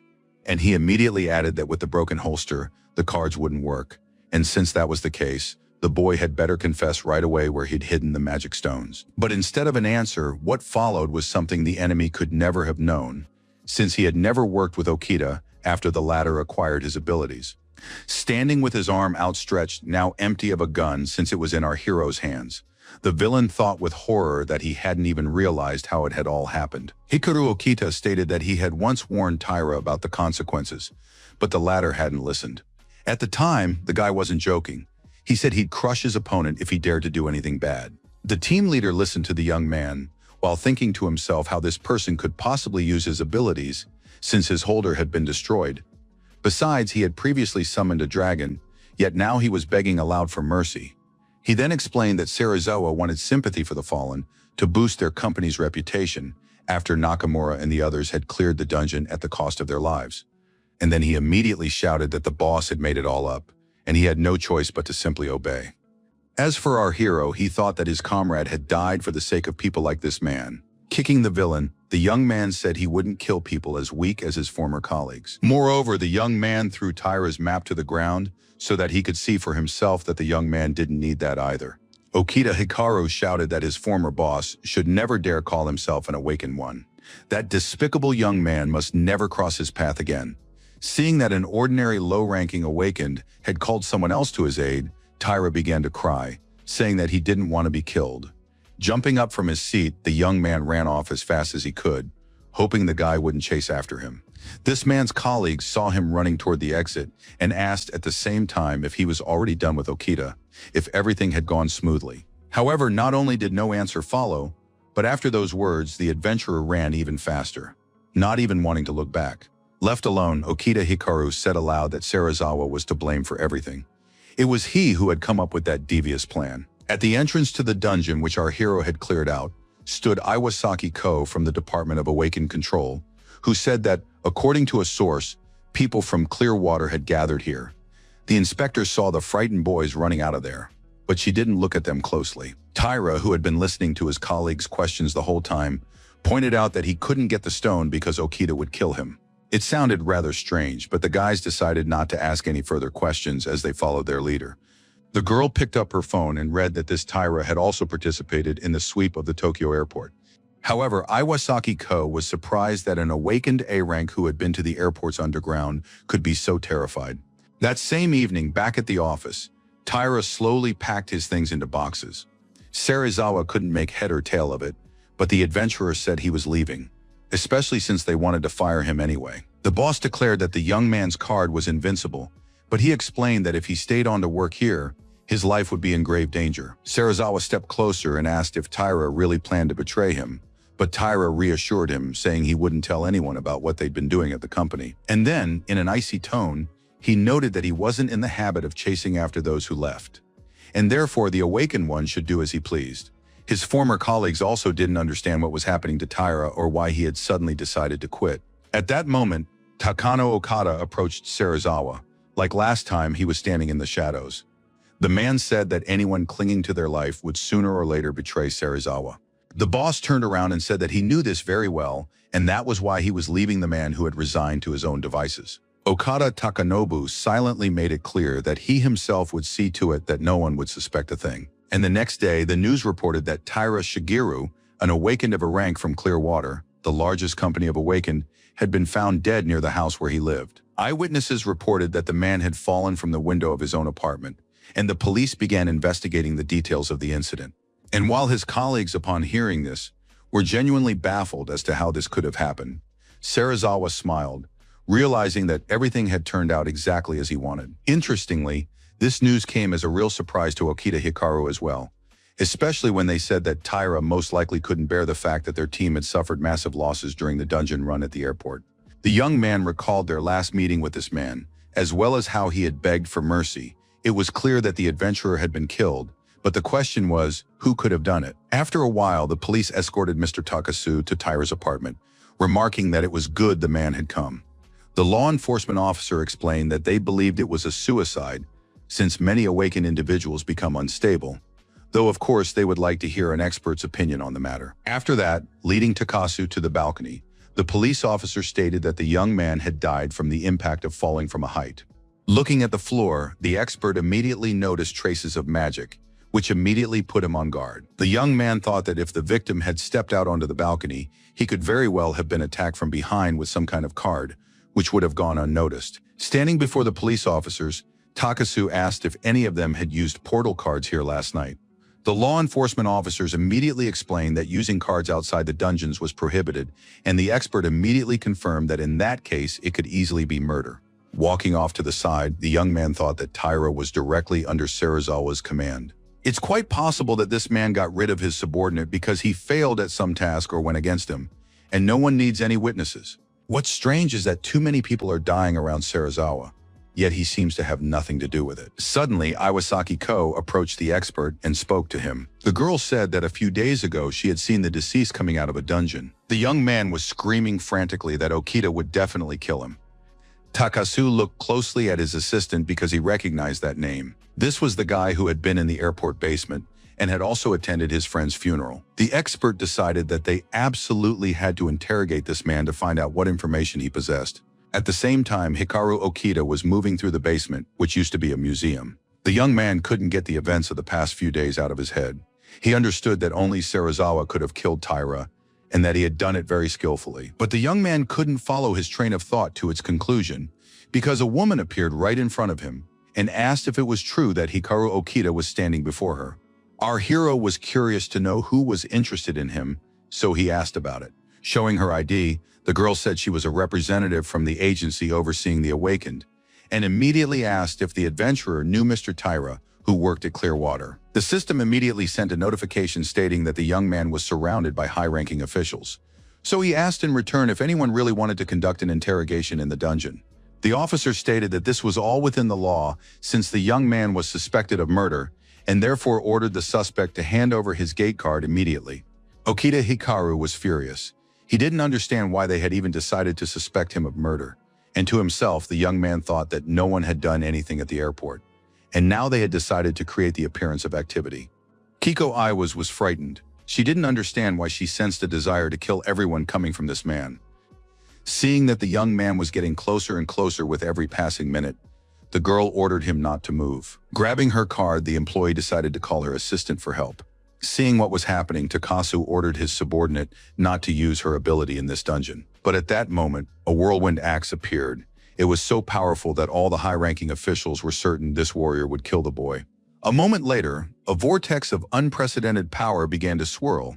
The chief worried that they wouldn't be able to justify themselves if they killed the suspect. The girl standing nearby asked the leader for forgiveness for her actions. Suddenly, our hero asked the people standing opposite him if they were acting within the law, knowing full well that this was not the case at all. The guy didn't want to look like a fool, as he had once, so he summoned his Azure Samurai to show what he was capable of. The girl watched what was happening but couldn't believe her eyes, because she had never seen such a powerful opponent. Takasu, who had previously been worried about his colleague, now knew he had to come to her aid. An enraged Okita Hikaru declared that he would never forgive what had happened, and that these guys would pay for everything. The girl didn't know what to expect next, but she understood that this power was immense. At that very moment, Takasu joined the battle in an attempt to somehow even the odds and turn the tide of the fight. Our hero was surprised because for the first time, someone had blocked his card's attack, which was very strange. At the same time, the young man standing across from him was thinking the same thing. He couldn't understand how someone with an F rank could do something like that. However, the fight wasn't over yet because a worried Yuriko ran into the dungeon, begging the guys to stop immediately. The men stopped immediately because they didn't understand what the girl was doing there. In that very moment, the warriors froze in place because no one was giving them any new orders. The young men holding their cards didn't know how to proceed, while the uninvited guests kept shouting for it all to end. Hikaru Okita was surprised not so much that his former colleague had come here, but that they knew Takasu. Suddenly, the girl shouted that these attacks were unnecessary, that she knew Okita well and could vouch for the fact that he was not a criminal. But the chief of the Awakened Surveillance Division said that no matter how much his acquaintance pleaded, for the sake of protecting society, he couldn't back down. But Yuriko declared that she had heard magical traces had been found in Taira's apartment, but they certainly couldn't be compared to Okita's magic. Suddenly, her colleagues looked at the girl, not understanding how she knew all this. But the brunette continued, saying that an agency employee had suggested that someone had pushed that adventurer off the balcony. Moreover, someone had deliberately staged everything to make it look like a suicide. After that, smiling, she continued, saying that their company had plenty of ways to get all the necessary information. Suddenly, the beauty turned around and addressed our hero sharply, who had no idea what his former colleague wanted to know from him. Yuriko stated that the young man did indeed possess a rare card, and he, looking embarrassed, replied that it was true, and he apologized for having kept this information hidden all this time. He immediately added that he simply didn't want the people close to him to worry, and thought to himself that it was better to keep quiet, since this wasn't the only card he could play. After that, Hikaru Okita, who had already regained his composure somewhat, admitted that something had indeed happened between him and Taira. He could have killed that man back in the dungeon, where no one would have found out. And while the young man continued speaking, Kiko Iwasu turned to her boss. Upon hearing that the traces of the card did not match our hero's magic at all, Takasu bowed and apologized to the young man, saying he had been wrong and had jumped to conclusions. Yuriko also decided to clarify something. She explained that Takasu used to be on the same team as her younger brother. This man didn't consider that incident a mere coincidence, and so he continued his investigation. After that, the brunette stated that Okita was aware of what had happened to his brother. She was sure he would be able to help with the investigation of this case as well. Takasu smiled, but he remained silent for a while because he didn't know where best to start the new conversation. Suddenly, the bureau employee cleared his throat because he was about to say something very important. And immediately he began talking about how he and Ray had found an S-rank gate map. But an explosion rocked the dungeon they were in, and the dungeon collapsed. Everyone says it wasn't a coincidence caused by the missing S-rank map, but that's impossible. After that, someone took the map, though it's still unclear how that happened. There weren't many survivors, but there were some, which of course was a relief. Among them was Serizawa, whom our hero also knows well. Hearing that name, the guy was very surprised since he didn't think he'd meet someone who could tell him anything about his former boss. He then offered his support to their team of Awakened, which consisted entirely of students. It was decided to take this man along as well, because he worked for a well-known company and won everyone over with his friendliness. But as soon as they went into the dungeon with this Serizawa, that explosion happened completely out of the blue. After that incident, this unscrupulous man didn't contact any of the survivors. He was rescued, but he turned around and walked away. And from then on, Clearwater's successes were talked about everywhere, and with each passing year, the company became more and more successful. This man used what he had stolen from his comrades. As our hero listened to this story, he thought about how this scoundrel had even taken cards from students, though that was hardly surprising. At the same time, Takasu explained that they had no evidence against this Serizawa. Unexpectedly, Yuriko mentioned that even after she started working at the company, the boss had never used the card he had once stolen. And once again, the guy thought that Serizawa could easily have used a high-ranking card. That was precisely why the system couldn't identify the man's rank. But now the situation is a little different, so everything might become clear. Our hero had managed to defeat every dungeon boss, so he had become much stronger. Therefore, perhaps everything would work out now. The young man wanted the villain to pay for everything he had been doing with impunity all these years. For a while, everyone stood in silence, each lost in their own thoughts. Suddenly, Takasu heard the guy say that if he found out Serizawa actually possessed this card, and then he fell silent. And then he continued, asking what the representative of the Bureau of Awakened Affairs would do in that case. Yuriko looked intently at her comrade. It seemed she had never seen him like this before. And the guy spoke up again, saying that both Taira's death and Nakamura's death were orders from his former boss. There was no doubt about it. The young man looked intently at the boy but hesitated to say anything. And Okita Hikaru continued to say that he didn't approve of the way Serizawa conducted business.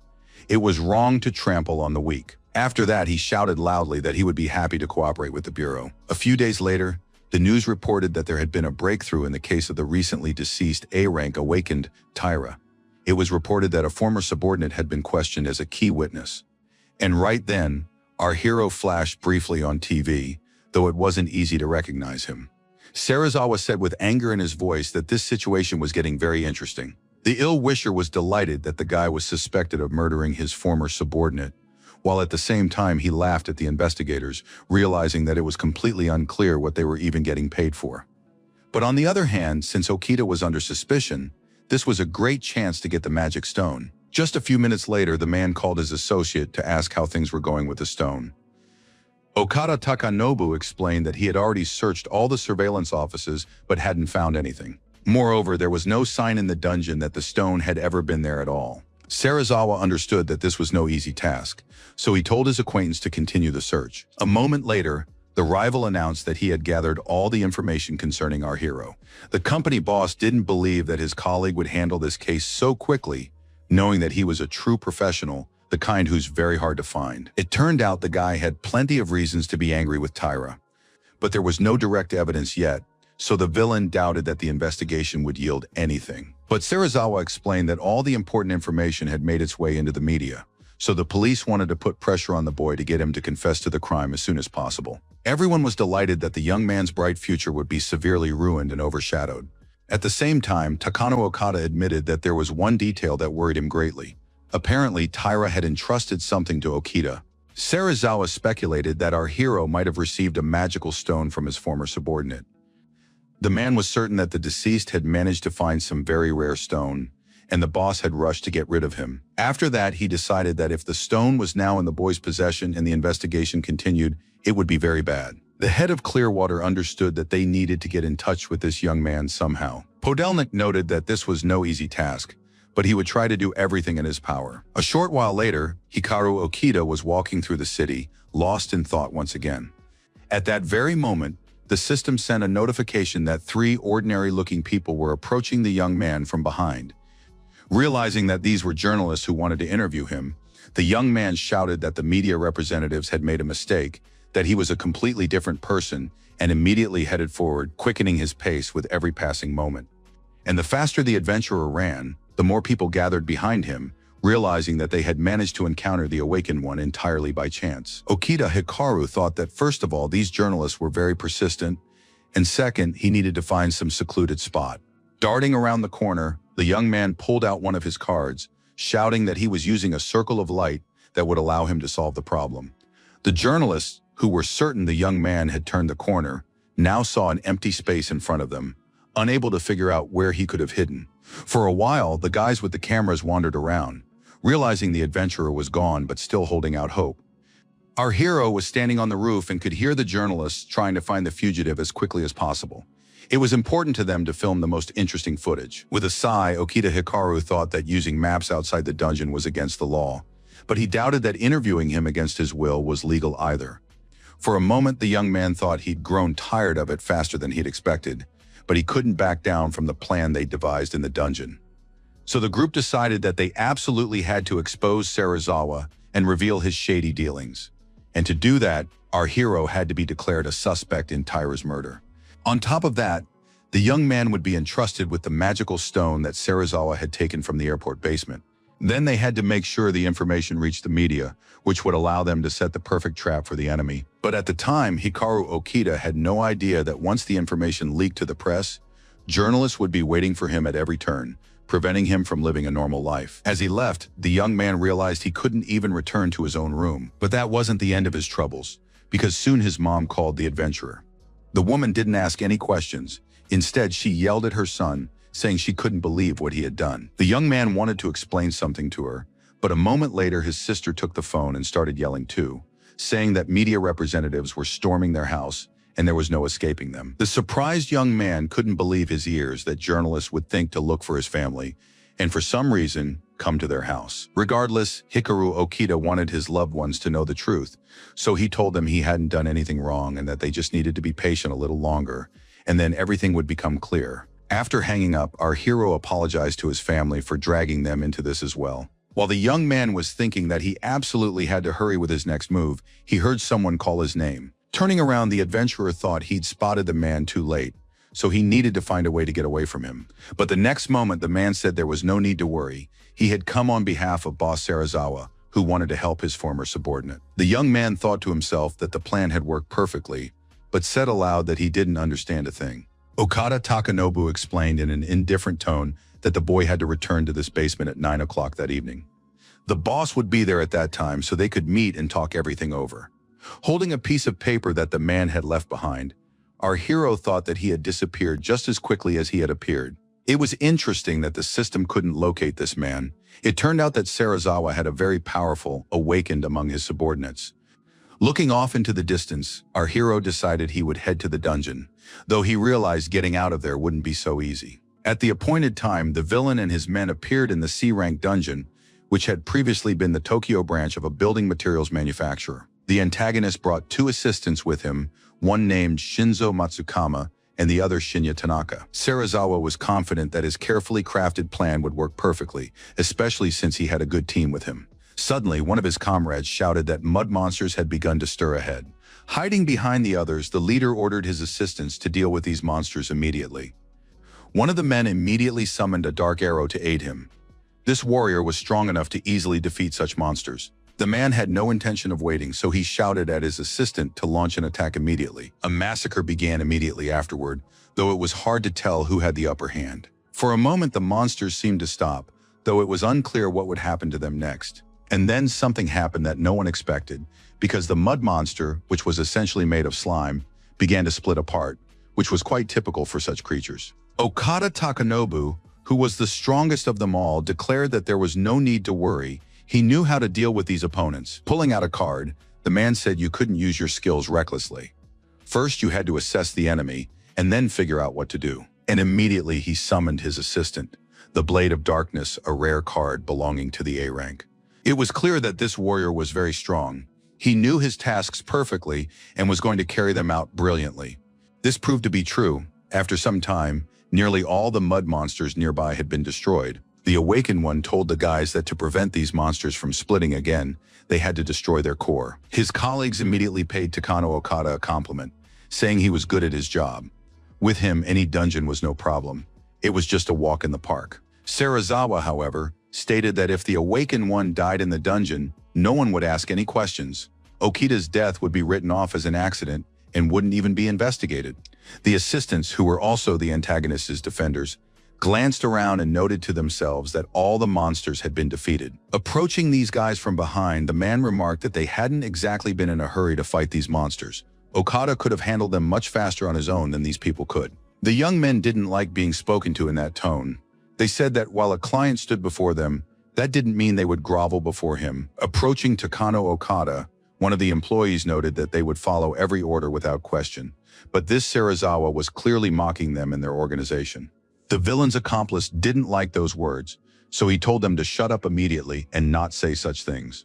Once again, Serizawa said that the barking of these puppies didn't bother him, which infuriated the employees even more. At that very moment, one of the men called in his bodyguard for help, declaring that he didn't care that the director of a well-known company was standing before him, but no one dared to laugh at them. Matsuyama shouted that they wouldn't even look for this man's body in the dungeon, though. Seeing what was happening, Takano Okada hurried to calm his acquaintance down and said he shouldn't get so worked up. The villain stared intently at his opponent, remarking that he didn't understand who the man thought he was. After that, he picked up the golden card that he had apparently stolen from the dungeon. Serizawa was about to take advantage of the distraction provided by the giant with the key, who was scattering all the cards around. At that very moment, his opponent was left without a card, not understanding where it had gone, nor where the director had acquired this skill. As for the antagonist, he glared at the man standing opposite him as if he were some kind of insignificant gnat. This man's eyes gleamed. It seemed he had something very sinister in mind and would not back down from his plan under any circumstances. Takano Okada, not wanting to compete, said there was no point in wasting energy on Serizawa. No matter how many chances the men had against the rest, they wouldn't be able to compete with this man. It wasn't thanks to them that Serizawa had risen so high. His colleagues didn't want to argue, realizing that they probably really couldn't do anything about it. After that, he turned to his comrade in arms, though the latter replied that he had no intention of wasting time on those boys anyway. And folding his arms, he continued, saying that now all that remained was to hope that Okita wouldn't be afraid and would still be able to go that far. At that very moment, our hero entered the dungeon, taking his time and looking around carefully. Glancing off to the side, the young man saw a notice stating that there were special monsters in this area. However, while others might have been disheartened by this fact, the young man, on the contrary, said he was glad the monsters had appeared. Now he could clearly understand who he was up against. Taking the map in his hands, the young man immediately began to use his skills, wanting to finish off these opponents as quickly as possible. This time, the young man summoned a wolf to his aid, which tore his enemies apart with its sharp fangs. At that very moment, Okita Hikaru ordered his assistant to deal with the monsters immediately so they could move on. The wolf didn't wait for anyone. He immediately lunged at the opponent standing before him. However, the result was not what the adventurer had expected, since the same thing happened to this monster as had happened a few minutes earlier when Serizawa and his men were fighting them. The young man had never seen anything like this before, so he exclaimed in surprise that somehow the defeated monster had managed to split in two. He immediately decided that, as expected, they wouldn't be able to defeat it with a D-rank card alone. They would have to come up with something else. Okita Hikaru could see that danger was already very close, so he tried to hide somewhere to think about what to do next. At one point, rocks began raining down all around them. It seemed the young man didn't have the situation under control. However, suddenly the wolf pounced on the monster again, grabbing it by the very core. The young man hoped that at least this time he would manage to do what he had planned, and so he watched his opponent closely. But this trick failed as well, so the young man thought to himself that this was pointless. The tactic wasn't working.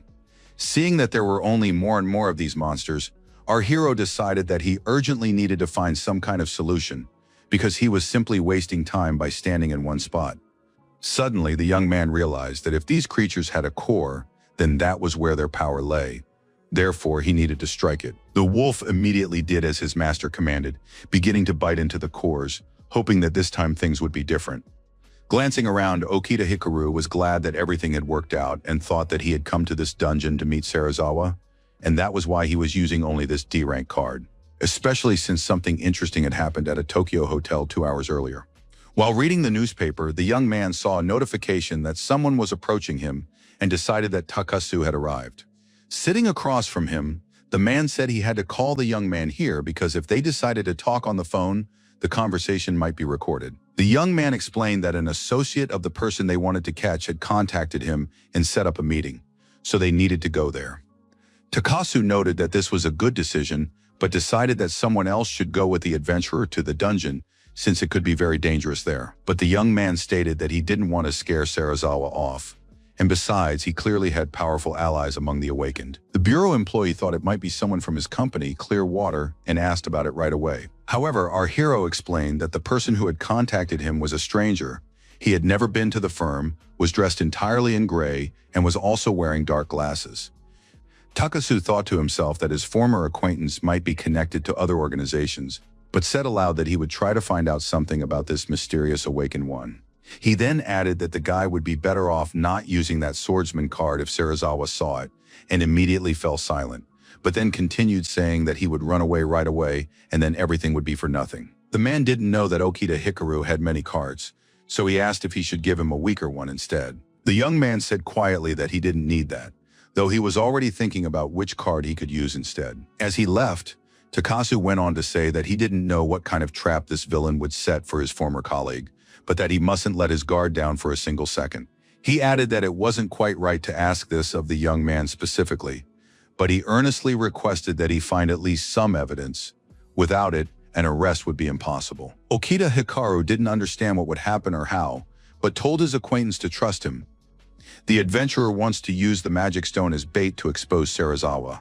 The fact that he wanted to meet in the dungeon indicates that he's being cautious. This man must not realize that his opponent holds strong cards. So to start with, it's best to use weak cards. And while the young man was thinking, he noticed that he had managed to clear the area completely. Standing with his back turned, the boy sensed a small group of people approaching him and immediately realized who it might be. Folding his arms, Serizawa said that for an F rank, the boy had done a very good job. But the strange thing was that with every passing minute, our hero felt an increasing influence, as if there were someone in this place who was much stronger than the rest. At that very moment, A bright light flashed before the boy's eyes, and the system sent a notification that he had acquired a new ability. The host could now see higher ranks. Looking at the director of clean water, Okita Hikaru decided that this was a wonderful improvement, one that was very important to him. And while information about the man had been hidden before, it was now clear that he was S rank, and his rare card dispersion was the very card Takasu had mentioned. With a sense of sadness, the young man realized that everything was exactly as he had suspected. The saddest part was that this man had betrayed all his friends, some of whom had died, and all of it was just for the sake of that card. For a while, the boy stood there and simply watched these people, not intending to act first. But suddenly Serizawa declared that the boy didn't need to be so afraid. Next to him were ordinary awakened ones whom he had hired. Suddenly, the young man shifted his gaze to the man in gray whom he had seen earlier in the alley.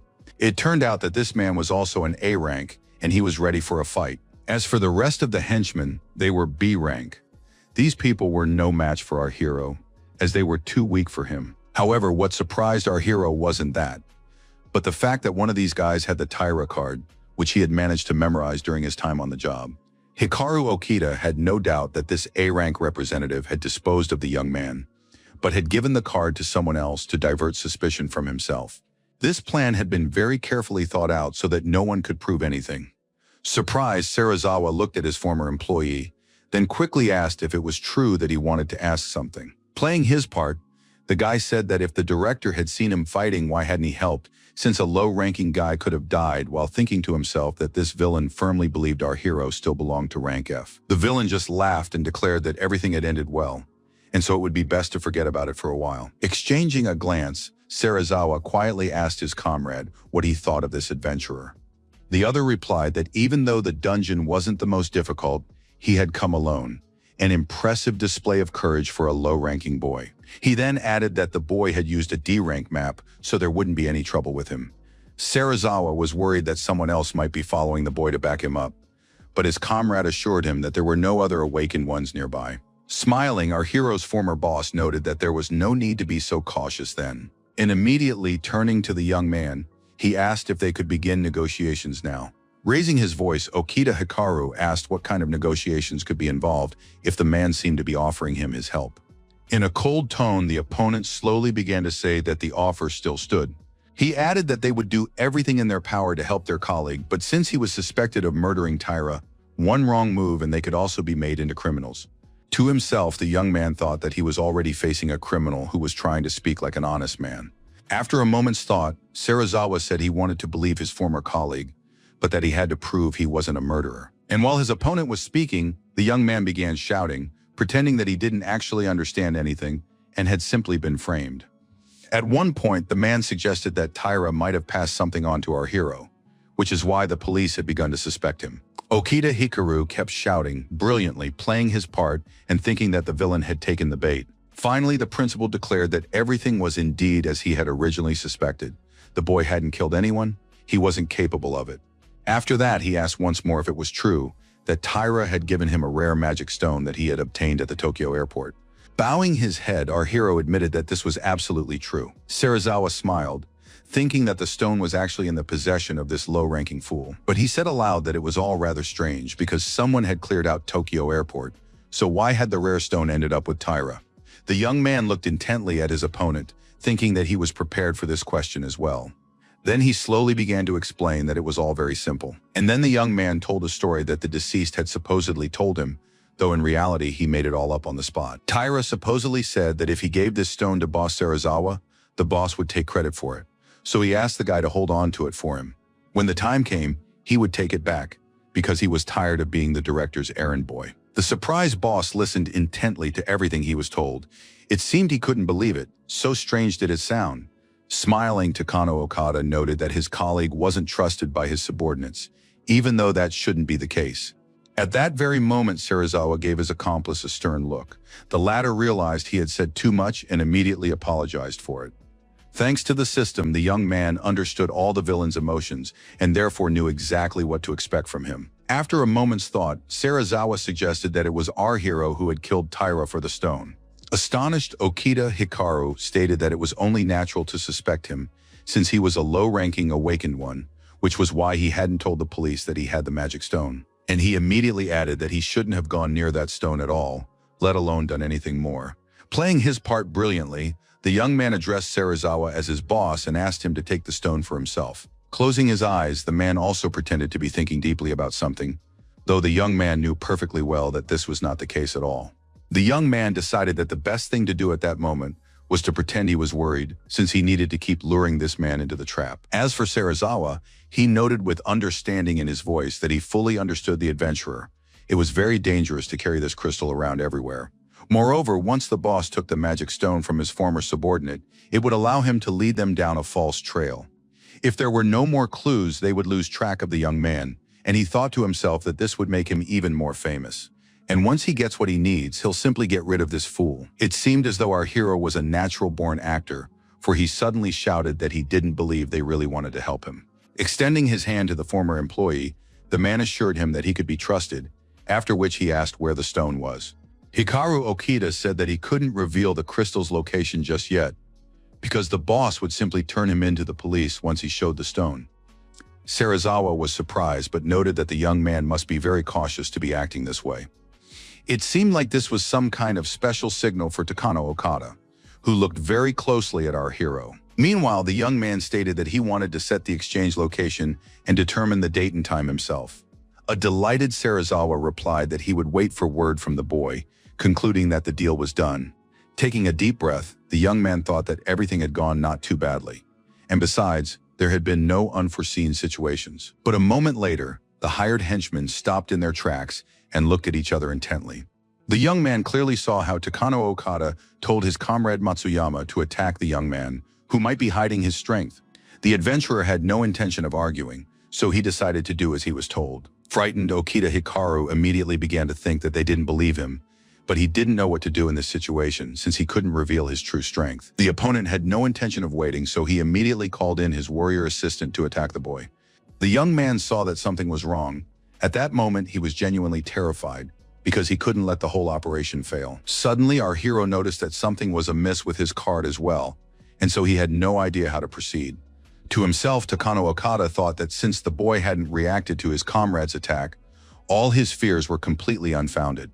Realizing that the enemy had let his guard down, our hero relaxed, but decided he needed to take one more step. Falling to his knees, the young man asked what they were going to do, since they had previously said they were ready to help him. As he walked away, Serizawa explained that he had simply decided to check that the adventurer wasn't hostile, and so it was best to forget about it, since the deal would go through anyway. But until the young man handed over the stone, they would keep an eye on him, so he shouldn't try to do anything strange. A few minutes later, the men headed for the exit of the dungeon, having finished all their business. The young man was angry, of course. It seemed like everything had gone according to plan. But there was one catch: Takano, whom it would be nearly impossible to deceive. It was crucial that he not find out about Takasu and the others. The dungeon was deep, so it took the group quite a while to get out of it. Suddenly, Serizawa's comrade turned to him, wanting to ask something. The man said that if Okita had that stone in his possession, wouldn't it have been better to destroy it right there on the spot? With anger in his voice, the director declared that it was immediately obvious he was dealing with a former criminal. For the boy, this stone is a trump card. He has surely prepared for the possibility that he might not return here, and the stone is definitely in the hands of third parties. First, we need to get what we need, and then we can deal with this young man. Otherwise, there's no point at all. Suddenly, Takano Okada told Serizawa to stop giving his subordinates dirty looks. He then turned to his men and explained that the most important thing for them was to obtain the rare magic stone. Until they saw it, they must avoid violence. The awakened ones said they understood everything already, and therefore they weren't going to do anything on their own initiative. After that, the two men walked away while the rest remained standing there for a while longer. They said that this Serizawa was either being overly cautious or didn't seem to think about the consequences at all, and that was extremely annoying. And then there was that water spear he'd gotten from Taira. He couldn't show that card in front of Okita, so he was really nervous about that too. And then he immediately shouted that he'd had enough of this charade, though his colleague didn't understand what he was planning to do. A moment later, Matsuyama shouted that he planned to go deeper into the dungeon to let off some steam and kill a monster or two. His partner didn't like this idea, so he warned his comrade to be as careful as possible. Glancing at his friend over his shoulder, the young man smiled, though he said nothing. A short while later, Okita Hikaru was walking through the Tokyo government building, thinking about the fact that there was a secret passage here leading to the surveillance room for the awakened. That's where informants, potential victims, or suspects whose guilt hasn't yet been proven are usually hidden. Thanks to Takasu, our hero was supposed to be assigned a room there. Upon seeing a familiar face, the man shouted as loud as he could. It seemed he hadn't expected to see our hero. Takasu was worried that the young man might be followed, but the latter admitted that he had been careful.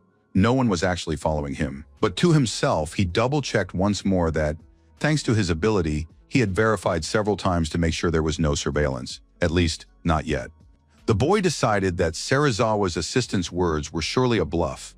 They were all convinced that back then, in the dungeon, they had been facing just an ordinary, foolish boy. At the same time, Takasu wanted to know how the meeting had gone and what to expect from it. With a hint of sadness in his voice, Okita Hikaru began by saying that their fears had been confirmed, because Serizawa actually did have an S-rank card. The bureau agent confirmed that this villain had indeed stolen a card from them many years ago and appropriated it for himself, but he was surprised not by that, but by the fact that he hadn't told the young man the name of the card, which the young man himself had just mentioned. As for the young man, he continued his story, noting that his former director had surely killed Yuriko's younger brother. Thinking it over, Takasu concluded that this information was too scant to arrest the villain. Something more substantial was needed.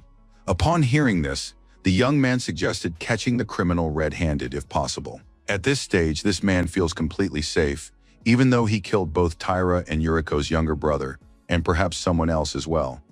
Serizawa surely believes that no one suspects him of being responsible for these deaths.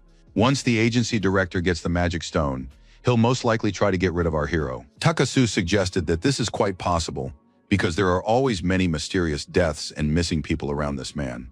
Although despite this, they had never been able to catch the criminal before. However, if they were nearby when he attacked the adventurer, and he fell silent there, Kiko Iwasa immediately asked if that was wise. Our hero immediately shouted that there was no need to worry about him, but first they had to choose which dungeon to set up the meeting in. Takasu trusted the young man in this matter, and so he said that the young man could choose whichever one seemed most suitable to him. And he immediately added that he was interested in the identities of the awakened ones Serizawa had hired, because they weren't ordinary people. The boss thought there was only one assistant, but the young man explained that one was the main one, and the other two were backup just in case. After that, Okita Hikaru named the people who were in the dungeon. Suddenly, the guy cleared his throat as if he had seen something very strange, and that was indeed the case, as Takasu immediately pointed out several people whom the adventurer was supposed to recognize. Upon seeing the familiar faces, our hero immediately declared that there was no doubt that these were indeed the guards. The guy was curious about who these people were, since they had been found so easily and quickly. With a hint of fear in his voice, the bureau chief explained that all these people were awakened.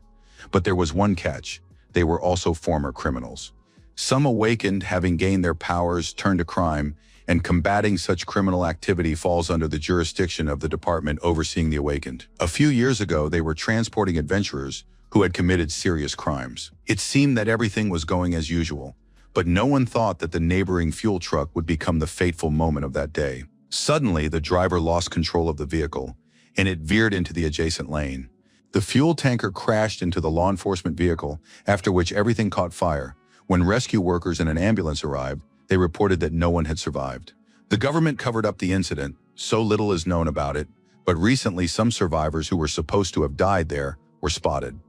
Surely someone deliberately staged that accident. Most likely they've joined forces and are now working for some organization. Things were starting to become a little clearer for our hero, but he wanted to know who these criminals were so he could understand just how dangerous they were. After that, Takasu began listing these people's crimes, though it was already clear that they were killing other awakens simply for their own purposes. Thinking it over, Okita Hikaru noted that if they were all working with Serizawa, then what on earth could be expected of them? That was exactly why the bureau chief had said that when the young man was choosing a hideout, he would have to approach the matter very carefully, and immediately added that he would accompany his new comrade. The young man stared intently ahead. He was silent, but he thought that outwitting the villain wouldn't be so easy. He would have to think everything through carefully. At that time, many of the awakened were in clear water, listening to the news that there had been some developments in the Taira case. Kenji Nogeti, who was passing by, heard his colleagues discussing the case very animatedly. But the young man himself did not join in the discussion because he had noticed two people who had caught his interest. On the other hand, everyone knew that this man had bullied our hero, and so the young man was surely angry about what had happened and might do anything. But what angered the awakened one was not so much that as the realization that the boy might, sooner or later, come to him to take revenge for everything that had been done. Suddenly, the young man screamed even louder, because Reizo Hisayama approached him, looking rather pale. The frightened girl said that everyone understood that Taira hadn't committed suicide for no reason. Someone had definitely killed him for what he'd done. If Okita Hikaru hasn't been arrested yet, he might target the rest of his tormentors as well, which makes perfect sense. As they ran away, the adventurers shouted that they absolutely needed a vacation to get away somewhere far away. Hearing that his colleague wanted to do the same thing as the guy, he ordered her not to run after him because he wanted to stay as far away from her as possible. At the same time, Miho was tapping away at the keyboard with a single finger, which didn't look much like work. The brunette, who had approached from behind, saw what was happening but didn't know how to react to it. Bowing her head, the beauty thought she understood everything perfectly. First Nakamura had left, and now there was this whole business with Taira. What's more, their former colleague was being treated like a criminal, but it was still too early to say for sure. Besides that, something interesting had recently happened to Serizawa as well. The day before, Yuriko was surprised to learn that the director of the company where she works actually has the very map they were talking about. Takasu asked an acquaintance to find out what this villain is planning. It's very important because they want to arrest him at the meeting in the basement. The beauty understood that this was important, so she assured him that she would do everything in her power. Upon entering her boss's office, the employee noted that she would leave the documents on the desk. And then, as if in passing, she asked if at least something good had happened. Smiling, the man asked her in return if it was really that obvious from his face, and then went on to say that he would soon get what he had long wanted and planned for. Serizawa said that this would surely make the employee happy too, even though she didn't understand what he was talking about. But the boss just kept laughing, explaining that he couldn't say yet, but soon the girl would see for herself. Watching Serizawa's back, the employee thought that the adventurers on his team had died, yet he was acting as if nothing had happened at all. After a while, our hero descended into the dungeon where the meeting with the criminal was to take place. To keep the criminal from suspecting anything, they chose an ordinary, low-level dungeon. And to avoid being spotted by anyone, the young man had to disguise himself. A moment later, Okita Hikaru shouted to someone that monsters were approaching, so they needed to be ready. And indeed, a hairy spider, classified as D rank, appeared before the group. The girl shouted that she would take care of the monsters in front of her, while the rest should cover the flanks. At that very moment, the bureau employee summoned her warrior to assist her. Suddenly, a bright beam of light began to destroy these beasts, doing so very quickly and methodically. The effect was incredible, though it didn't surprise the guy, since he'd had to fight even tougher creatures before. Kiko Iwasawa was in charge, and so she reported that some of the spiders had begun to retreat rapidly deeper into the dungeon. The other adventurers explained that there were no monsters left near them. They had all been destroyed, so there was nothing to fear. The young man wanted to compliment the girl, so he noted that she and her friends acted like a real team and used their maps very skillfully. But remembering what our hero had done, the beauty declared that their maps were no match for his. The others present understood this as well, but decided not to interfere in the conversation until they were asked to do so. Encouraged, Kiko Iwas wanted to know how the guy had obtained this card, and whether it was true that it was S rank. The young man wanted to explain something, but a moment later, the system sent a notification that a battle between the awakened was taking place further down in the dungeon, which was very strange. Seeing that Hikaru Okita was running off somewhere, the girl got scared and asked what was going on, and he, hiding from view, noted that they needed to hurry. Several awakened actually lay unconscious on the ground, their cards beside them. At the same time, one of the adversaries had summoned his warrior to do terrible things. He attacked the poor souls, who begged him not to, since they didn't understand what was wrong. Smiling, the villain declared that there was nothing more wonderful than hearing the cries of those waking up in the morning. The adventurer who was sitting on the ground begged the villain to stop, pointing out that they hadn't done anything wrong and therefore shouldn't be attacked. It was unfair. But the enemy kept laughing, shouting that he just wanted to kill the adventurers who had come into this dungeon. Realizing that something bad was about to happen, our hero acted just in time. He grabbed the guy and carried him away. The villain yelled at the top of his lungs that he didn't want anyone to interfere because he hadn't come to this place for that. Setting the poor guy down on the ground, Okita Hikaru asked if he was okay and heard that he was scared but unharmed. And while the criminal was asking the young man who he was, he immediately realized that it was Tanaka, the one who had been with Serizawa back then. Hiding behind his hood, Our hero thought that this man must not recognize him, or the whole plan would fail. Suddenly, Tanaka shouted that it didn't matter to him at all who was standing in front of him, because the same thing would happen to him as to the rest of the adventurers. Okita Hikaru realized that if he dodged the blow, it would land on those unfortunate souls lying unconscious behind him. But at that very moment, a woman's voice shouted for the attacker to stop because they would be his opponents. The guy quickly turned his head. He was surprised to see Kiko Iwasawa and her people there. In an icy tone, the beauty stated that Tanaka was a criminal sentenced to death, but he had staged an accident and subsequently escaped. Showing her ID, the girl said they were inspectors from the Awakened Oversight, and therefore under Article of the 3rd Oversight Law, which states that attacking other adventurers is illegal, as well as for escape and attempted murder. All of this would result in at least an arrest. The villain was furious, shouting that he had never liked the supervisors, and that this time they had also decided to get in his way. After that, he summoned his assistant, intending to deal a crushing blow to the uninvited guests. Kiko Iwazu realized that she needed to take urgent action, so she called on her own assistant to give Tanaka a fitting rebuff. Suddenly, the girl was astonished. She realized that the enemy had raised a wall of water to repel her attack. Our hero recognized this as Tyra's card. He had seen it used hundreds of times, but he was horrified to realize that this adversary wielded the water spear far more skillfully and with greater finesse, making him far more powerful in this attack. Tanaka shouted again that all opponents had the same habit.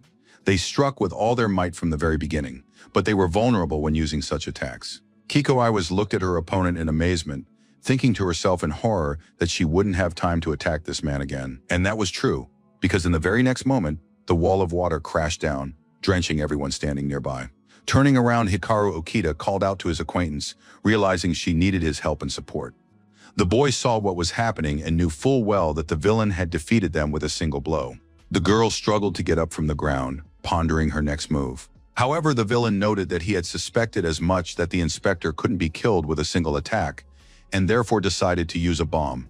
Pulling the pin, the villain tried to throw the explosive device as far as possible so that everyone lying on the ground would be hurt. The system immediately alerted our hero that a military string bomb had been activated, and the young man was already shouting at his friends to get away from where they were as quickly as possible. It seemed like it would all be over in a moment, but instead, the girl didn't realize what was happening around her. Looking at the unfortunate victims, Tanaka remarked that everyone gathered there was now like insects caught in a spider's web, and considering who lurked in the dungeon, the spectacle to come would be quite entertaining. The inspectors tried to escape the trap, but they said that these weren't threads but actual rods that had pierced their skin, and so there was nothing they could do. And again, the villain said in an icy tone that it was all in vain because he had used a military-grade polymer. It was impossible to escape from it without injuring oneself. Suddenly, the villain turned his attention to the guy standing off to the side. Okita Hikaru remained silent but watched Tanaka intently, realizing that they had to act. There was no point in just watching anymore.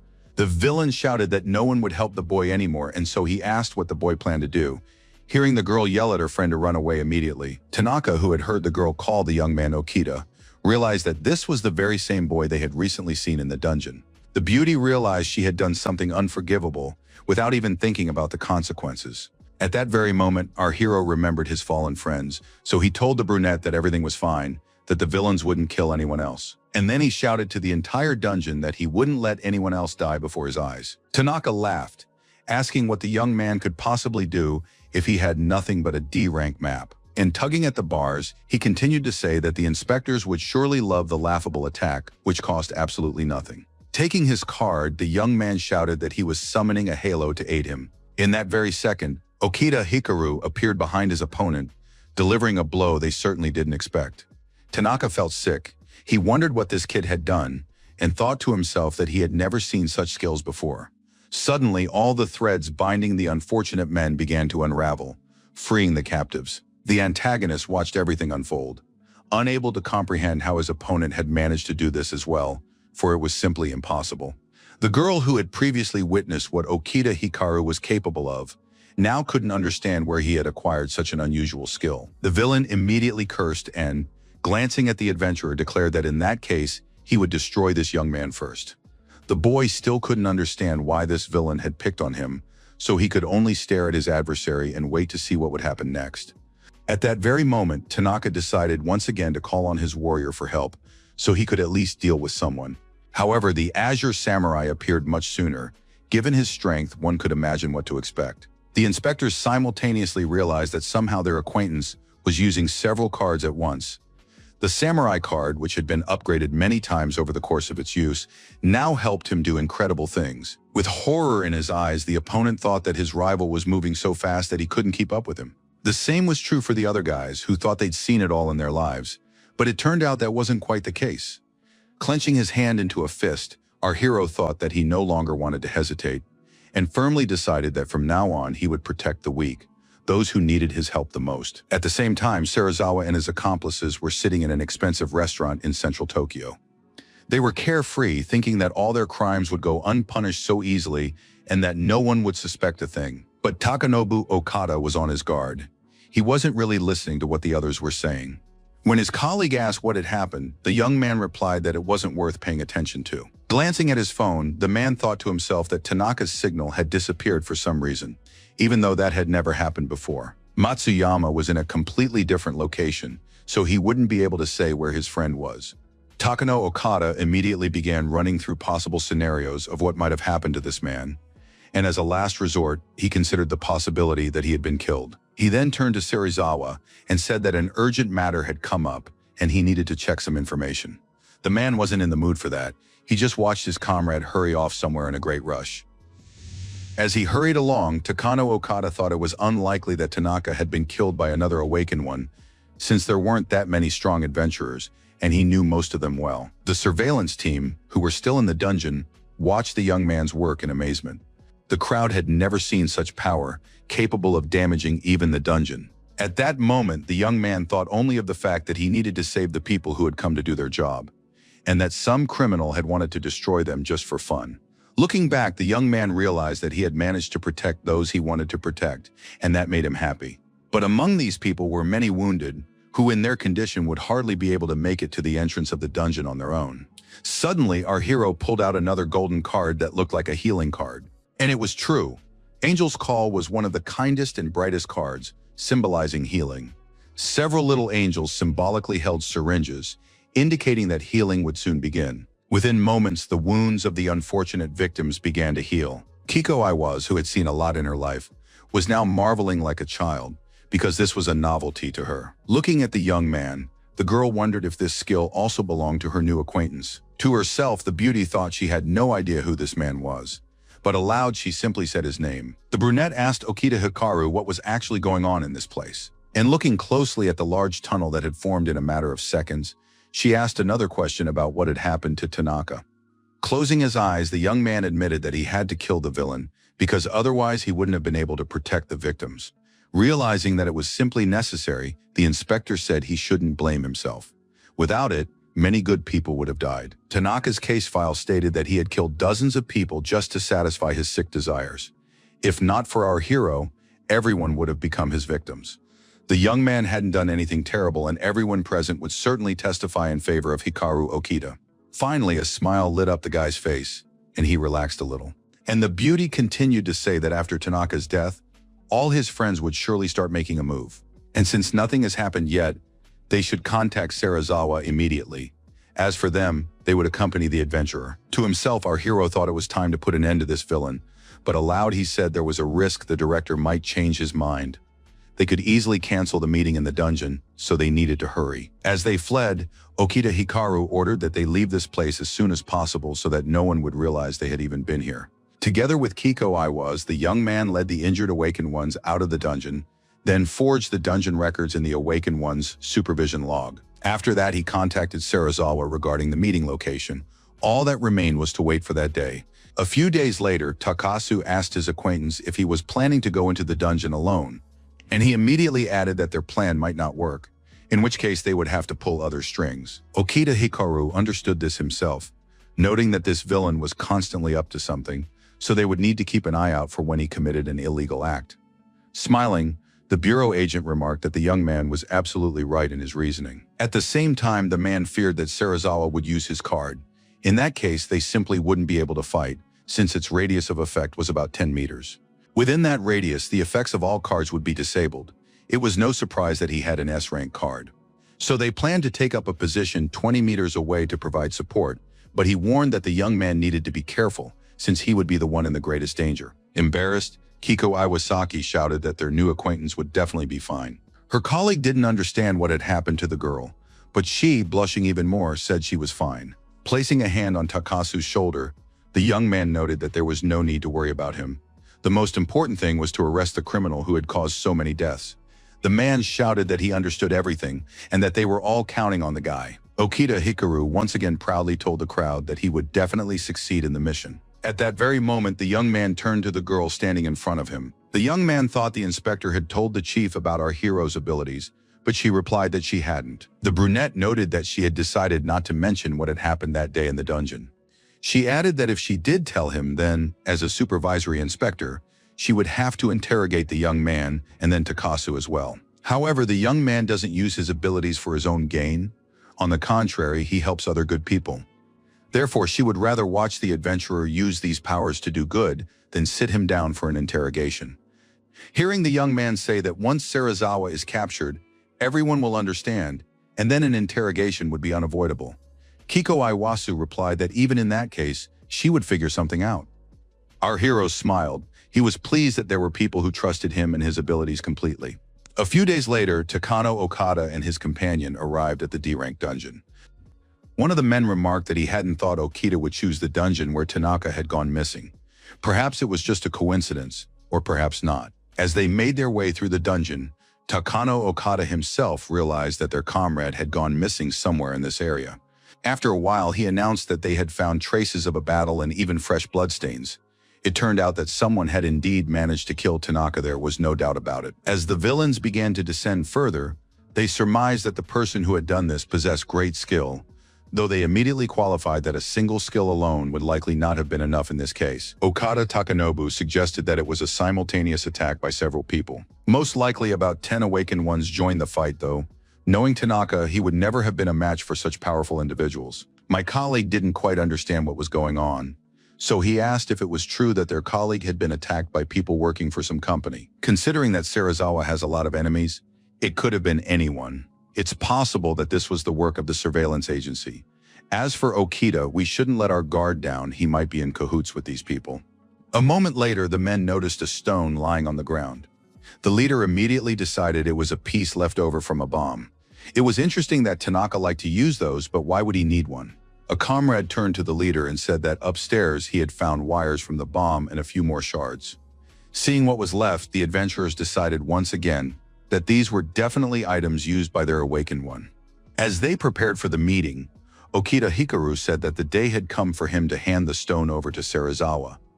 It would be the young man who would negotiate with the director, while as for Takasu, he and his men would split into 3 groups and block the exit from the basement. After descending into the basement, the leader of the entire operation began contacting the others to check if the walkie-talkies were working. The team members could all hear clearly, so they reported that they had taken their positions and would proceed as agreed. Another group also reported that everything was fine and that they were awaiting further orders. Takasu reported that they had blocked all exits. Now they had to wait for Okita and Serizawa to arrive. A short while later, the director and his men were already moving down the street, hurrying to the meeting. Kiko Iwas immediately relayed the information to the boss that these villains were about to enter the basement. Upon hearing what was happening, the leader ordered everyone to stay at their posts and simply wait, while thinking to himself once again that our hero was in for a tough time. A short while later, the young man was already standing in the dungeon, looking at Serizawa, who was standing opposite him. The man smiled and looked intently at the adventurer, thinking that it had been easy to deceive this boy. As for our hero, he was merely pondering the fact that there were more guards this time.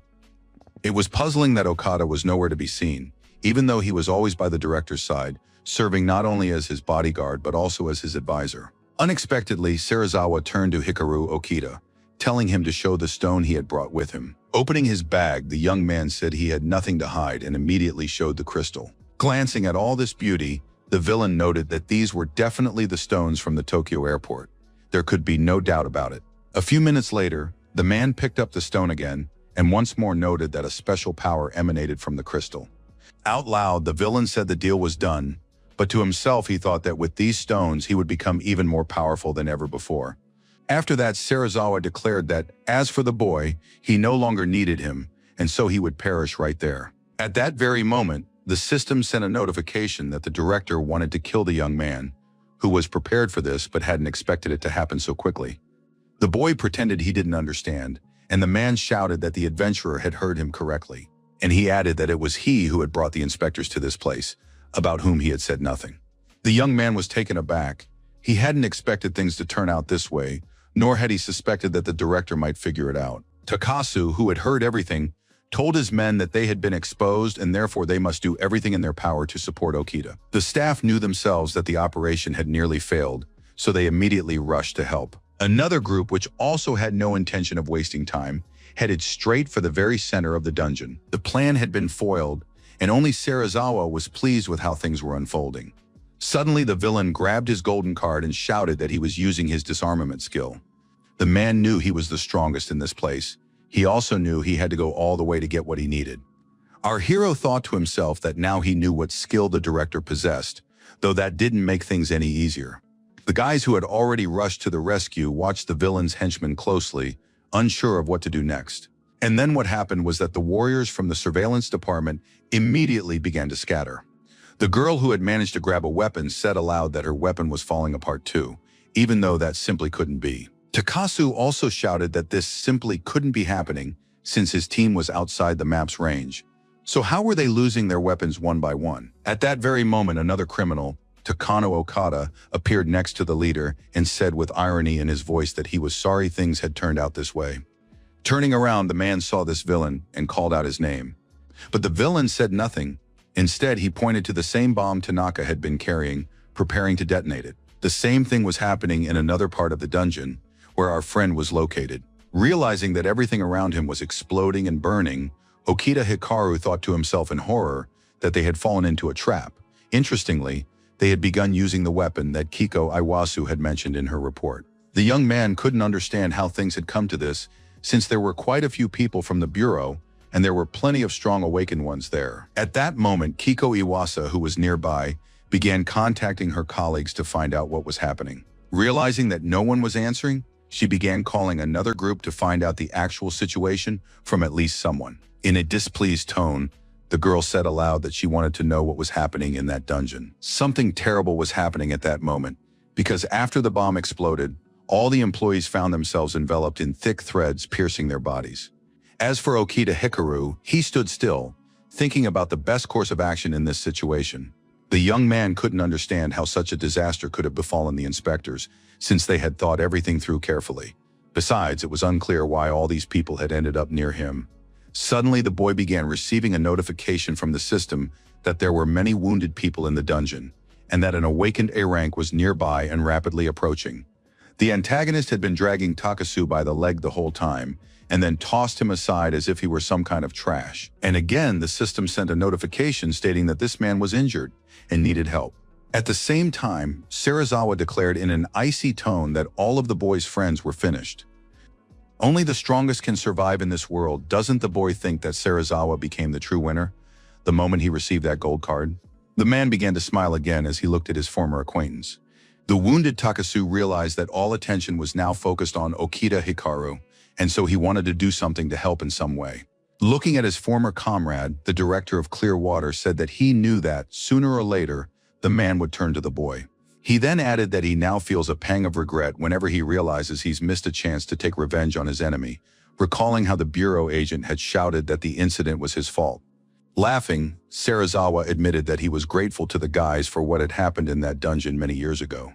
Back then, two students had found a wonderful, magical map for their friend. At the time, the friends were certain that it was their shared map, one they would all use together. Serizawa laughed even louder, stating that in the end, the map had served only him, which he couldn't help but be pleased about. True, he had to kill a few people. With that explosion, he had destroyed several people back then to take the map for himself. And so that all of this wouldn't be in vain, the director planned to climb to the very top. It would be something like a memorial service. By making this precious sacrifice, he would ascend to the pinnacle of this world, and thus it would be the greatest story of all. While our hero was thinking that this man had absolutely no sense of tact or justice, Takasu asked how many people the director had killed. Laughing, the man said he didn't know himself because he was quite forgetful. Jumping up from his seat, Takasu grabbed his blade and headed toward where his former friend was standing. Serizawa understood what the bureau agent wanted, so he raised his card again, activating his skill to disarm his opponent. The young man didn't expect his knife to start crumbling into tiny pieces. Hikaru Okita wanted to help in some way, but the system notified him that an awakened A rank was rapidly approaching them. It was Kiko Iwas who, holding a pistol in her hands, was about to shoot the villain to save the guys. Serizawa was definitely not prepared for this, especially since the girl was quite far away from him. Takano Okada, who had rushed forward, announced that it turned out someone else was hiding in this dungeon, and immediately called in his assistant to deal serious damage to the beauty who had appeared at the wrong time. The bureau employee immediately fell to the ground, realizing she had been wounded and consequently could no longer do anything. Our hero was already running toward his acquaintance to see what condition she was in. At that moment, Takano Okada was about to leave. He said there was a possibility that someone else was still hiding in the dungeon, so he would go and check, while the others were to protect the boss. The villains immediately activated their cards to surround not only the bureau employees, but also our hero. Bowing her head, Kiko Iwas said she was very sorry that everything had turned out this way, although Takasu ordered her not to blame herself, because they had all made mistakes in this situation. Suddenly, the company director spoke up again, noting that he was sorry the inspector's plan had fallen apart, even though they had come up with a good one. However, within the radius of this ability, it doesn't matter if you're holding a knife or a gun, any weapon will break apart if he so desires. For the past 8 years, he had constantly practiced using this card. Its ability and range differed from when he first received it. If Takasu thought he could win, he had merely wasted his strength. At that moment, our hero, standing before his acquaintance, pulled out his card. The villain saw this but said he was certain that this card summoned a monster wolf. He then added that disarming someone doesn't actually affect skills that don't use weapons. Did the boy really want to test himself with his terrible skills?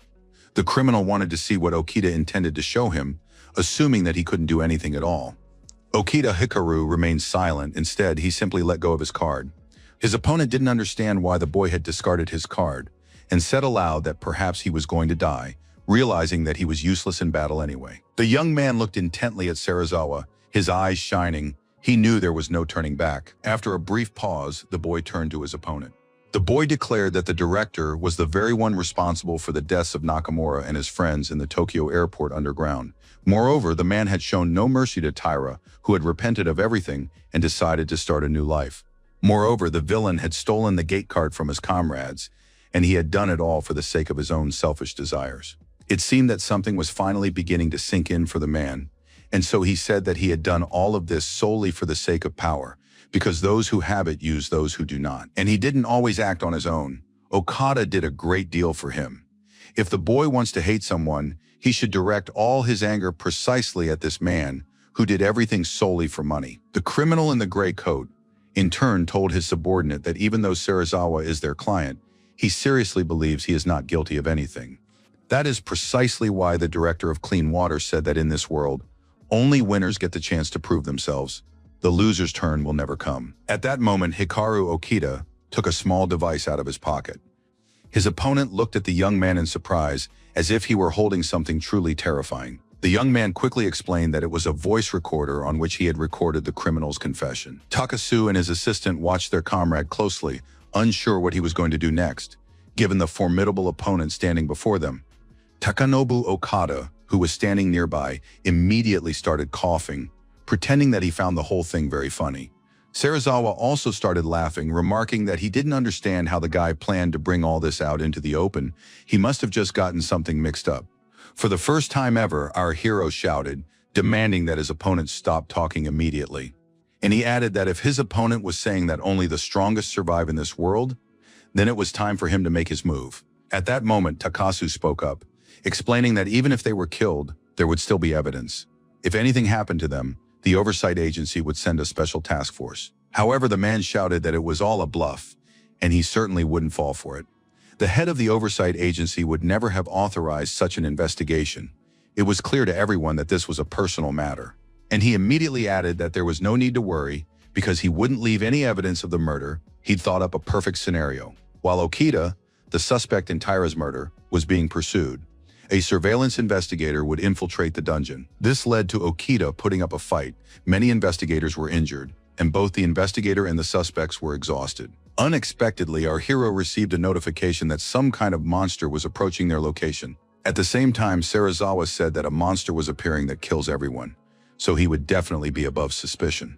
Everyone present immediately turned their heads toward the direction from which the dungeon boss was already approaching. The company director wasn't worried. He said he'd chosen the dungeon for a reason. It was the perfect meeting place, because if anyone went missing there would be no doubt that the monster was to blame and no one else. Frightened, Kiko-ai was reported that her subordinates were unable to move, and therefore they would certainly be unable to resist or fight. Our hero stood in silence, seemingly mulling over his next move. One of the enemies told Takano Oka that in this situation, it would be better to take combat medication to avoid getting hurt. Popping a pill into his mouth, the villain thought to himself that he didn't understand the boy at all. A boss was appearing in the dungeon, yet the adventurer was acting as if he were in a park, just relaxing. But the young man really didn't care much about the monster he was about to fight. Taking a card in his hand, the young man immediately summoned one of the warriors to his aid. The enemies watched in horror as the young man produced another card from somewhere. The villains were certain it was a blank card, but when they saw a samurai appear and immediately go on the attack, they couldn't believe their eyes. Covering his face with his hand, Takano Okada noted that this card emitted incredible power. Moreover, the awakened samurai managed to destroy the boss with a single blow.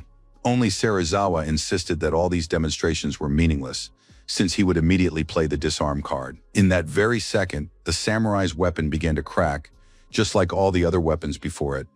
The villain laughed, holding his card in his hands, saying that all of this was useless, because thanks to his disarm card, the boy would never succeed at anything. The girl spoke to the boss in horror.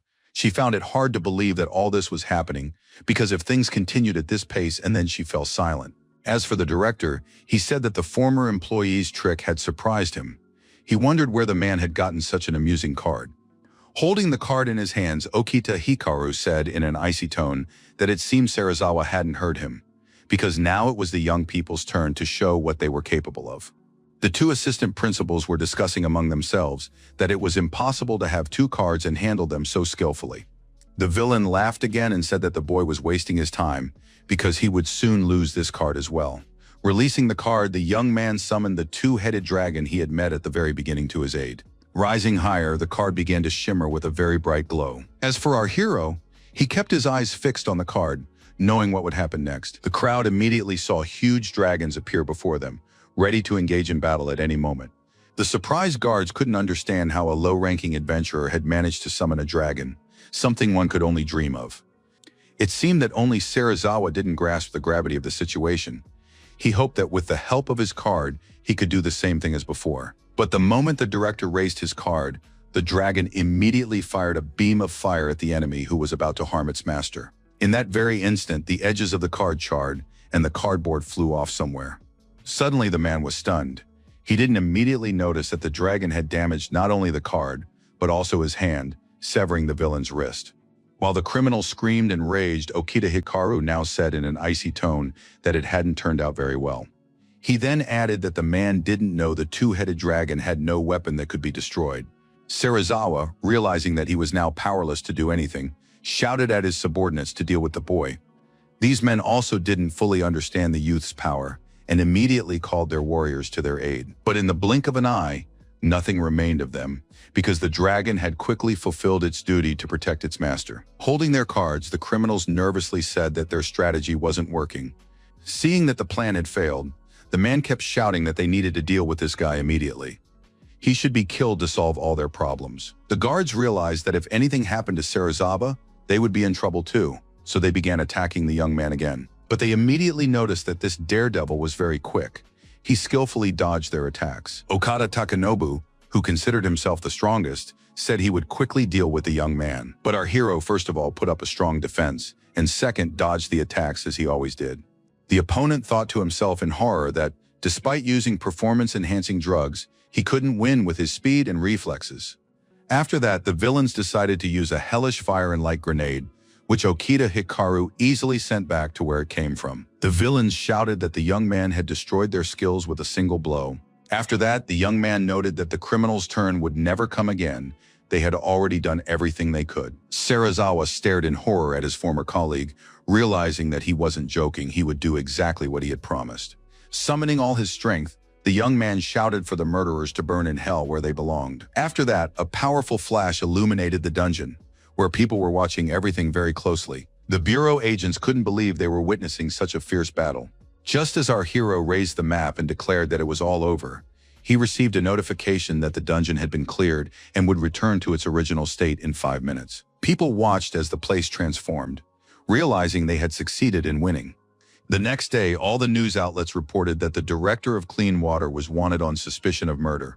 A little while later, it turned out that Serizawa had died in the dungeon, but it also came to light that he had been involved in numerous schemes alongside Kurokawa, the director of the Bureau of Awakened Oversight. Thanks to the searches, it became clear what kind of man he was and what influence he had on the political world. With Serizawa's death, all the cases he was involved in were immediately closed. A couple of days later, Takasu met with our hero and said that they had done everything to prevent too much unnecessary information from leaking to the media. Smiling, the guy replied that the most important thing was that the Bureau had kept his biggest secret. But the boss explained that they couldn't talk about it. Moreover, if anyone found out about these abilities, they would think the guys had simply gone mad, because such a thing is impossible. The most important thing was that the guy had managed to avenge all those people who had died because of that gangster. After that, Takasu spoke up again, recalling Yuriko's younger brother, and noting that he had come all this way for a place, and so he was very glad to have met Okita Hikaru, who had helped him greatly. Suddenly, the young man announced that he was thinking of resigning from his position as inspector. Sighing, our hero remarked thoughtfully that, of course, it was his new acquaintance's right to do so. And he immediately added, asking if Takasu was sure it was wise to leave someone as suspicious as him unsupervised. After all, a single young man had managed to defeat an S-rank card owner. Moreover, he had killed the dungeon boss with a single move and accomplished many other feats. Surely the Surveillance Bureau wouldn't be worried that Okita Hikaru might suddenly start using his skills for the wrong reasons or for purposes other than those intended? The guys were surprised by what the adventurer was saying, so they didn't know how to respond. Smiling, Takasu said that he was sentimental. It was no secret, and so this time he would do as our hero wished. But if the latter suddenly decided to break the law, he would be dealt with very quickly. As he left, the young man said he really hoped so. The incident caused by Serizawa had been resolved. On the other hand, the whole story involving Okada and his criminal organization remained unsolved. As long as the guy was alive, he was certain he would run into it again somewhere. Clenching his hand into a fist, Hikaru Okita knew for certain that he would never again let anyone die before his eyes. With such magnificent abilities, he would be able to protect the weak. Besides, the young man had long been bullied as a loser, and this is where his real life begins. Now the young man's journey would never end. Sometime later, Kiko Iwas wrote a report on Director Serizawa and all his crimes. This report was immediately classified as a top-secret document. The girl pointed out that the man had been involved in robberies, murders, and accepting bribes on a particularly large scale. Moreover, he had committed his first crime against his own friends. Although the suspect was dead, evidence was fully gathered and the case was referred to the prosecutor's office. A raid on the Clearwater office revealed that the villain had embezzled the company's assets for his own advancement. As a result, the government temporarily suspended the operations of the aforementioned company, and its stock plummeted by 30%. With the fall of the industry leader, other major firms began actively expanding their market influence. It is currently unknown which criminal organizations Serizawa was associated with. It is known for certain that Tanaka is dead, but the status of Matsuyama and Okada remains unknown at this time. There is a suspicion that a large organization of former awakened prisoners is involved, which may still include many unknown individuals. After that, the report began to discuss our hero, who had relatives but was living alone at the time the report was written. The boy's father was killed by a monster from the dungeon, leaving the boy in a difficult financial situation from early childhood. Determined, the young man took the awakened ability test. Despite scoring low, he became a certified awakened. For a while, no company wanted to hire the young man, so he had to work several part-time jobs. But luck finally smiled on our hero, and he unexpectedly received an offer from Clearwater. Holding the report in her hands, Kiko Iwasawa told her boss that it was precisely at that moment, when the elite awakened ones found themselves in a critical situation, that they needed a low-ranking awakened one. With sadness in his voice, Takasu stated that any experienced employee would have realized that something was wrong here. Picking up the papers again, the girl said she would continue with her report. Hikaru Okita had failed to achieve the desired result. The adventurer had taken part in the conquest of a certain D-rank dungeon. There he was betrayed by his colleagues, fell into a trap, becoming bait for the dungeon boss, and hovered between life and death. While fleeing from the dungeon boss, the young man discovered a mysterious place. Okita himself said that in the space he fled to, an unknown entity endowed him with unusual abilities. No one still understands what kind of space he was talking about, but there is no doubt that the young man gained the power of 1,000 cards at that time. Our hero constantly wondered how he had ended up in that strange room, but he never came close to finding the answer. Thanks to his new skills, the young man could use any card at will. Moreover, he began to anticipate other people's actions. Despite this, the young man had no desire to use all these abilities for his own benefit. Hikaru Okita simply wanted to finally be heard and respected. It was for this very reason that he decided to quit the company where no one appreciated him. The adventurer knew exactly what he would do next, and so he resolutely stepped into his new life. After that, our hero cleared dungeons in various locations one after another as a freelance awakened. In the process, Okita Hikaru further improved the accuracy and power of his cards. There are even witnesses who confirm that it was this very man who was defending the dungeons. One such person was an elderly man, the owner of several high-rise buildings in Tokyo, who said during questioning that he was worried about the young man and at the same time grateful to him for helping the weak while charging a modest fee for his work. Another Dungeon Corporation employee said that the young man was amazing. It was interesting to watch him clear the dungeons single-handedly. Despite constant harassment from his former colleagues at Clearwater, Okita easily cleared dungeons and even participated in a dungeon-clearing mission at Tokyo Airport. To achieve results in the airport dungeon, the suspect Serizawa and others deliberately planned to use low-ranking Awakened as bait for the boss, sacrificing the young man's comrades. However, when the young man used his abilities to defeat the dungeon boss, Director Clearwater's plan was ruined. At the same time, Taira, Serizawa's subordinate, was killed due to an internal dispute. Given this situation, Okita teamed up with the team from the Bureau of Awakened Oversight and managed to expose Serizawa's crimes. Single-handedly, the young man defeated a group of 6 elite Awakened ones, including an S rank. The villain had set a trap that initially ensnared everyone, but he managed to turn the tables and emerge victorious. After that, Kiko Iwaz said the report was finished. Thinking for a moment, Takasu said that if they hadn't seen the young man's abilities with their own eyes, they wouldn't have believed it was possible, and added that he had once come across a report about a certain space inside the dungeon. He immediately added that this report wouldn't be published anyway, but as for their work, they would continue to keep an eye on this adventurer. Smiling, the man noted that they would surely have a long-term relationship with this guy. The girl looked at her boss and replied that she thought so too. However, few people knew that Okita might not be as serious as people thought he was, especially after that one incident with the alarm clock, glasses, and breakfast. Our hero has a hard time waking up in the morning. First, he struggles with the alarm clock for 30 minutes. Then he spends a long time looking for his glasses, unable to figure out where he could have put them the night before. But then he caught himself thinking that he no longer wears glasses because his eyesight is the envy of everyone. The young man's routine is exactly the same as everyone else's. For breakfast, he likes to eat toast with coffee and a salad. Sometimes the guy would make himself an omelet, which didn't always turn out perfectly. The adventurer was annoyed with himself for never having managed to flip his omelet perfectly. Sitting at the table, the young man thought that if he had a skill card for flipping omelets, he would be the happiest person in the world. However, most cards, of course, possess immense magical power. That's fine, but Hikaru Okita hadn't properly learned how to use many of his cards. That is precisely why the Awakened ones so often ventured into the dungeons to practice on monsters.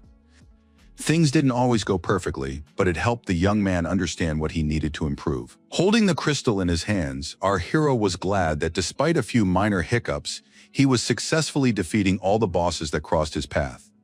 The young man understood that only through training would he be able to achieve incredible results. And that was actually true, since Hikaru Okita holds the record in many dungeons.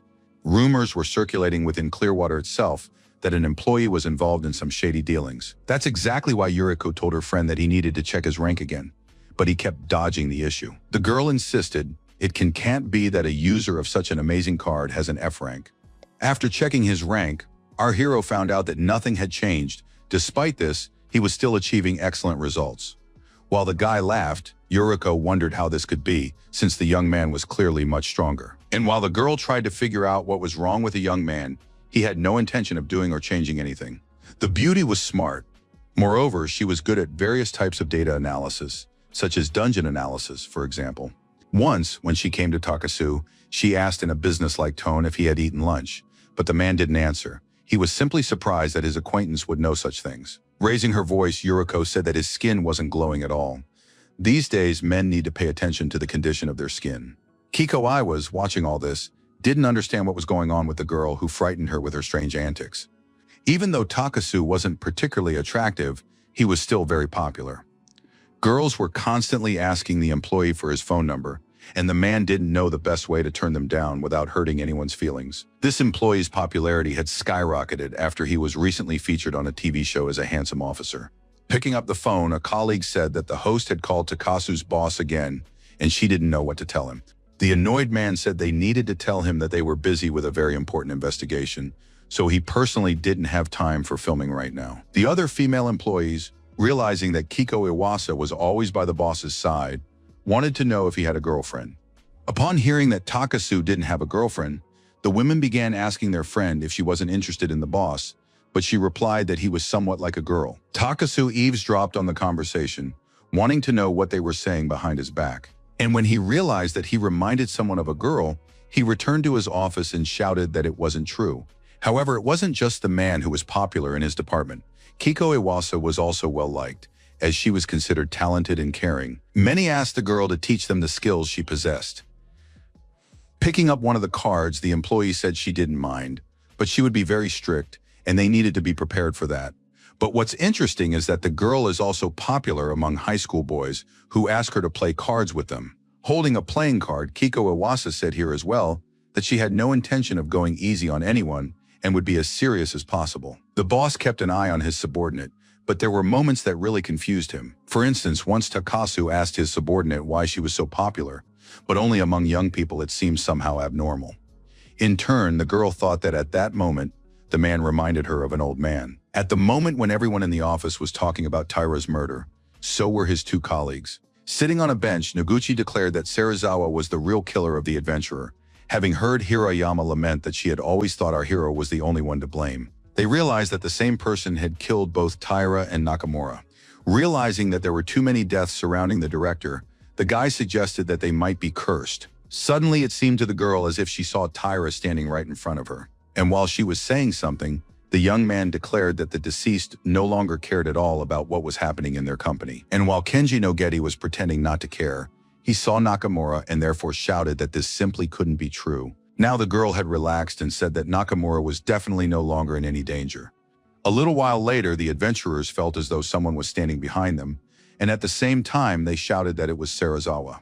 As they ran away, the company employees shouted that their former boss had surely come after them, since they had done very bad things. The girl declared that the best thing to do was to hide where there were no people at all. Only there could they be safe. Thanks to the fact that Okita can see and hear well, he understands in advance what is happening around him. But that ability is useless in everyday life when you don't know if the store has what you need. Rushing to the supermarket after work, our hero hoped he'd have time to buy some eggs so he could make his favorite omelet in the morning, but it turned out everything was already sold out. A little while later, upon arriving at the laundromat, the young man decided that it would be crowded there too. The man explained that the washing machine was broken, so he couldn't help the young man. Instead, the young man sensed a cat approaching, which was the last thing he needed. But a moment later, Okita Hikaru received a notification that someone was lost. For a split second, the young man thought it might be a small child. But suddenly he saw an old woman walking slowly somewhere. Upon meeting our hero, the old woman explained that she had come here to see her grandson but had gotten a little lost. The young man was pleased that he had helped this woman, who might have had to walk around the city for a long time. Having ended the day with a good deed, the young man decided it was time to go home and get some sleep. The plane was already coming in for a landing, so the pilot announced that the airliner would soon arrive at Tokyo Airport. The flight attendants walking down the aisle asked all passengers to fasten their seatbelts, reminding them that they would be landing very soon. One of the strangers told the girl that they would meet soon. After that, the guy looked at a photo of a blonde woman on his phone. At the same time, the passenger sitting next to him asked the man if it was true that she was his girlfriend, and received an affirmative answer. After a while, the man explained that while he and his wife had been abroad, a new terminal had opened at the airport, and now they were finally flying home to see their daughter. He then asked his neighbor why he was going to Tokyo, wondering if it might be work-related. The young man explained that he hadn't been home in a long time and had a lot to do. A short while later, they were in the airport terminal. saying goodbye as they went their separate ways. The stranger with blue hair thought he had a lot of catching up to do. Meanwhile, our hero, sitting in one of the dungeons, reflected on the fact that not much had changed for him after defeating Serizawa. He still went on dungeon runs just as before.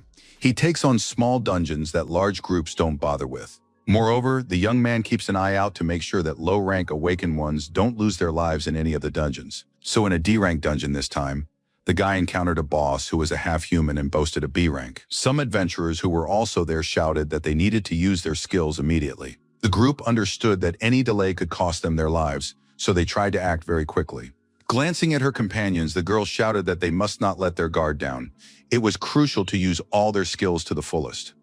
The awakened immediately gathered close to one another and began using everything they knew. Hikaru Okita, who was nearby, knew that a group consisting of C and D rankers was fighting in this area. They were well-trained and worked excellently as a team. They could defeat this dungeon's boss, but suddenly the boy received a notification that a sudden decrease in magical power had been detected. At that very moment, something began to go wrong with the group. They tried to solve their problems somehow, but nothing worked. What was interesting was that during the battle, one of the adventurers' ranks had somehow decreased. The others watched as, one by one, the awakened fell to the ground unconscious, though the reason remained unknown. Our hero, who had seen a lot, was now trying to figure out why the young men's ranks were decreasing. And again, the system sent a notification that the boss was using his skill. This was dangerous because the strangers were weakened, many unconscious, and consequently, the rest could perish. The boss had no intention of stopping. His entire demeanor made it clear that he would defend his position to the very end. For a while, the young man stared intently at this monster, pondering what to do next. But then he summoned his Azure Samurai, realizing that this was the way to defeat the monster and to do it very quickly. The card's power was at its peak, so the young man knew for certain that the battle would end soon. After a while, the boss turned into a block of ice that could be destroyed without much trouble. When it was all over, Hikaru Okita asked the guys if any of them had been hurt. One of the leaders said they were all fine, but they were curious to know who their savior was. The guy explained that there was no need to worry because he was a free awakened one. But what was more important now was what had happened to the other adventurers. It seemed their rank had dropped unusually right in the middle of the battle. The stranger wanted to say something, but our hero beat him to it, asking if he could examine these people. Looking at the guys, Okita Hikaru decided to himself that the debuff was wearing off. But for some reason, their rank wasn't rushing to return. It was good that the adventurers were in no danger, but it was troubling that some kind of anomalous element had been found in one of the guys' bodies. A moment later, the young man discovered a pill in the adventurer's pocket. Holding the pill in his hands, our hero thought that there was some strange magical power inside this man. Turning to the leader, Okita Hikaru asked what kind of medicine was in the shirt pocket.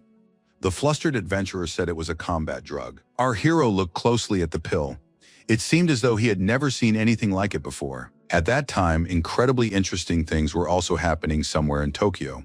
Someone asked if it was true that the next report was coming from the east. After that, they explained that because of the incident with Serizawa, they had lost one of their connections to the political world. Now they were trying to make up for lost ground. Due to the collapse of Clearwater, competition among the awakened had become noticeably fiercer. But in fact, Serizawa's death has had a positive impact on their business. The more competition there is among the awakened, the greater the demand for their products. This is a great opportunity to boost sales of their unique drug, their pills. Okada was asked to work on this, but he set a number of conditions, the most important of which concerned a guy named Okita. The strangers recognized the name. They assumed he was the awakened one from the report. The unknown man said he had read the report carefully, but it seemed to him that much of it was exaggerated, since one person couldn't possibly use several skills at once. This guy is so strong that he can somehow even influence the dungeons. Although everyone understood that this sounded completely illogical, there were no adventurers that strong. The people who didn't want to show their faces just smiled. Someone remarked that it was regrettable that even such individuals couldn't admit their mistakes. This remark was made by a member of the North American branch who did not want to give his name. With surprise in his voice, he said that he still didn't understand why they had chosen Okada. Their youth, equipped with the latest technology, would have definitely handled it better. As for the rest of the team, they were just whispering quietly so that no one would hear them. After a while, the leader pointed to two people and announced that he wanted to introduce them as the pride of the branch. The man shouted for the young men to show their new cards.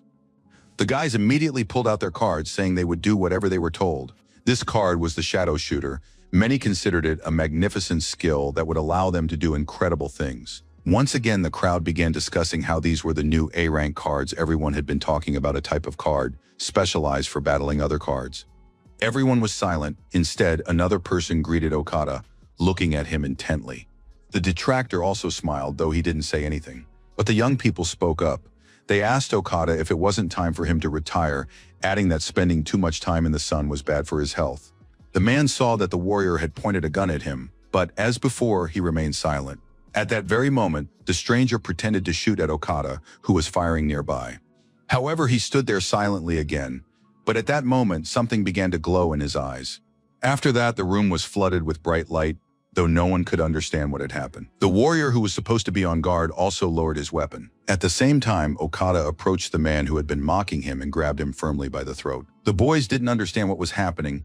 It seemed to them that no one could do what had just happened.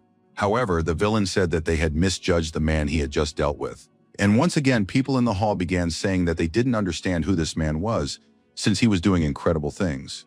Running up to one of her leaders, the girl shouted that this man absolutely had to be cured. As for the others, they praised Okada, realizing that this man had actually achieved a great deal.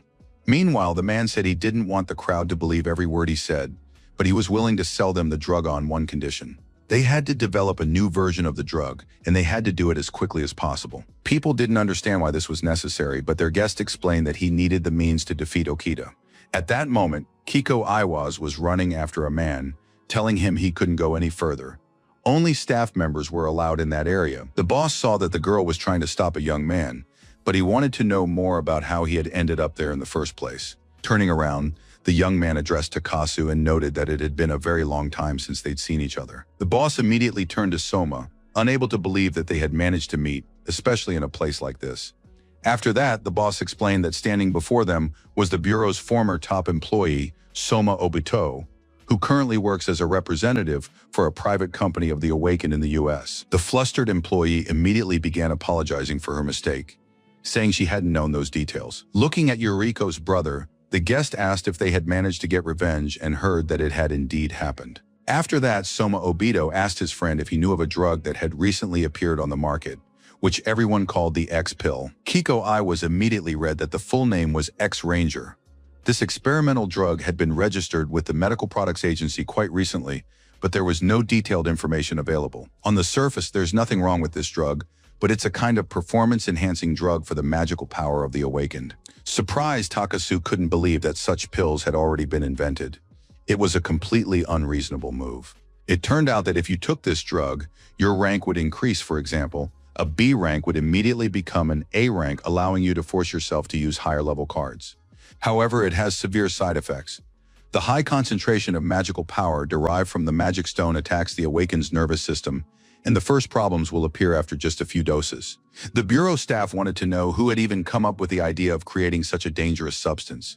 A moment later, Soma Obito explained that it was the Nathan Military Industrial Complex. It turned out that this was the largest company producing weapons for the Awakened, and now they had set their sights on Japan, and he had personally returned to prevent the spread of this dangerous drug. At the same time, while in the dungeon, our hero heard that the pill he was holding in his hands immediately increased an Awakened's rank. The team leader realized that the guy standing opposite him was hearing about this for the first time, and therefore wanted to know as much as possible. Hikaru Okita reflected on how the incident with Sarazawa had severely weakened Clearwater's influence. Major firms were in crisis, and now was the best time for low-rank Awakened ones to make a name for themselves. The guys said they'd already heard about Rank F Okita, so they decided it was time for them to take their place too. Looking at these guys, the young man realized that he was now tormented by guilt, even though, on the other hand, he hadn't done anything wrong. After sending the adventurers to the hospital, the young man pondered that he had no idea where these people could have gotten such pills, and so it was high time to turn to Takasu. Perhaps he could help in some way. A short while later, the young man was already walking down the corridor of the Bureau of Awakened Oversight. At that very moment, the system sent a notification that an A-rank Awakened one had been detected nearby, which was very strange, since Takasu was the only such adventurer in this area. Instead, standing nearby was Soma Obito, whom our hero had never met before. He hadn't even heard of him. But the real oddity was that when the man came up close, Okita Hikaru realized that he was in a rank but S rank. After a while, the boy finally found Takasu, who didn't understand why the adventurer was so worried. Finally, the young man asked his older companion who this man with long hair was, someone who had never been seen in this place before. Smiling, the man happily exclaimed that it was Soma who had just arrived. After a brief pause, the director of the Awakened Oversight Bureau explained that this was Soma Obito, with whom they had once worked together and who was also his friend. This man is a great awakened one, and back in those days he didn't get along very well with the director. He was repulsed by the power struggles within the Bureau, and so he left. Right now, this man continues to be an awakened one, but now he works for an American company. The young man wanted to know why this adventurer had come here, but to explain that, he had to tell him everything about the new pills. A moment later, the girl handed over the pills, which were in a small bag. Our hero had heard what Takasu was saying about the drug, but he didn't let him finish, saying that this combat pill was called X. Seeing the boss's surprised look, the guy explained that he had come here specifically to tell them something about these brand new pills, and he immediately added that he had helped a group in the dungeon. They had nearly died because of this drug. The guys used this drug to raise their rank and use stronger cards. Takasu immediately added that Soma had come here to prevent the spread of these pills because they were already starting to sell out quickly in Japan. The side effects of this drug will cripple many people. With the fall of clean water, competition has intensified and the situation is becoming extremely dangerous. In a concerned tone, the chief asked his friend and colleague to help him with an investigation. The young man asked only one question: whether the Oversight Bureau could handle the situation. Takasu said it was possible because the drug was developed by a major company that manufactures weapons for the Awakened the Nathan Military-Industrial Complex. The Nathan Complex is the largest weapons manufacturer, opening branches all over the world. The company's total assets exceed $1 trillion, and it supplies not only the U.S. military but also many other armies around the globe. And once again, the bureau chief explained that this company has already taken root within the government and among high-ranking officials. If Nathan finds out about them, the case will be as good as forgotten. Smiling, Okita Hikaru suggested that, just as with Sarazawa, this case could not be handled openly. The girl explained that this was indeed the case. If anyone found out about anything, they would simply be barred from acting. But as soon as they find all the necessary evidence, they'll spring into action immediately, which is why they desperately need our hero's help. With a serious tone, the young man declared that he wouldn't refuse, because he couldn't stand by and watch the weak suffer without understanding what they were doing. Takasu thanked his colleague, saying that he shared the same view. He then explained that Soma had said he would also conduct his own investigation. If Okita ran into him, he should simply mention the chief's name, and that person would come to his aid immediately. That evening, the Matsuda building was bustling with activity as people shopped and visited various establishments.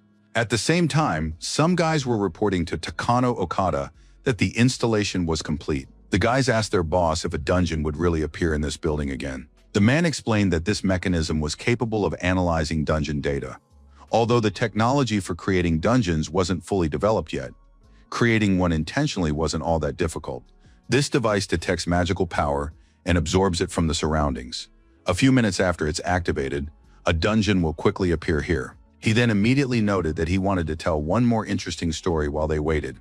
When dungeons first appeared, humanity united to overcome the challenges together. However, what is happening now is that the dungeons have simply become a source of income. Even the awakened, who were supposed to become heroes, have been consumed by heroism.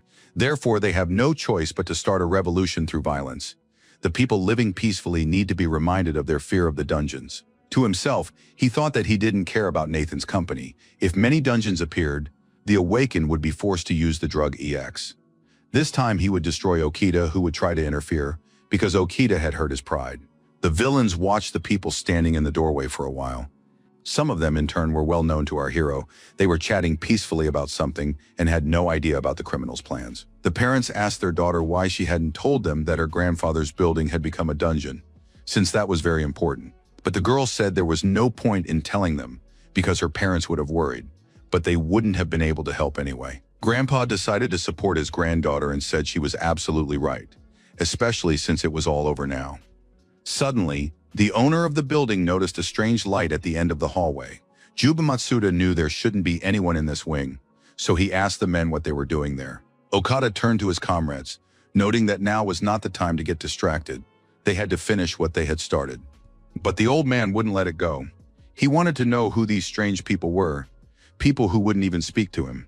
But an answer was no longer needed, because a moment later, a bright flash illuminated the entire building. No one could figure out what was happening, so everyone just turned their heads in confusion. The visitors looking around realized that the building already looked somehow different, though they couldn't quite figure out what had changed. And then something happened that no one expected, because monsters appeared in the building. The visitors screamed that this was no longer an ordinary building, but a dungeon from which they must flee immediately. Soma Obito, who by a strange coincidence was also there, thought to himself that something unusual was happening because dungeons hadn't appeared so suddenly before, and certainly not in a place that had already been cleared out. Besides, the adventurer knew that dungeons never just appeared out of nowhere. Something unusual always started happening beforehand, indicating the presence of an anomaly. Suddenly, lightning began striking that very building, the same kind that had appeared when the dungeons first started showing up. Walking down the street, our hero saw what was happening. Moreover, he immediately realized what it meant. The young man knew that at a time like this, there were bound to be people inside the building, so he had to rescue them immediately. The young man ran as fast as he could, thinking up a plan on the fly to resolve the situation. But when Okita Hikaru reached the building, he recognized the place. He had already cleared it out a few months ago. And that's exactly what put the adventurer on his guard, as he realized something was wrong. Upon entering the building, the young man saw a frightened crowd that had no idea what was going on. The young man realized there were a lot of people here, but he wanted to know where the building's owner was. At that very moment, the system sent a notification that monsters had been detected in the basement, not far away. After a while, the young man realized what was going on himself, because standing before him were goblins who were extremely hostile. The adventurer thought to himself that the monster's rank was higher than when he had fought in this dungeon last time. But now Okita Hikaru had become a completely different person. Our hero decided that in this case, it would be best to use a magic bullet which would quickly deal with the monsters. Raising the card, the young man knew for certain that the effect would not be long in coming. The monsters stared intently at the man standing before them, and he in turn shouted that now was the time to start the battle. Immediately, the bullet materialized and began flying toward the goblins. All that was left was to wait for the result. After a while, the system began notifying him that the rank of the magic bullet had been upgraded, which successfully helped him deal with the monsters. Looking at the results of his work, the guy remembered how, at the very beginning, he couldn't fully use this card because he quickly ran out of magical power. Having finished with those monsters, our hero decided that if the enemies ahead were more formidable, then the people trapped in the dungeon were in grave danger. Heading deeper into the dungeon, the young man decided he needed to reach the boss as soon as possible to destroy it and clear out the place, restoring it to its original state. Meanwhile, Soma Obito fought off the monsters he encountered along the way, hoping to at least help the people who didn't know what to do. On the 9th floor of the building, there were far more monsters, so backup was needed. For a while, the Awakening One managed to fend off these creatures, but he realized he wouldn't last long, given that there were so many people in the dungeon. Realizing that the path was clear, the young man directed the visitors where they needed to go to get out. Suddenly, some people approached Soma Obito and noted that they had met on the plane not long ago. However, the man realized that now was not the time for conversation and shouted as he ran away that they would have time to talk later. At the same time, a frightened woman was screaming that their daughter was nowhere to be seen. She had no idea where the girl could have gone. Given the chaos unfolding in the dungeon, anything could have happened, especially since monsters were appearing here and there. After a while, the adventurer shouted that there was no need to worry. He would definitely bring the girl back here. The girl and her grandfather weren't far away. They understood what was happening but didn't know which way to run. Suddenly, Jube Matsuda tripped and fell to the ground, cursing his own clumsiness. Seik, who had already run ahead, now stopped to go back to her relative and help him. But the old man told his granddaughter not to stop, adding that he was fine and would continue on his way soon. At that moment, a monster appeared in the hallway, watching the people closely. The unfortunate people saw that something unusual was happening, so they stopped, unable to do anything. Realizing that the monster was already very close, the girl pressed herself against her grandfather, wanting to at least shield him with her own body. At that very moment, Soma Obito heard a scream and immediately turned to see who was shouting. Seeing the people ahead, the young man immediately realized they were in grave danger. The adventurer immediately called on his assistant, but he doubted whether he would be able to act in time, since the monster was practically right next to the people. At the same time, our hero ordered his samurai to join the battle, where he was a true master. Literally a second passed, and the huge goblin had already begun to raise his hand to grab the poor souls. Suddenly, Soma Obito's eyes widened in surprise. He saw that the young man had acted faster. More than that, he had managed to destroy the dungeon boss in a single blow. The guy heard the system send a notification about the dungeon being cleared. But at that moment, it was more important for him to know how his friends were doing. The girl, upon seeing Okita Hikaru, blushed, though she was glad that he had also come to this place and had done so just in time. The man was also glad to see the young man, so he immediately began thanking and praising him. At the same time, another adventurer, who had been watching everything from the sidelines, was surprised, for standing before him was the very young man Takasu had spoken so much about. Turning his head, Okita Hikaru immediately addressed Soma, noting that he had heard about him from his friend who worked at the bureau. Smiling, the awakened man said that standing before him was the very adventurer who possessed amazing abilities. A few minutes later, the building returned to normal, and so, looking around, people rejoiced that it was all over now. But our hero and his friend weren't exactly thrilled about this, as they saw a man approaching them. The man moved silently down the hallway, but the crowd didn't immediately recognize who he was. Coming closer, Takano Okada slowly stated that he respected Okita. Staring at this criminal in horror, the young man asked how it could be that he was still alive, and thought to himself that his rank had risen even higher. The antagonist continued, saying that just 15 minutes after the dungeon was created, the boss had already been defeated, a record by any measure. Soma Obito immediately picked up on the phrase about creating the dungeon, and so he wanted to know what the villain had done. And again, the man didn't answer the question. Instead, he pointedly declared that he had met such a celebrity. With a smirk, the adventurer explained that he wouldn't fall for Okada's flattery, since he was a terrorist wanted internationally, and wondered which organization he was working for now. Takano Okada replied that this was confidential information, but that it didn't matter at all right now, since he only wanted to seriously fight Okita. To do this, he had to prepare the arena, but the building returned to normal, all because he had defeated all the monsters too quickly. Pulling out his card, our hero shouted that the enemy definitely wouldn't be able to escape because he was alone, while there were two adventurers on the side of good. But the terrorist asked Soma if the awakened S-rank knew what would happen next. For a moment, silence hung in the room, and only the villain walked over to the window and looked intently at something. Then suddenly, he told someone that it was time to begin. As before, the villain remained silent, but instead the guys noticed that something strange was starting to happen on the street. Glancing at the terrorist, our heroes began asking each other what those lightning strikes were. Could all these buildings really be turning into dungeons right now? If this really was a mass emergence of dungeons, there had to be some reason for it. At that moment, the city looked terrifying. It seemed as though all the houses would turn into dungeons, and then there would be nothing they could do. For instance, in one of the buildings, the dungeon boss, a high-ranked dark minotaur, was already closing in on the people. The same was true of the dark basilisk, which was in another dungeon that had until recently been a building. And once again, the awakened ones noted that a great many dungeons had appeared in the city at the same time. Such an anomaly had never occurred before. In an icy tone, Okita Hikaru asked the villain what he had done. Popping a pill into his mouth, the terrorist replied that the young man could see everything anyway. These were artificially created dungeons. The adventurers had never heard of such a thing. They didn't understand how it had happened, but at that moment they noticed the pill their opponent had taken. After that, the system notified the young man that the enemy's rank was now a ++, though it wasn't entirely clear what that meant. And while the young man was wondering how the rank could have risen so much in an instant, Takano Okada said that 108 dungeons had just been generated. Soma couldn't believe his ears. He didn't understand how such a thing was possible, hoping that this criminal was simply bluffing. But the villain said that more and more of this kind of equipment would become available in the future, and that the country's system would collapse as soon as dungeons began appearing everywhere. Hikaru Okita was furious, and so, raising his voice, he demanded to know why the enemy needed all of this. The man took his time answering, but then explained that he needed all of this for the sake of equality.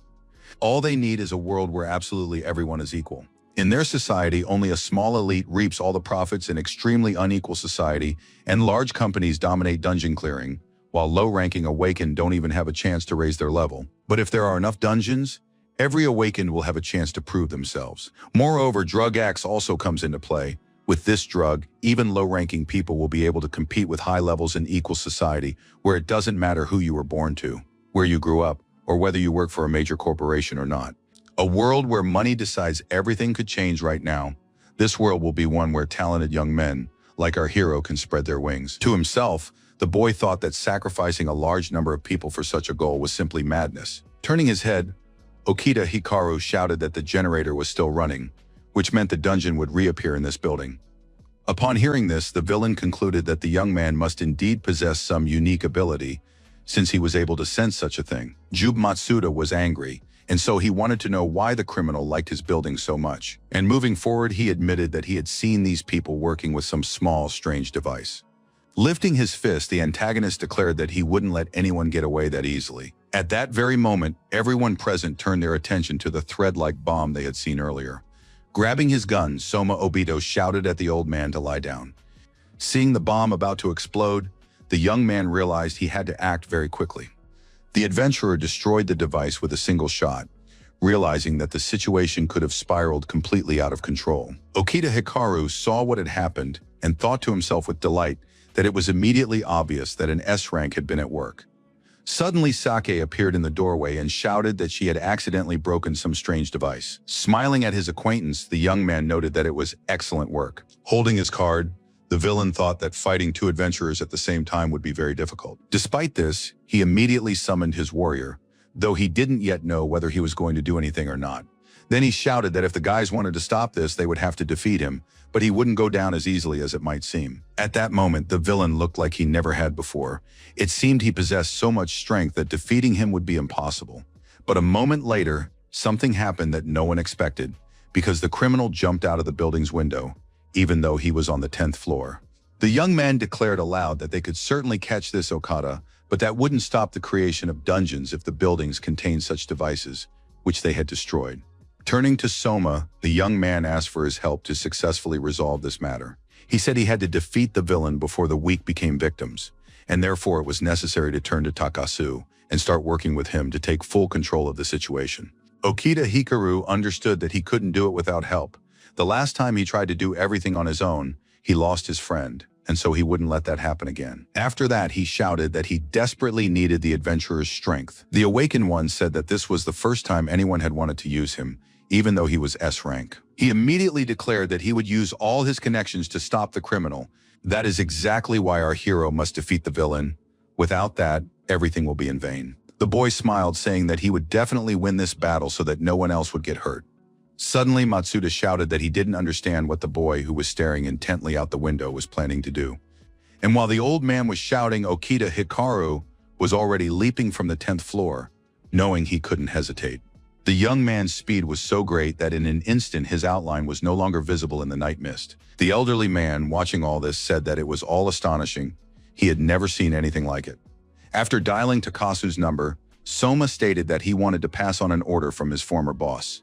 The man was to gather as many awakened as possible. As he walked down the street, the young man wondered where Okada might be at that moment. He needed to catch him as quickly as possible. However, a moment later, the young man noticed a large number of monsters, suspecting that they must have escaped from the dungeons. The young man stopped, horrified by what he saw, realizing that the entire city was turning into a dungeon. And in the distance, an abnormal amount of magical power was gathering. If this wasn't stopped, the entire city would turn into a dungeon. The young man shouted that he didn't have time to waste dealing with the monsters that crossed his path. That's exactly why our hero immediately called on the samurai for help, who was supposed to deal with the enemies very quickly. After dealing with the monsters, the young man ran on as fast as he had ever run before. After a while, the adventurer arrived at the city stadium, watching as a huge amount of magic gathered there. Standing at the entrance, the young man tried to make sense of it all, but it seemed to him that something inexplicable was happening. Looking around, Okita Hikaru tried to figure out what kind of equipment he was seeing. No answer came, but the light from an object resembling a processor grew brighter and brighter. Hearing the system send a notification that an awakened S rank or higher was approaching, the young man was stunned. He couldn't understand how anyone could be stronger than the highest rank. In the distance, the boy saw a figure who was in no hurry to do or say anything. And while at first our hero didn't recognize who was standing before him, after taking a closer look, he realized with horror that it was Okada. The villain was staring intently at the young man, and at that very moment, the system sent a new notification stating that this person's rank was SSS.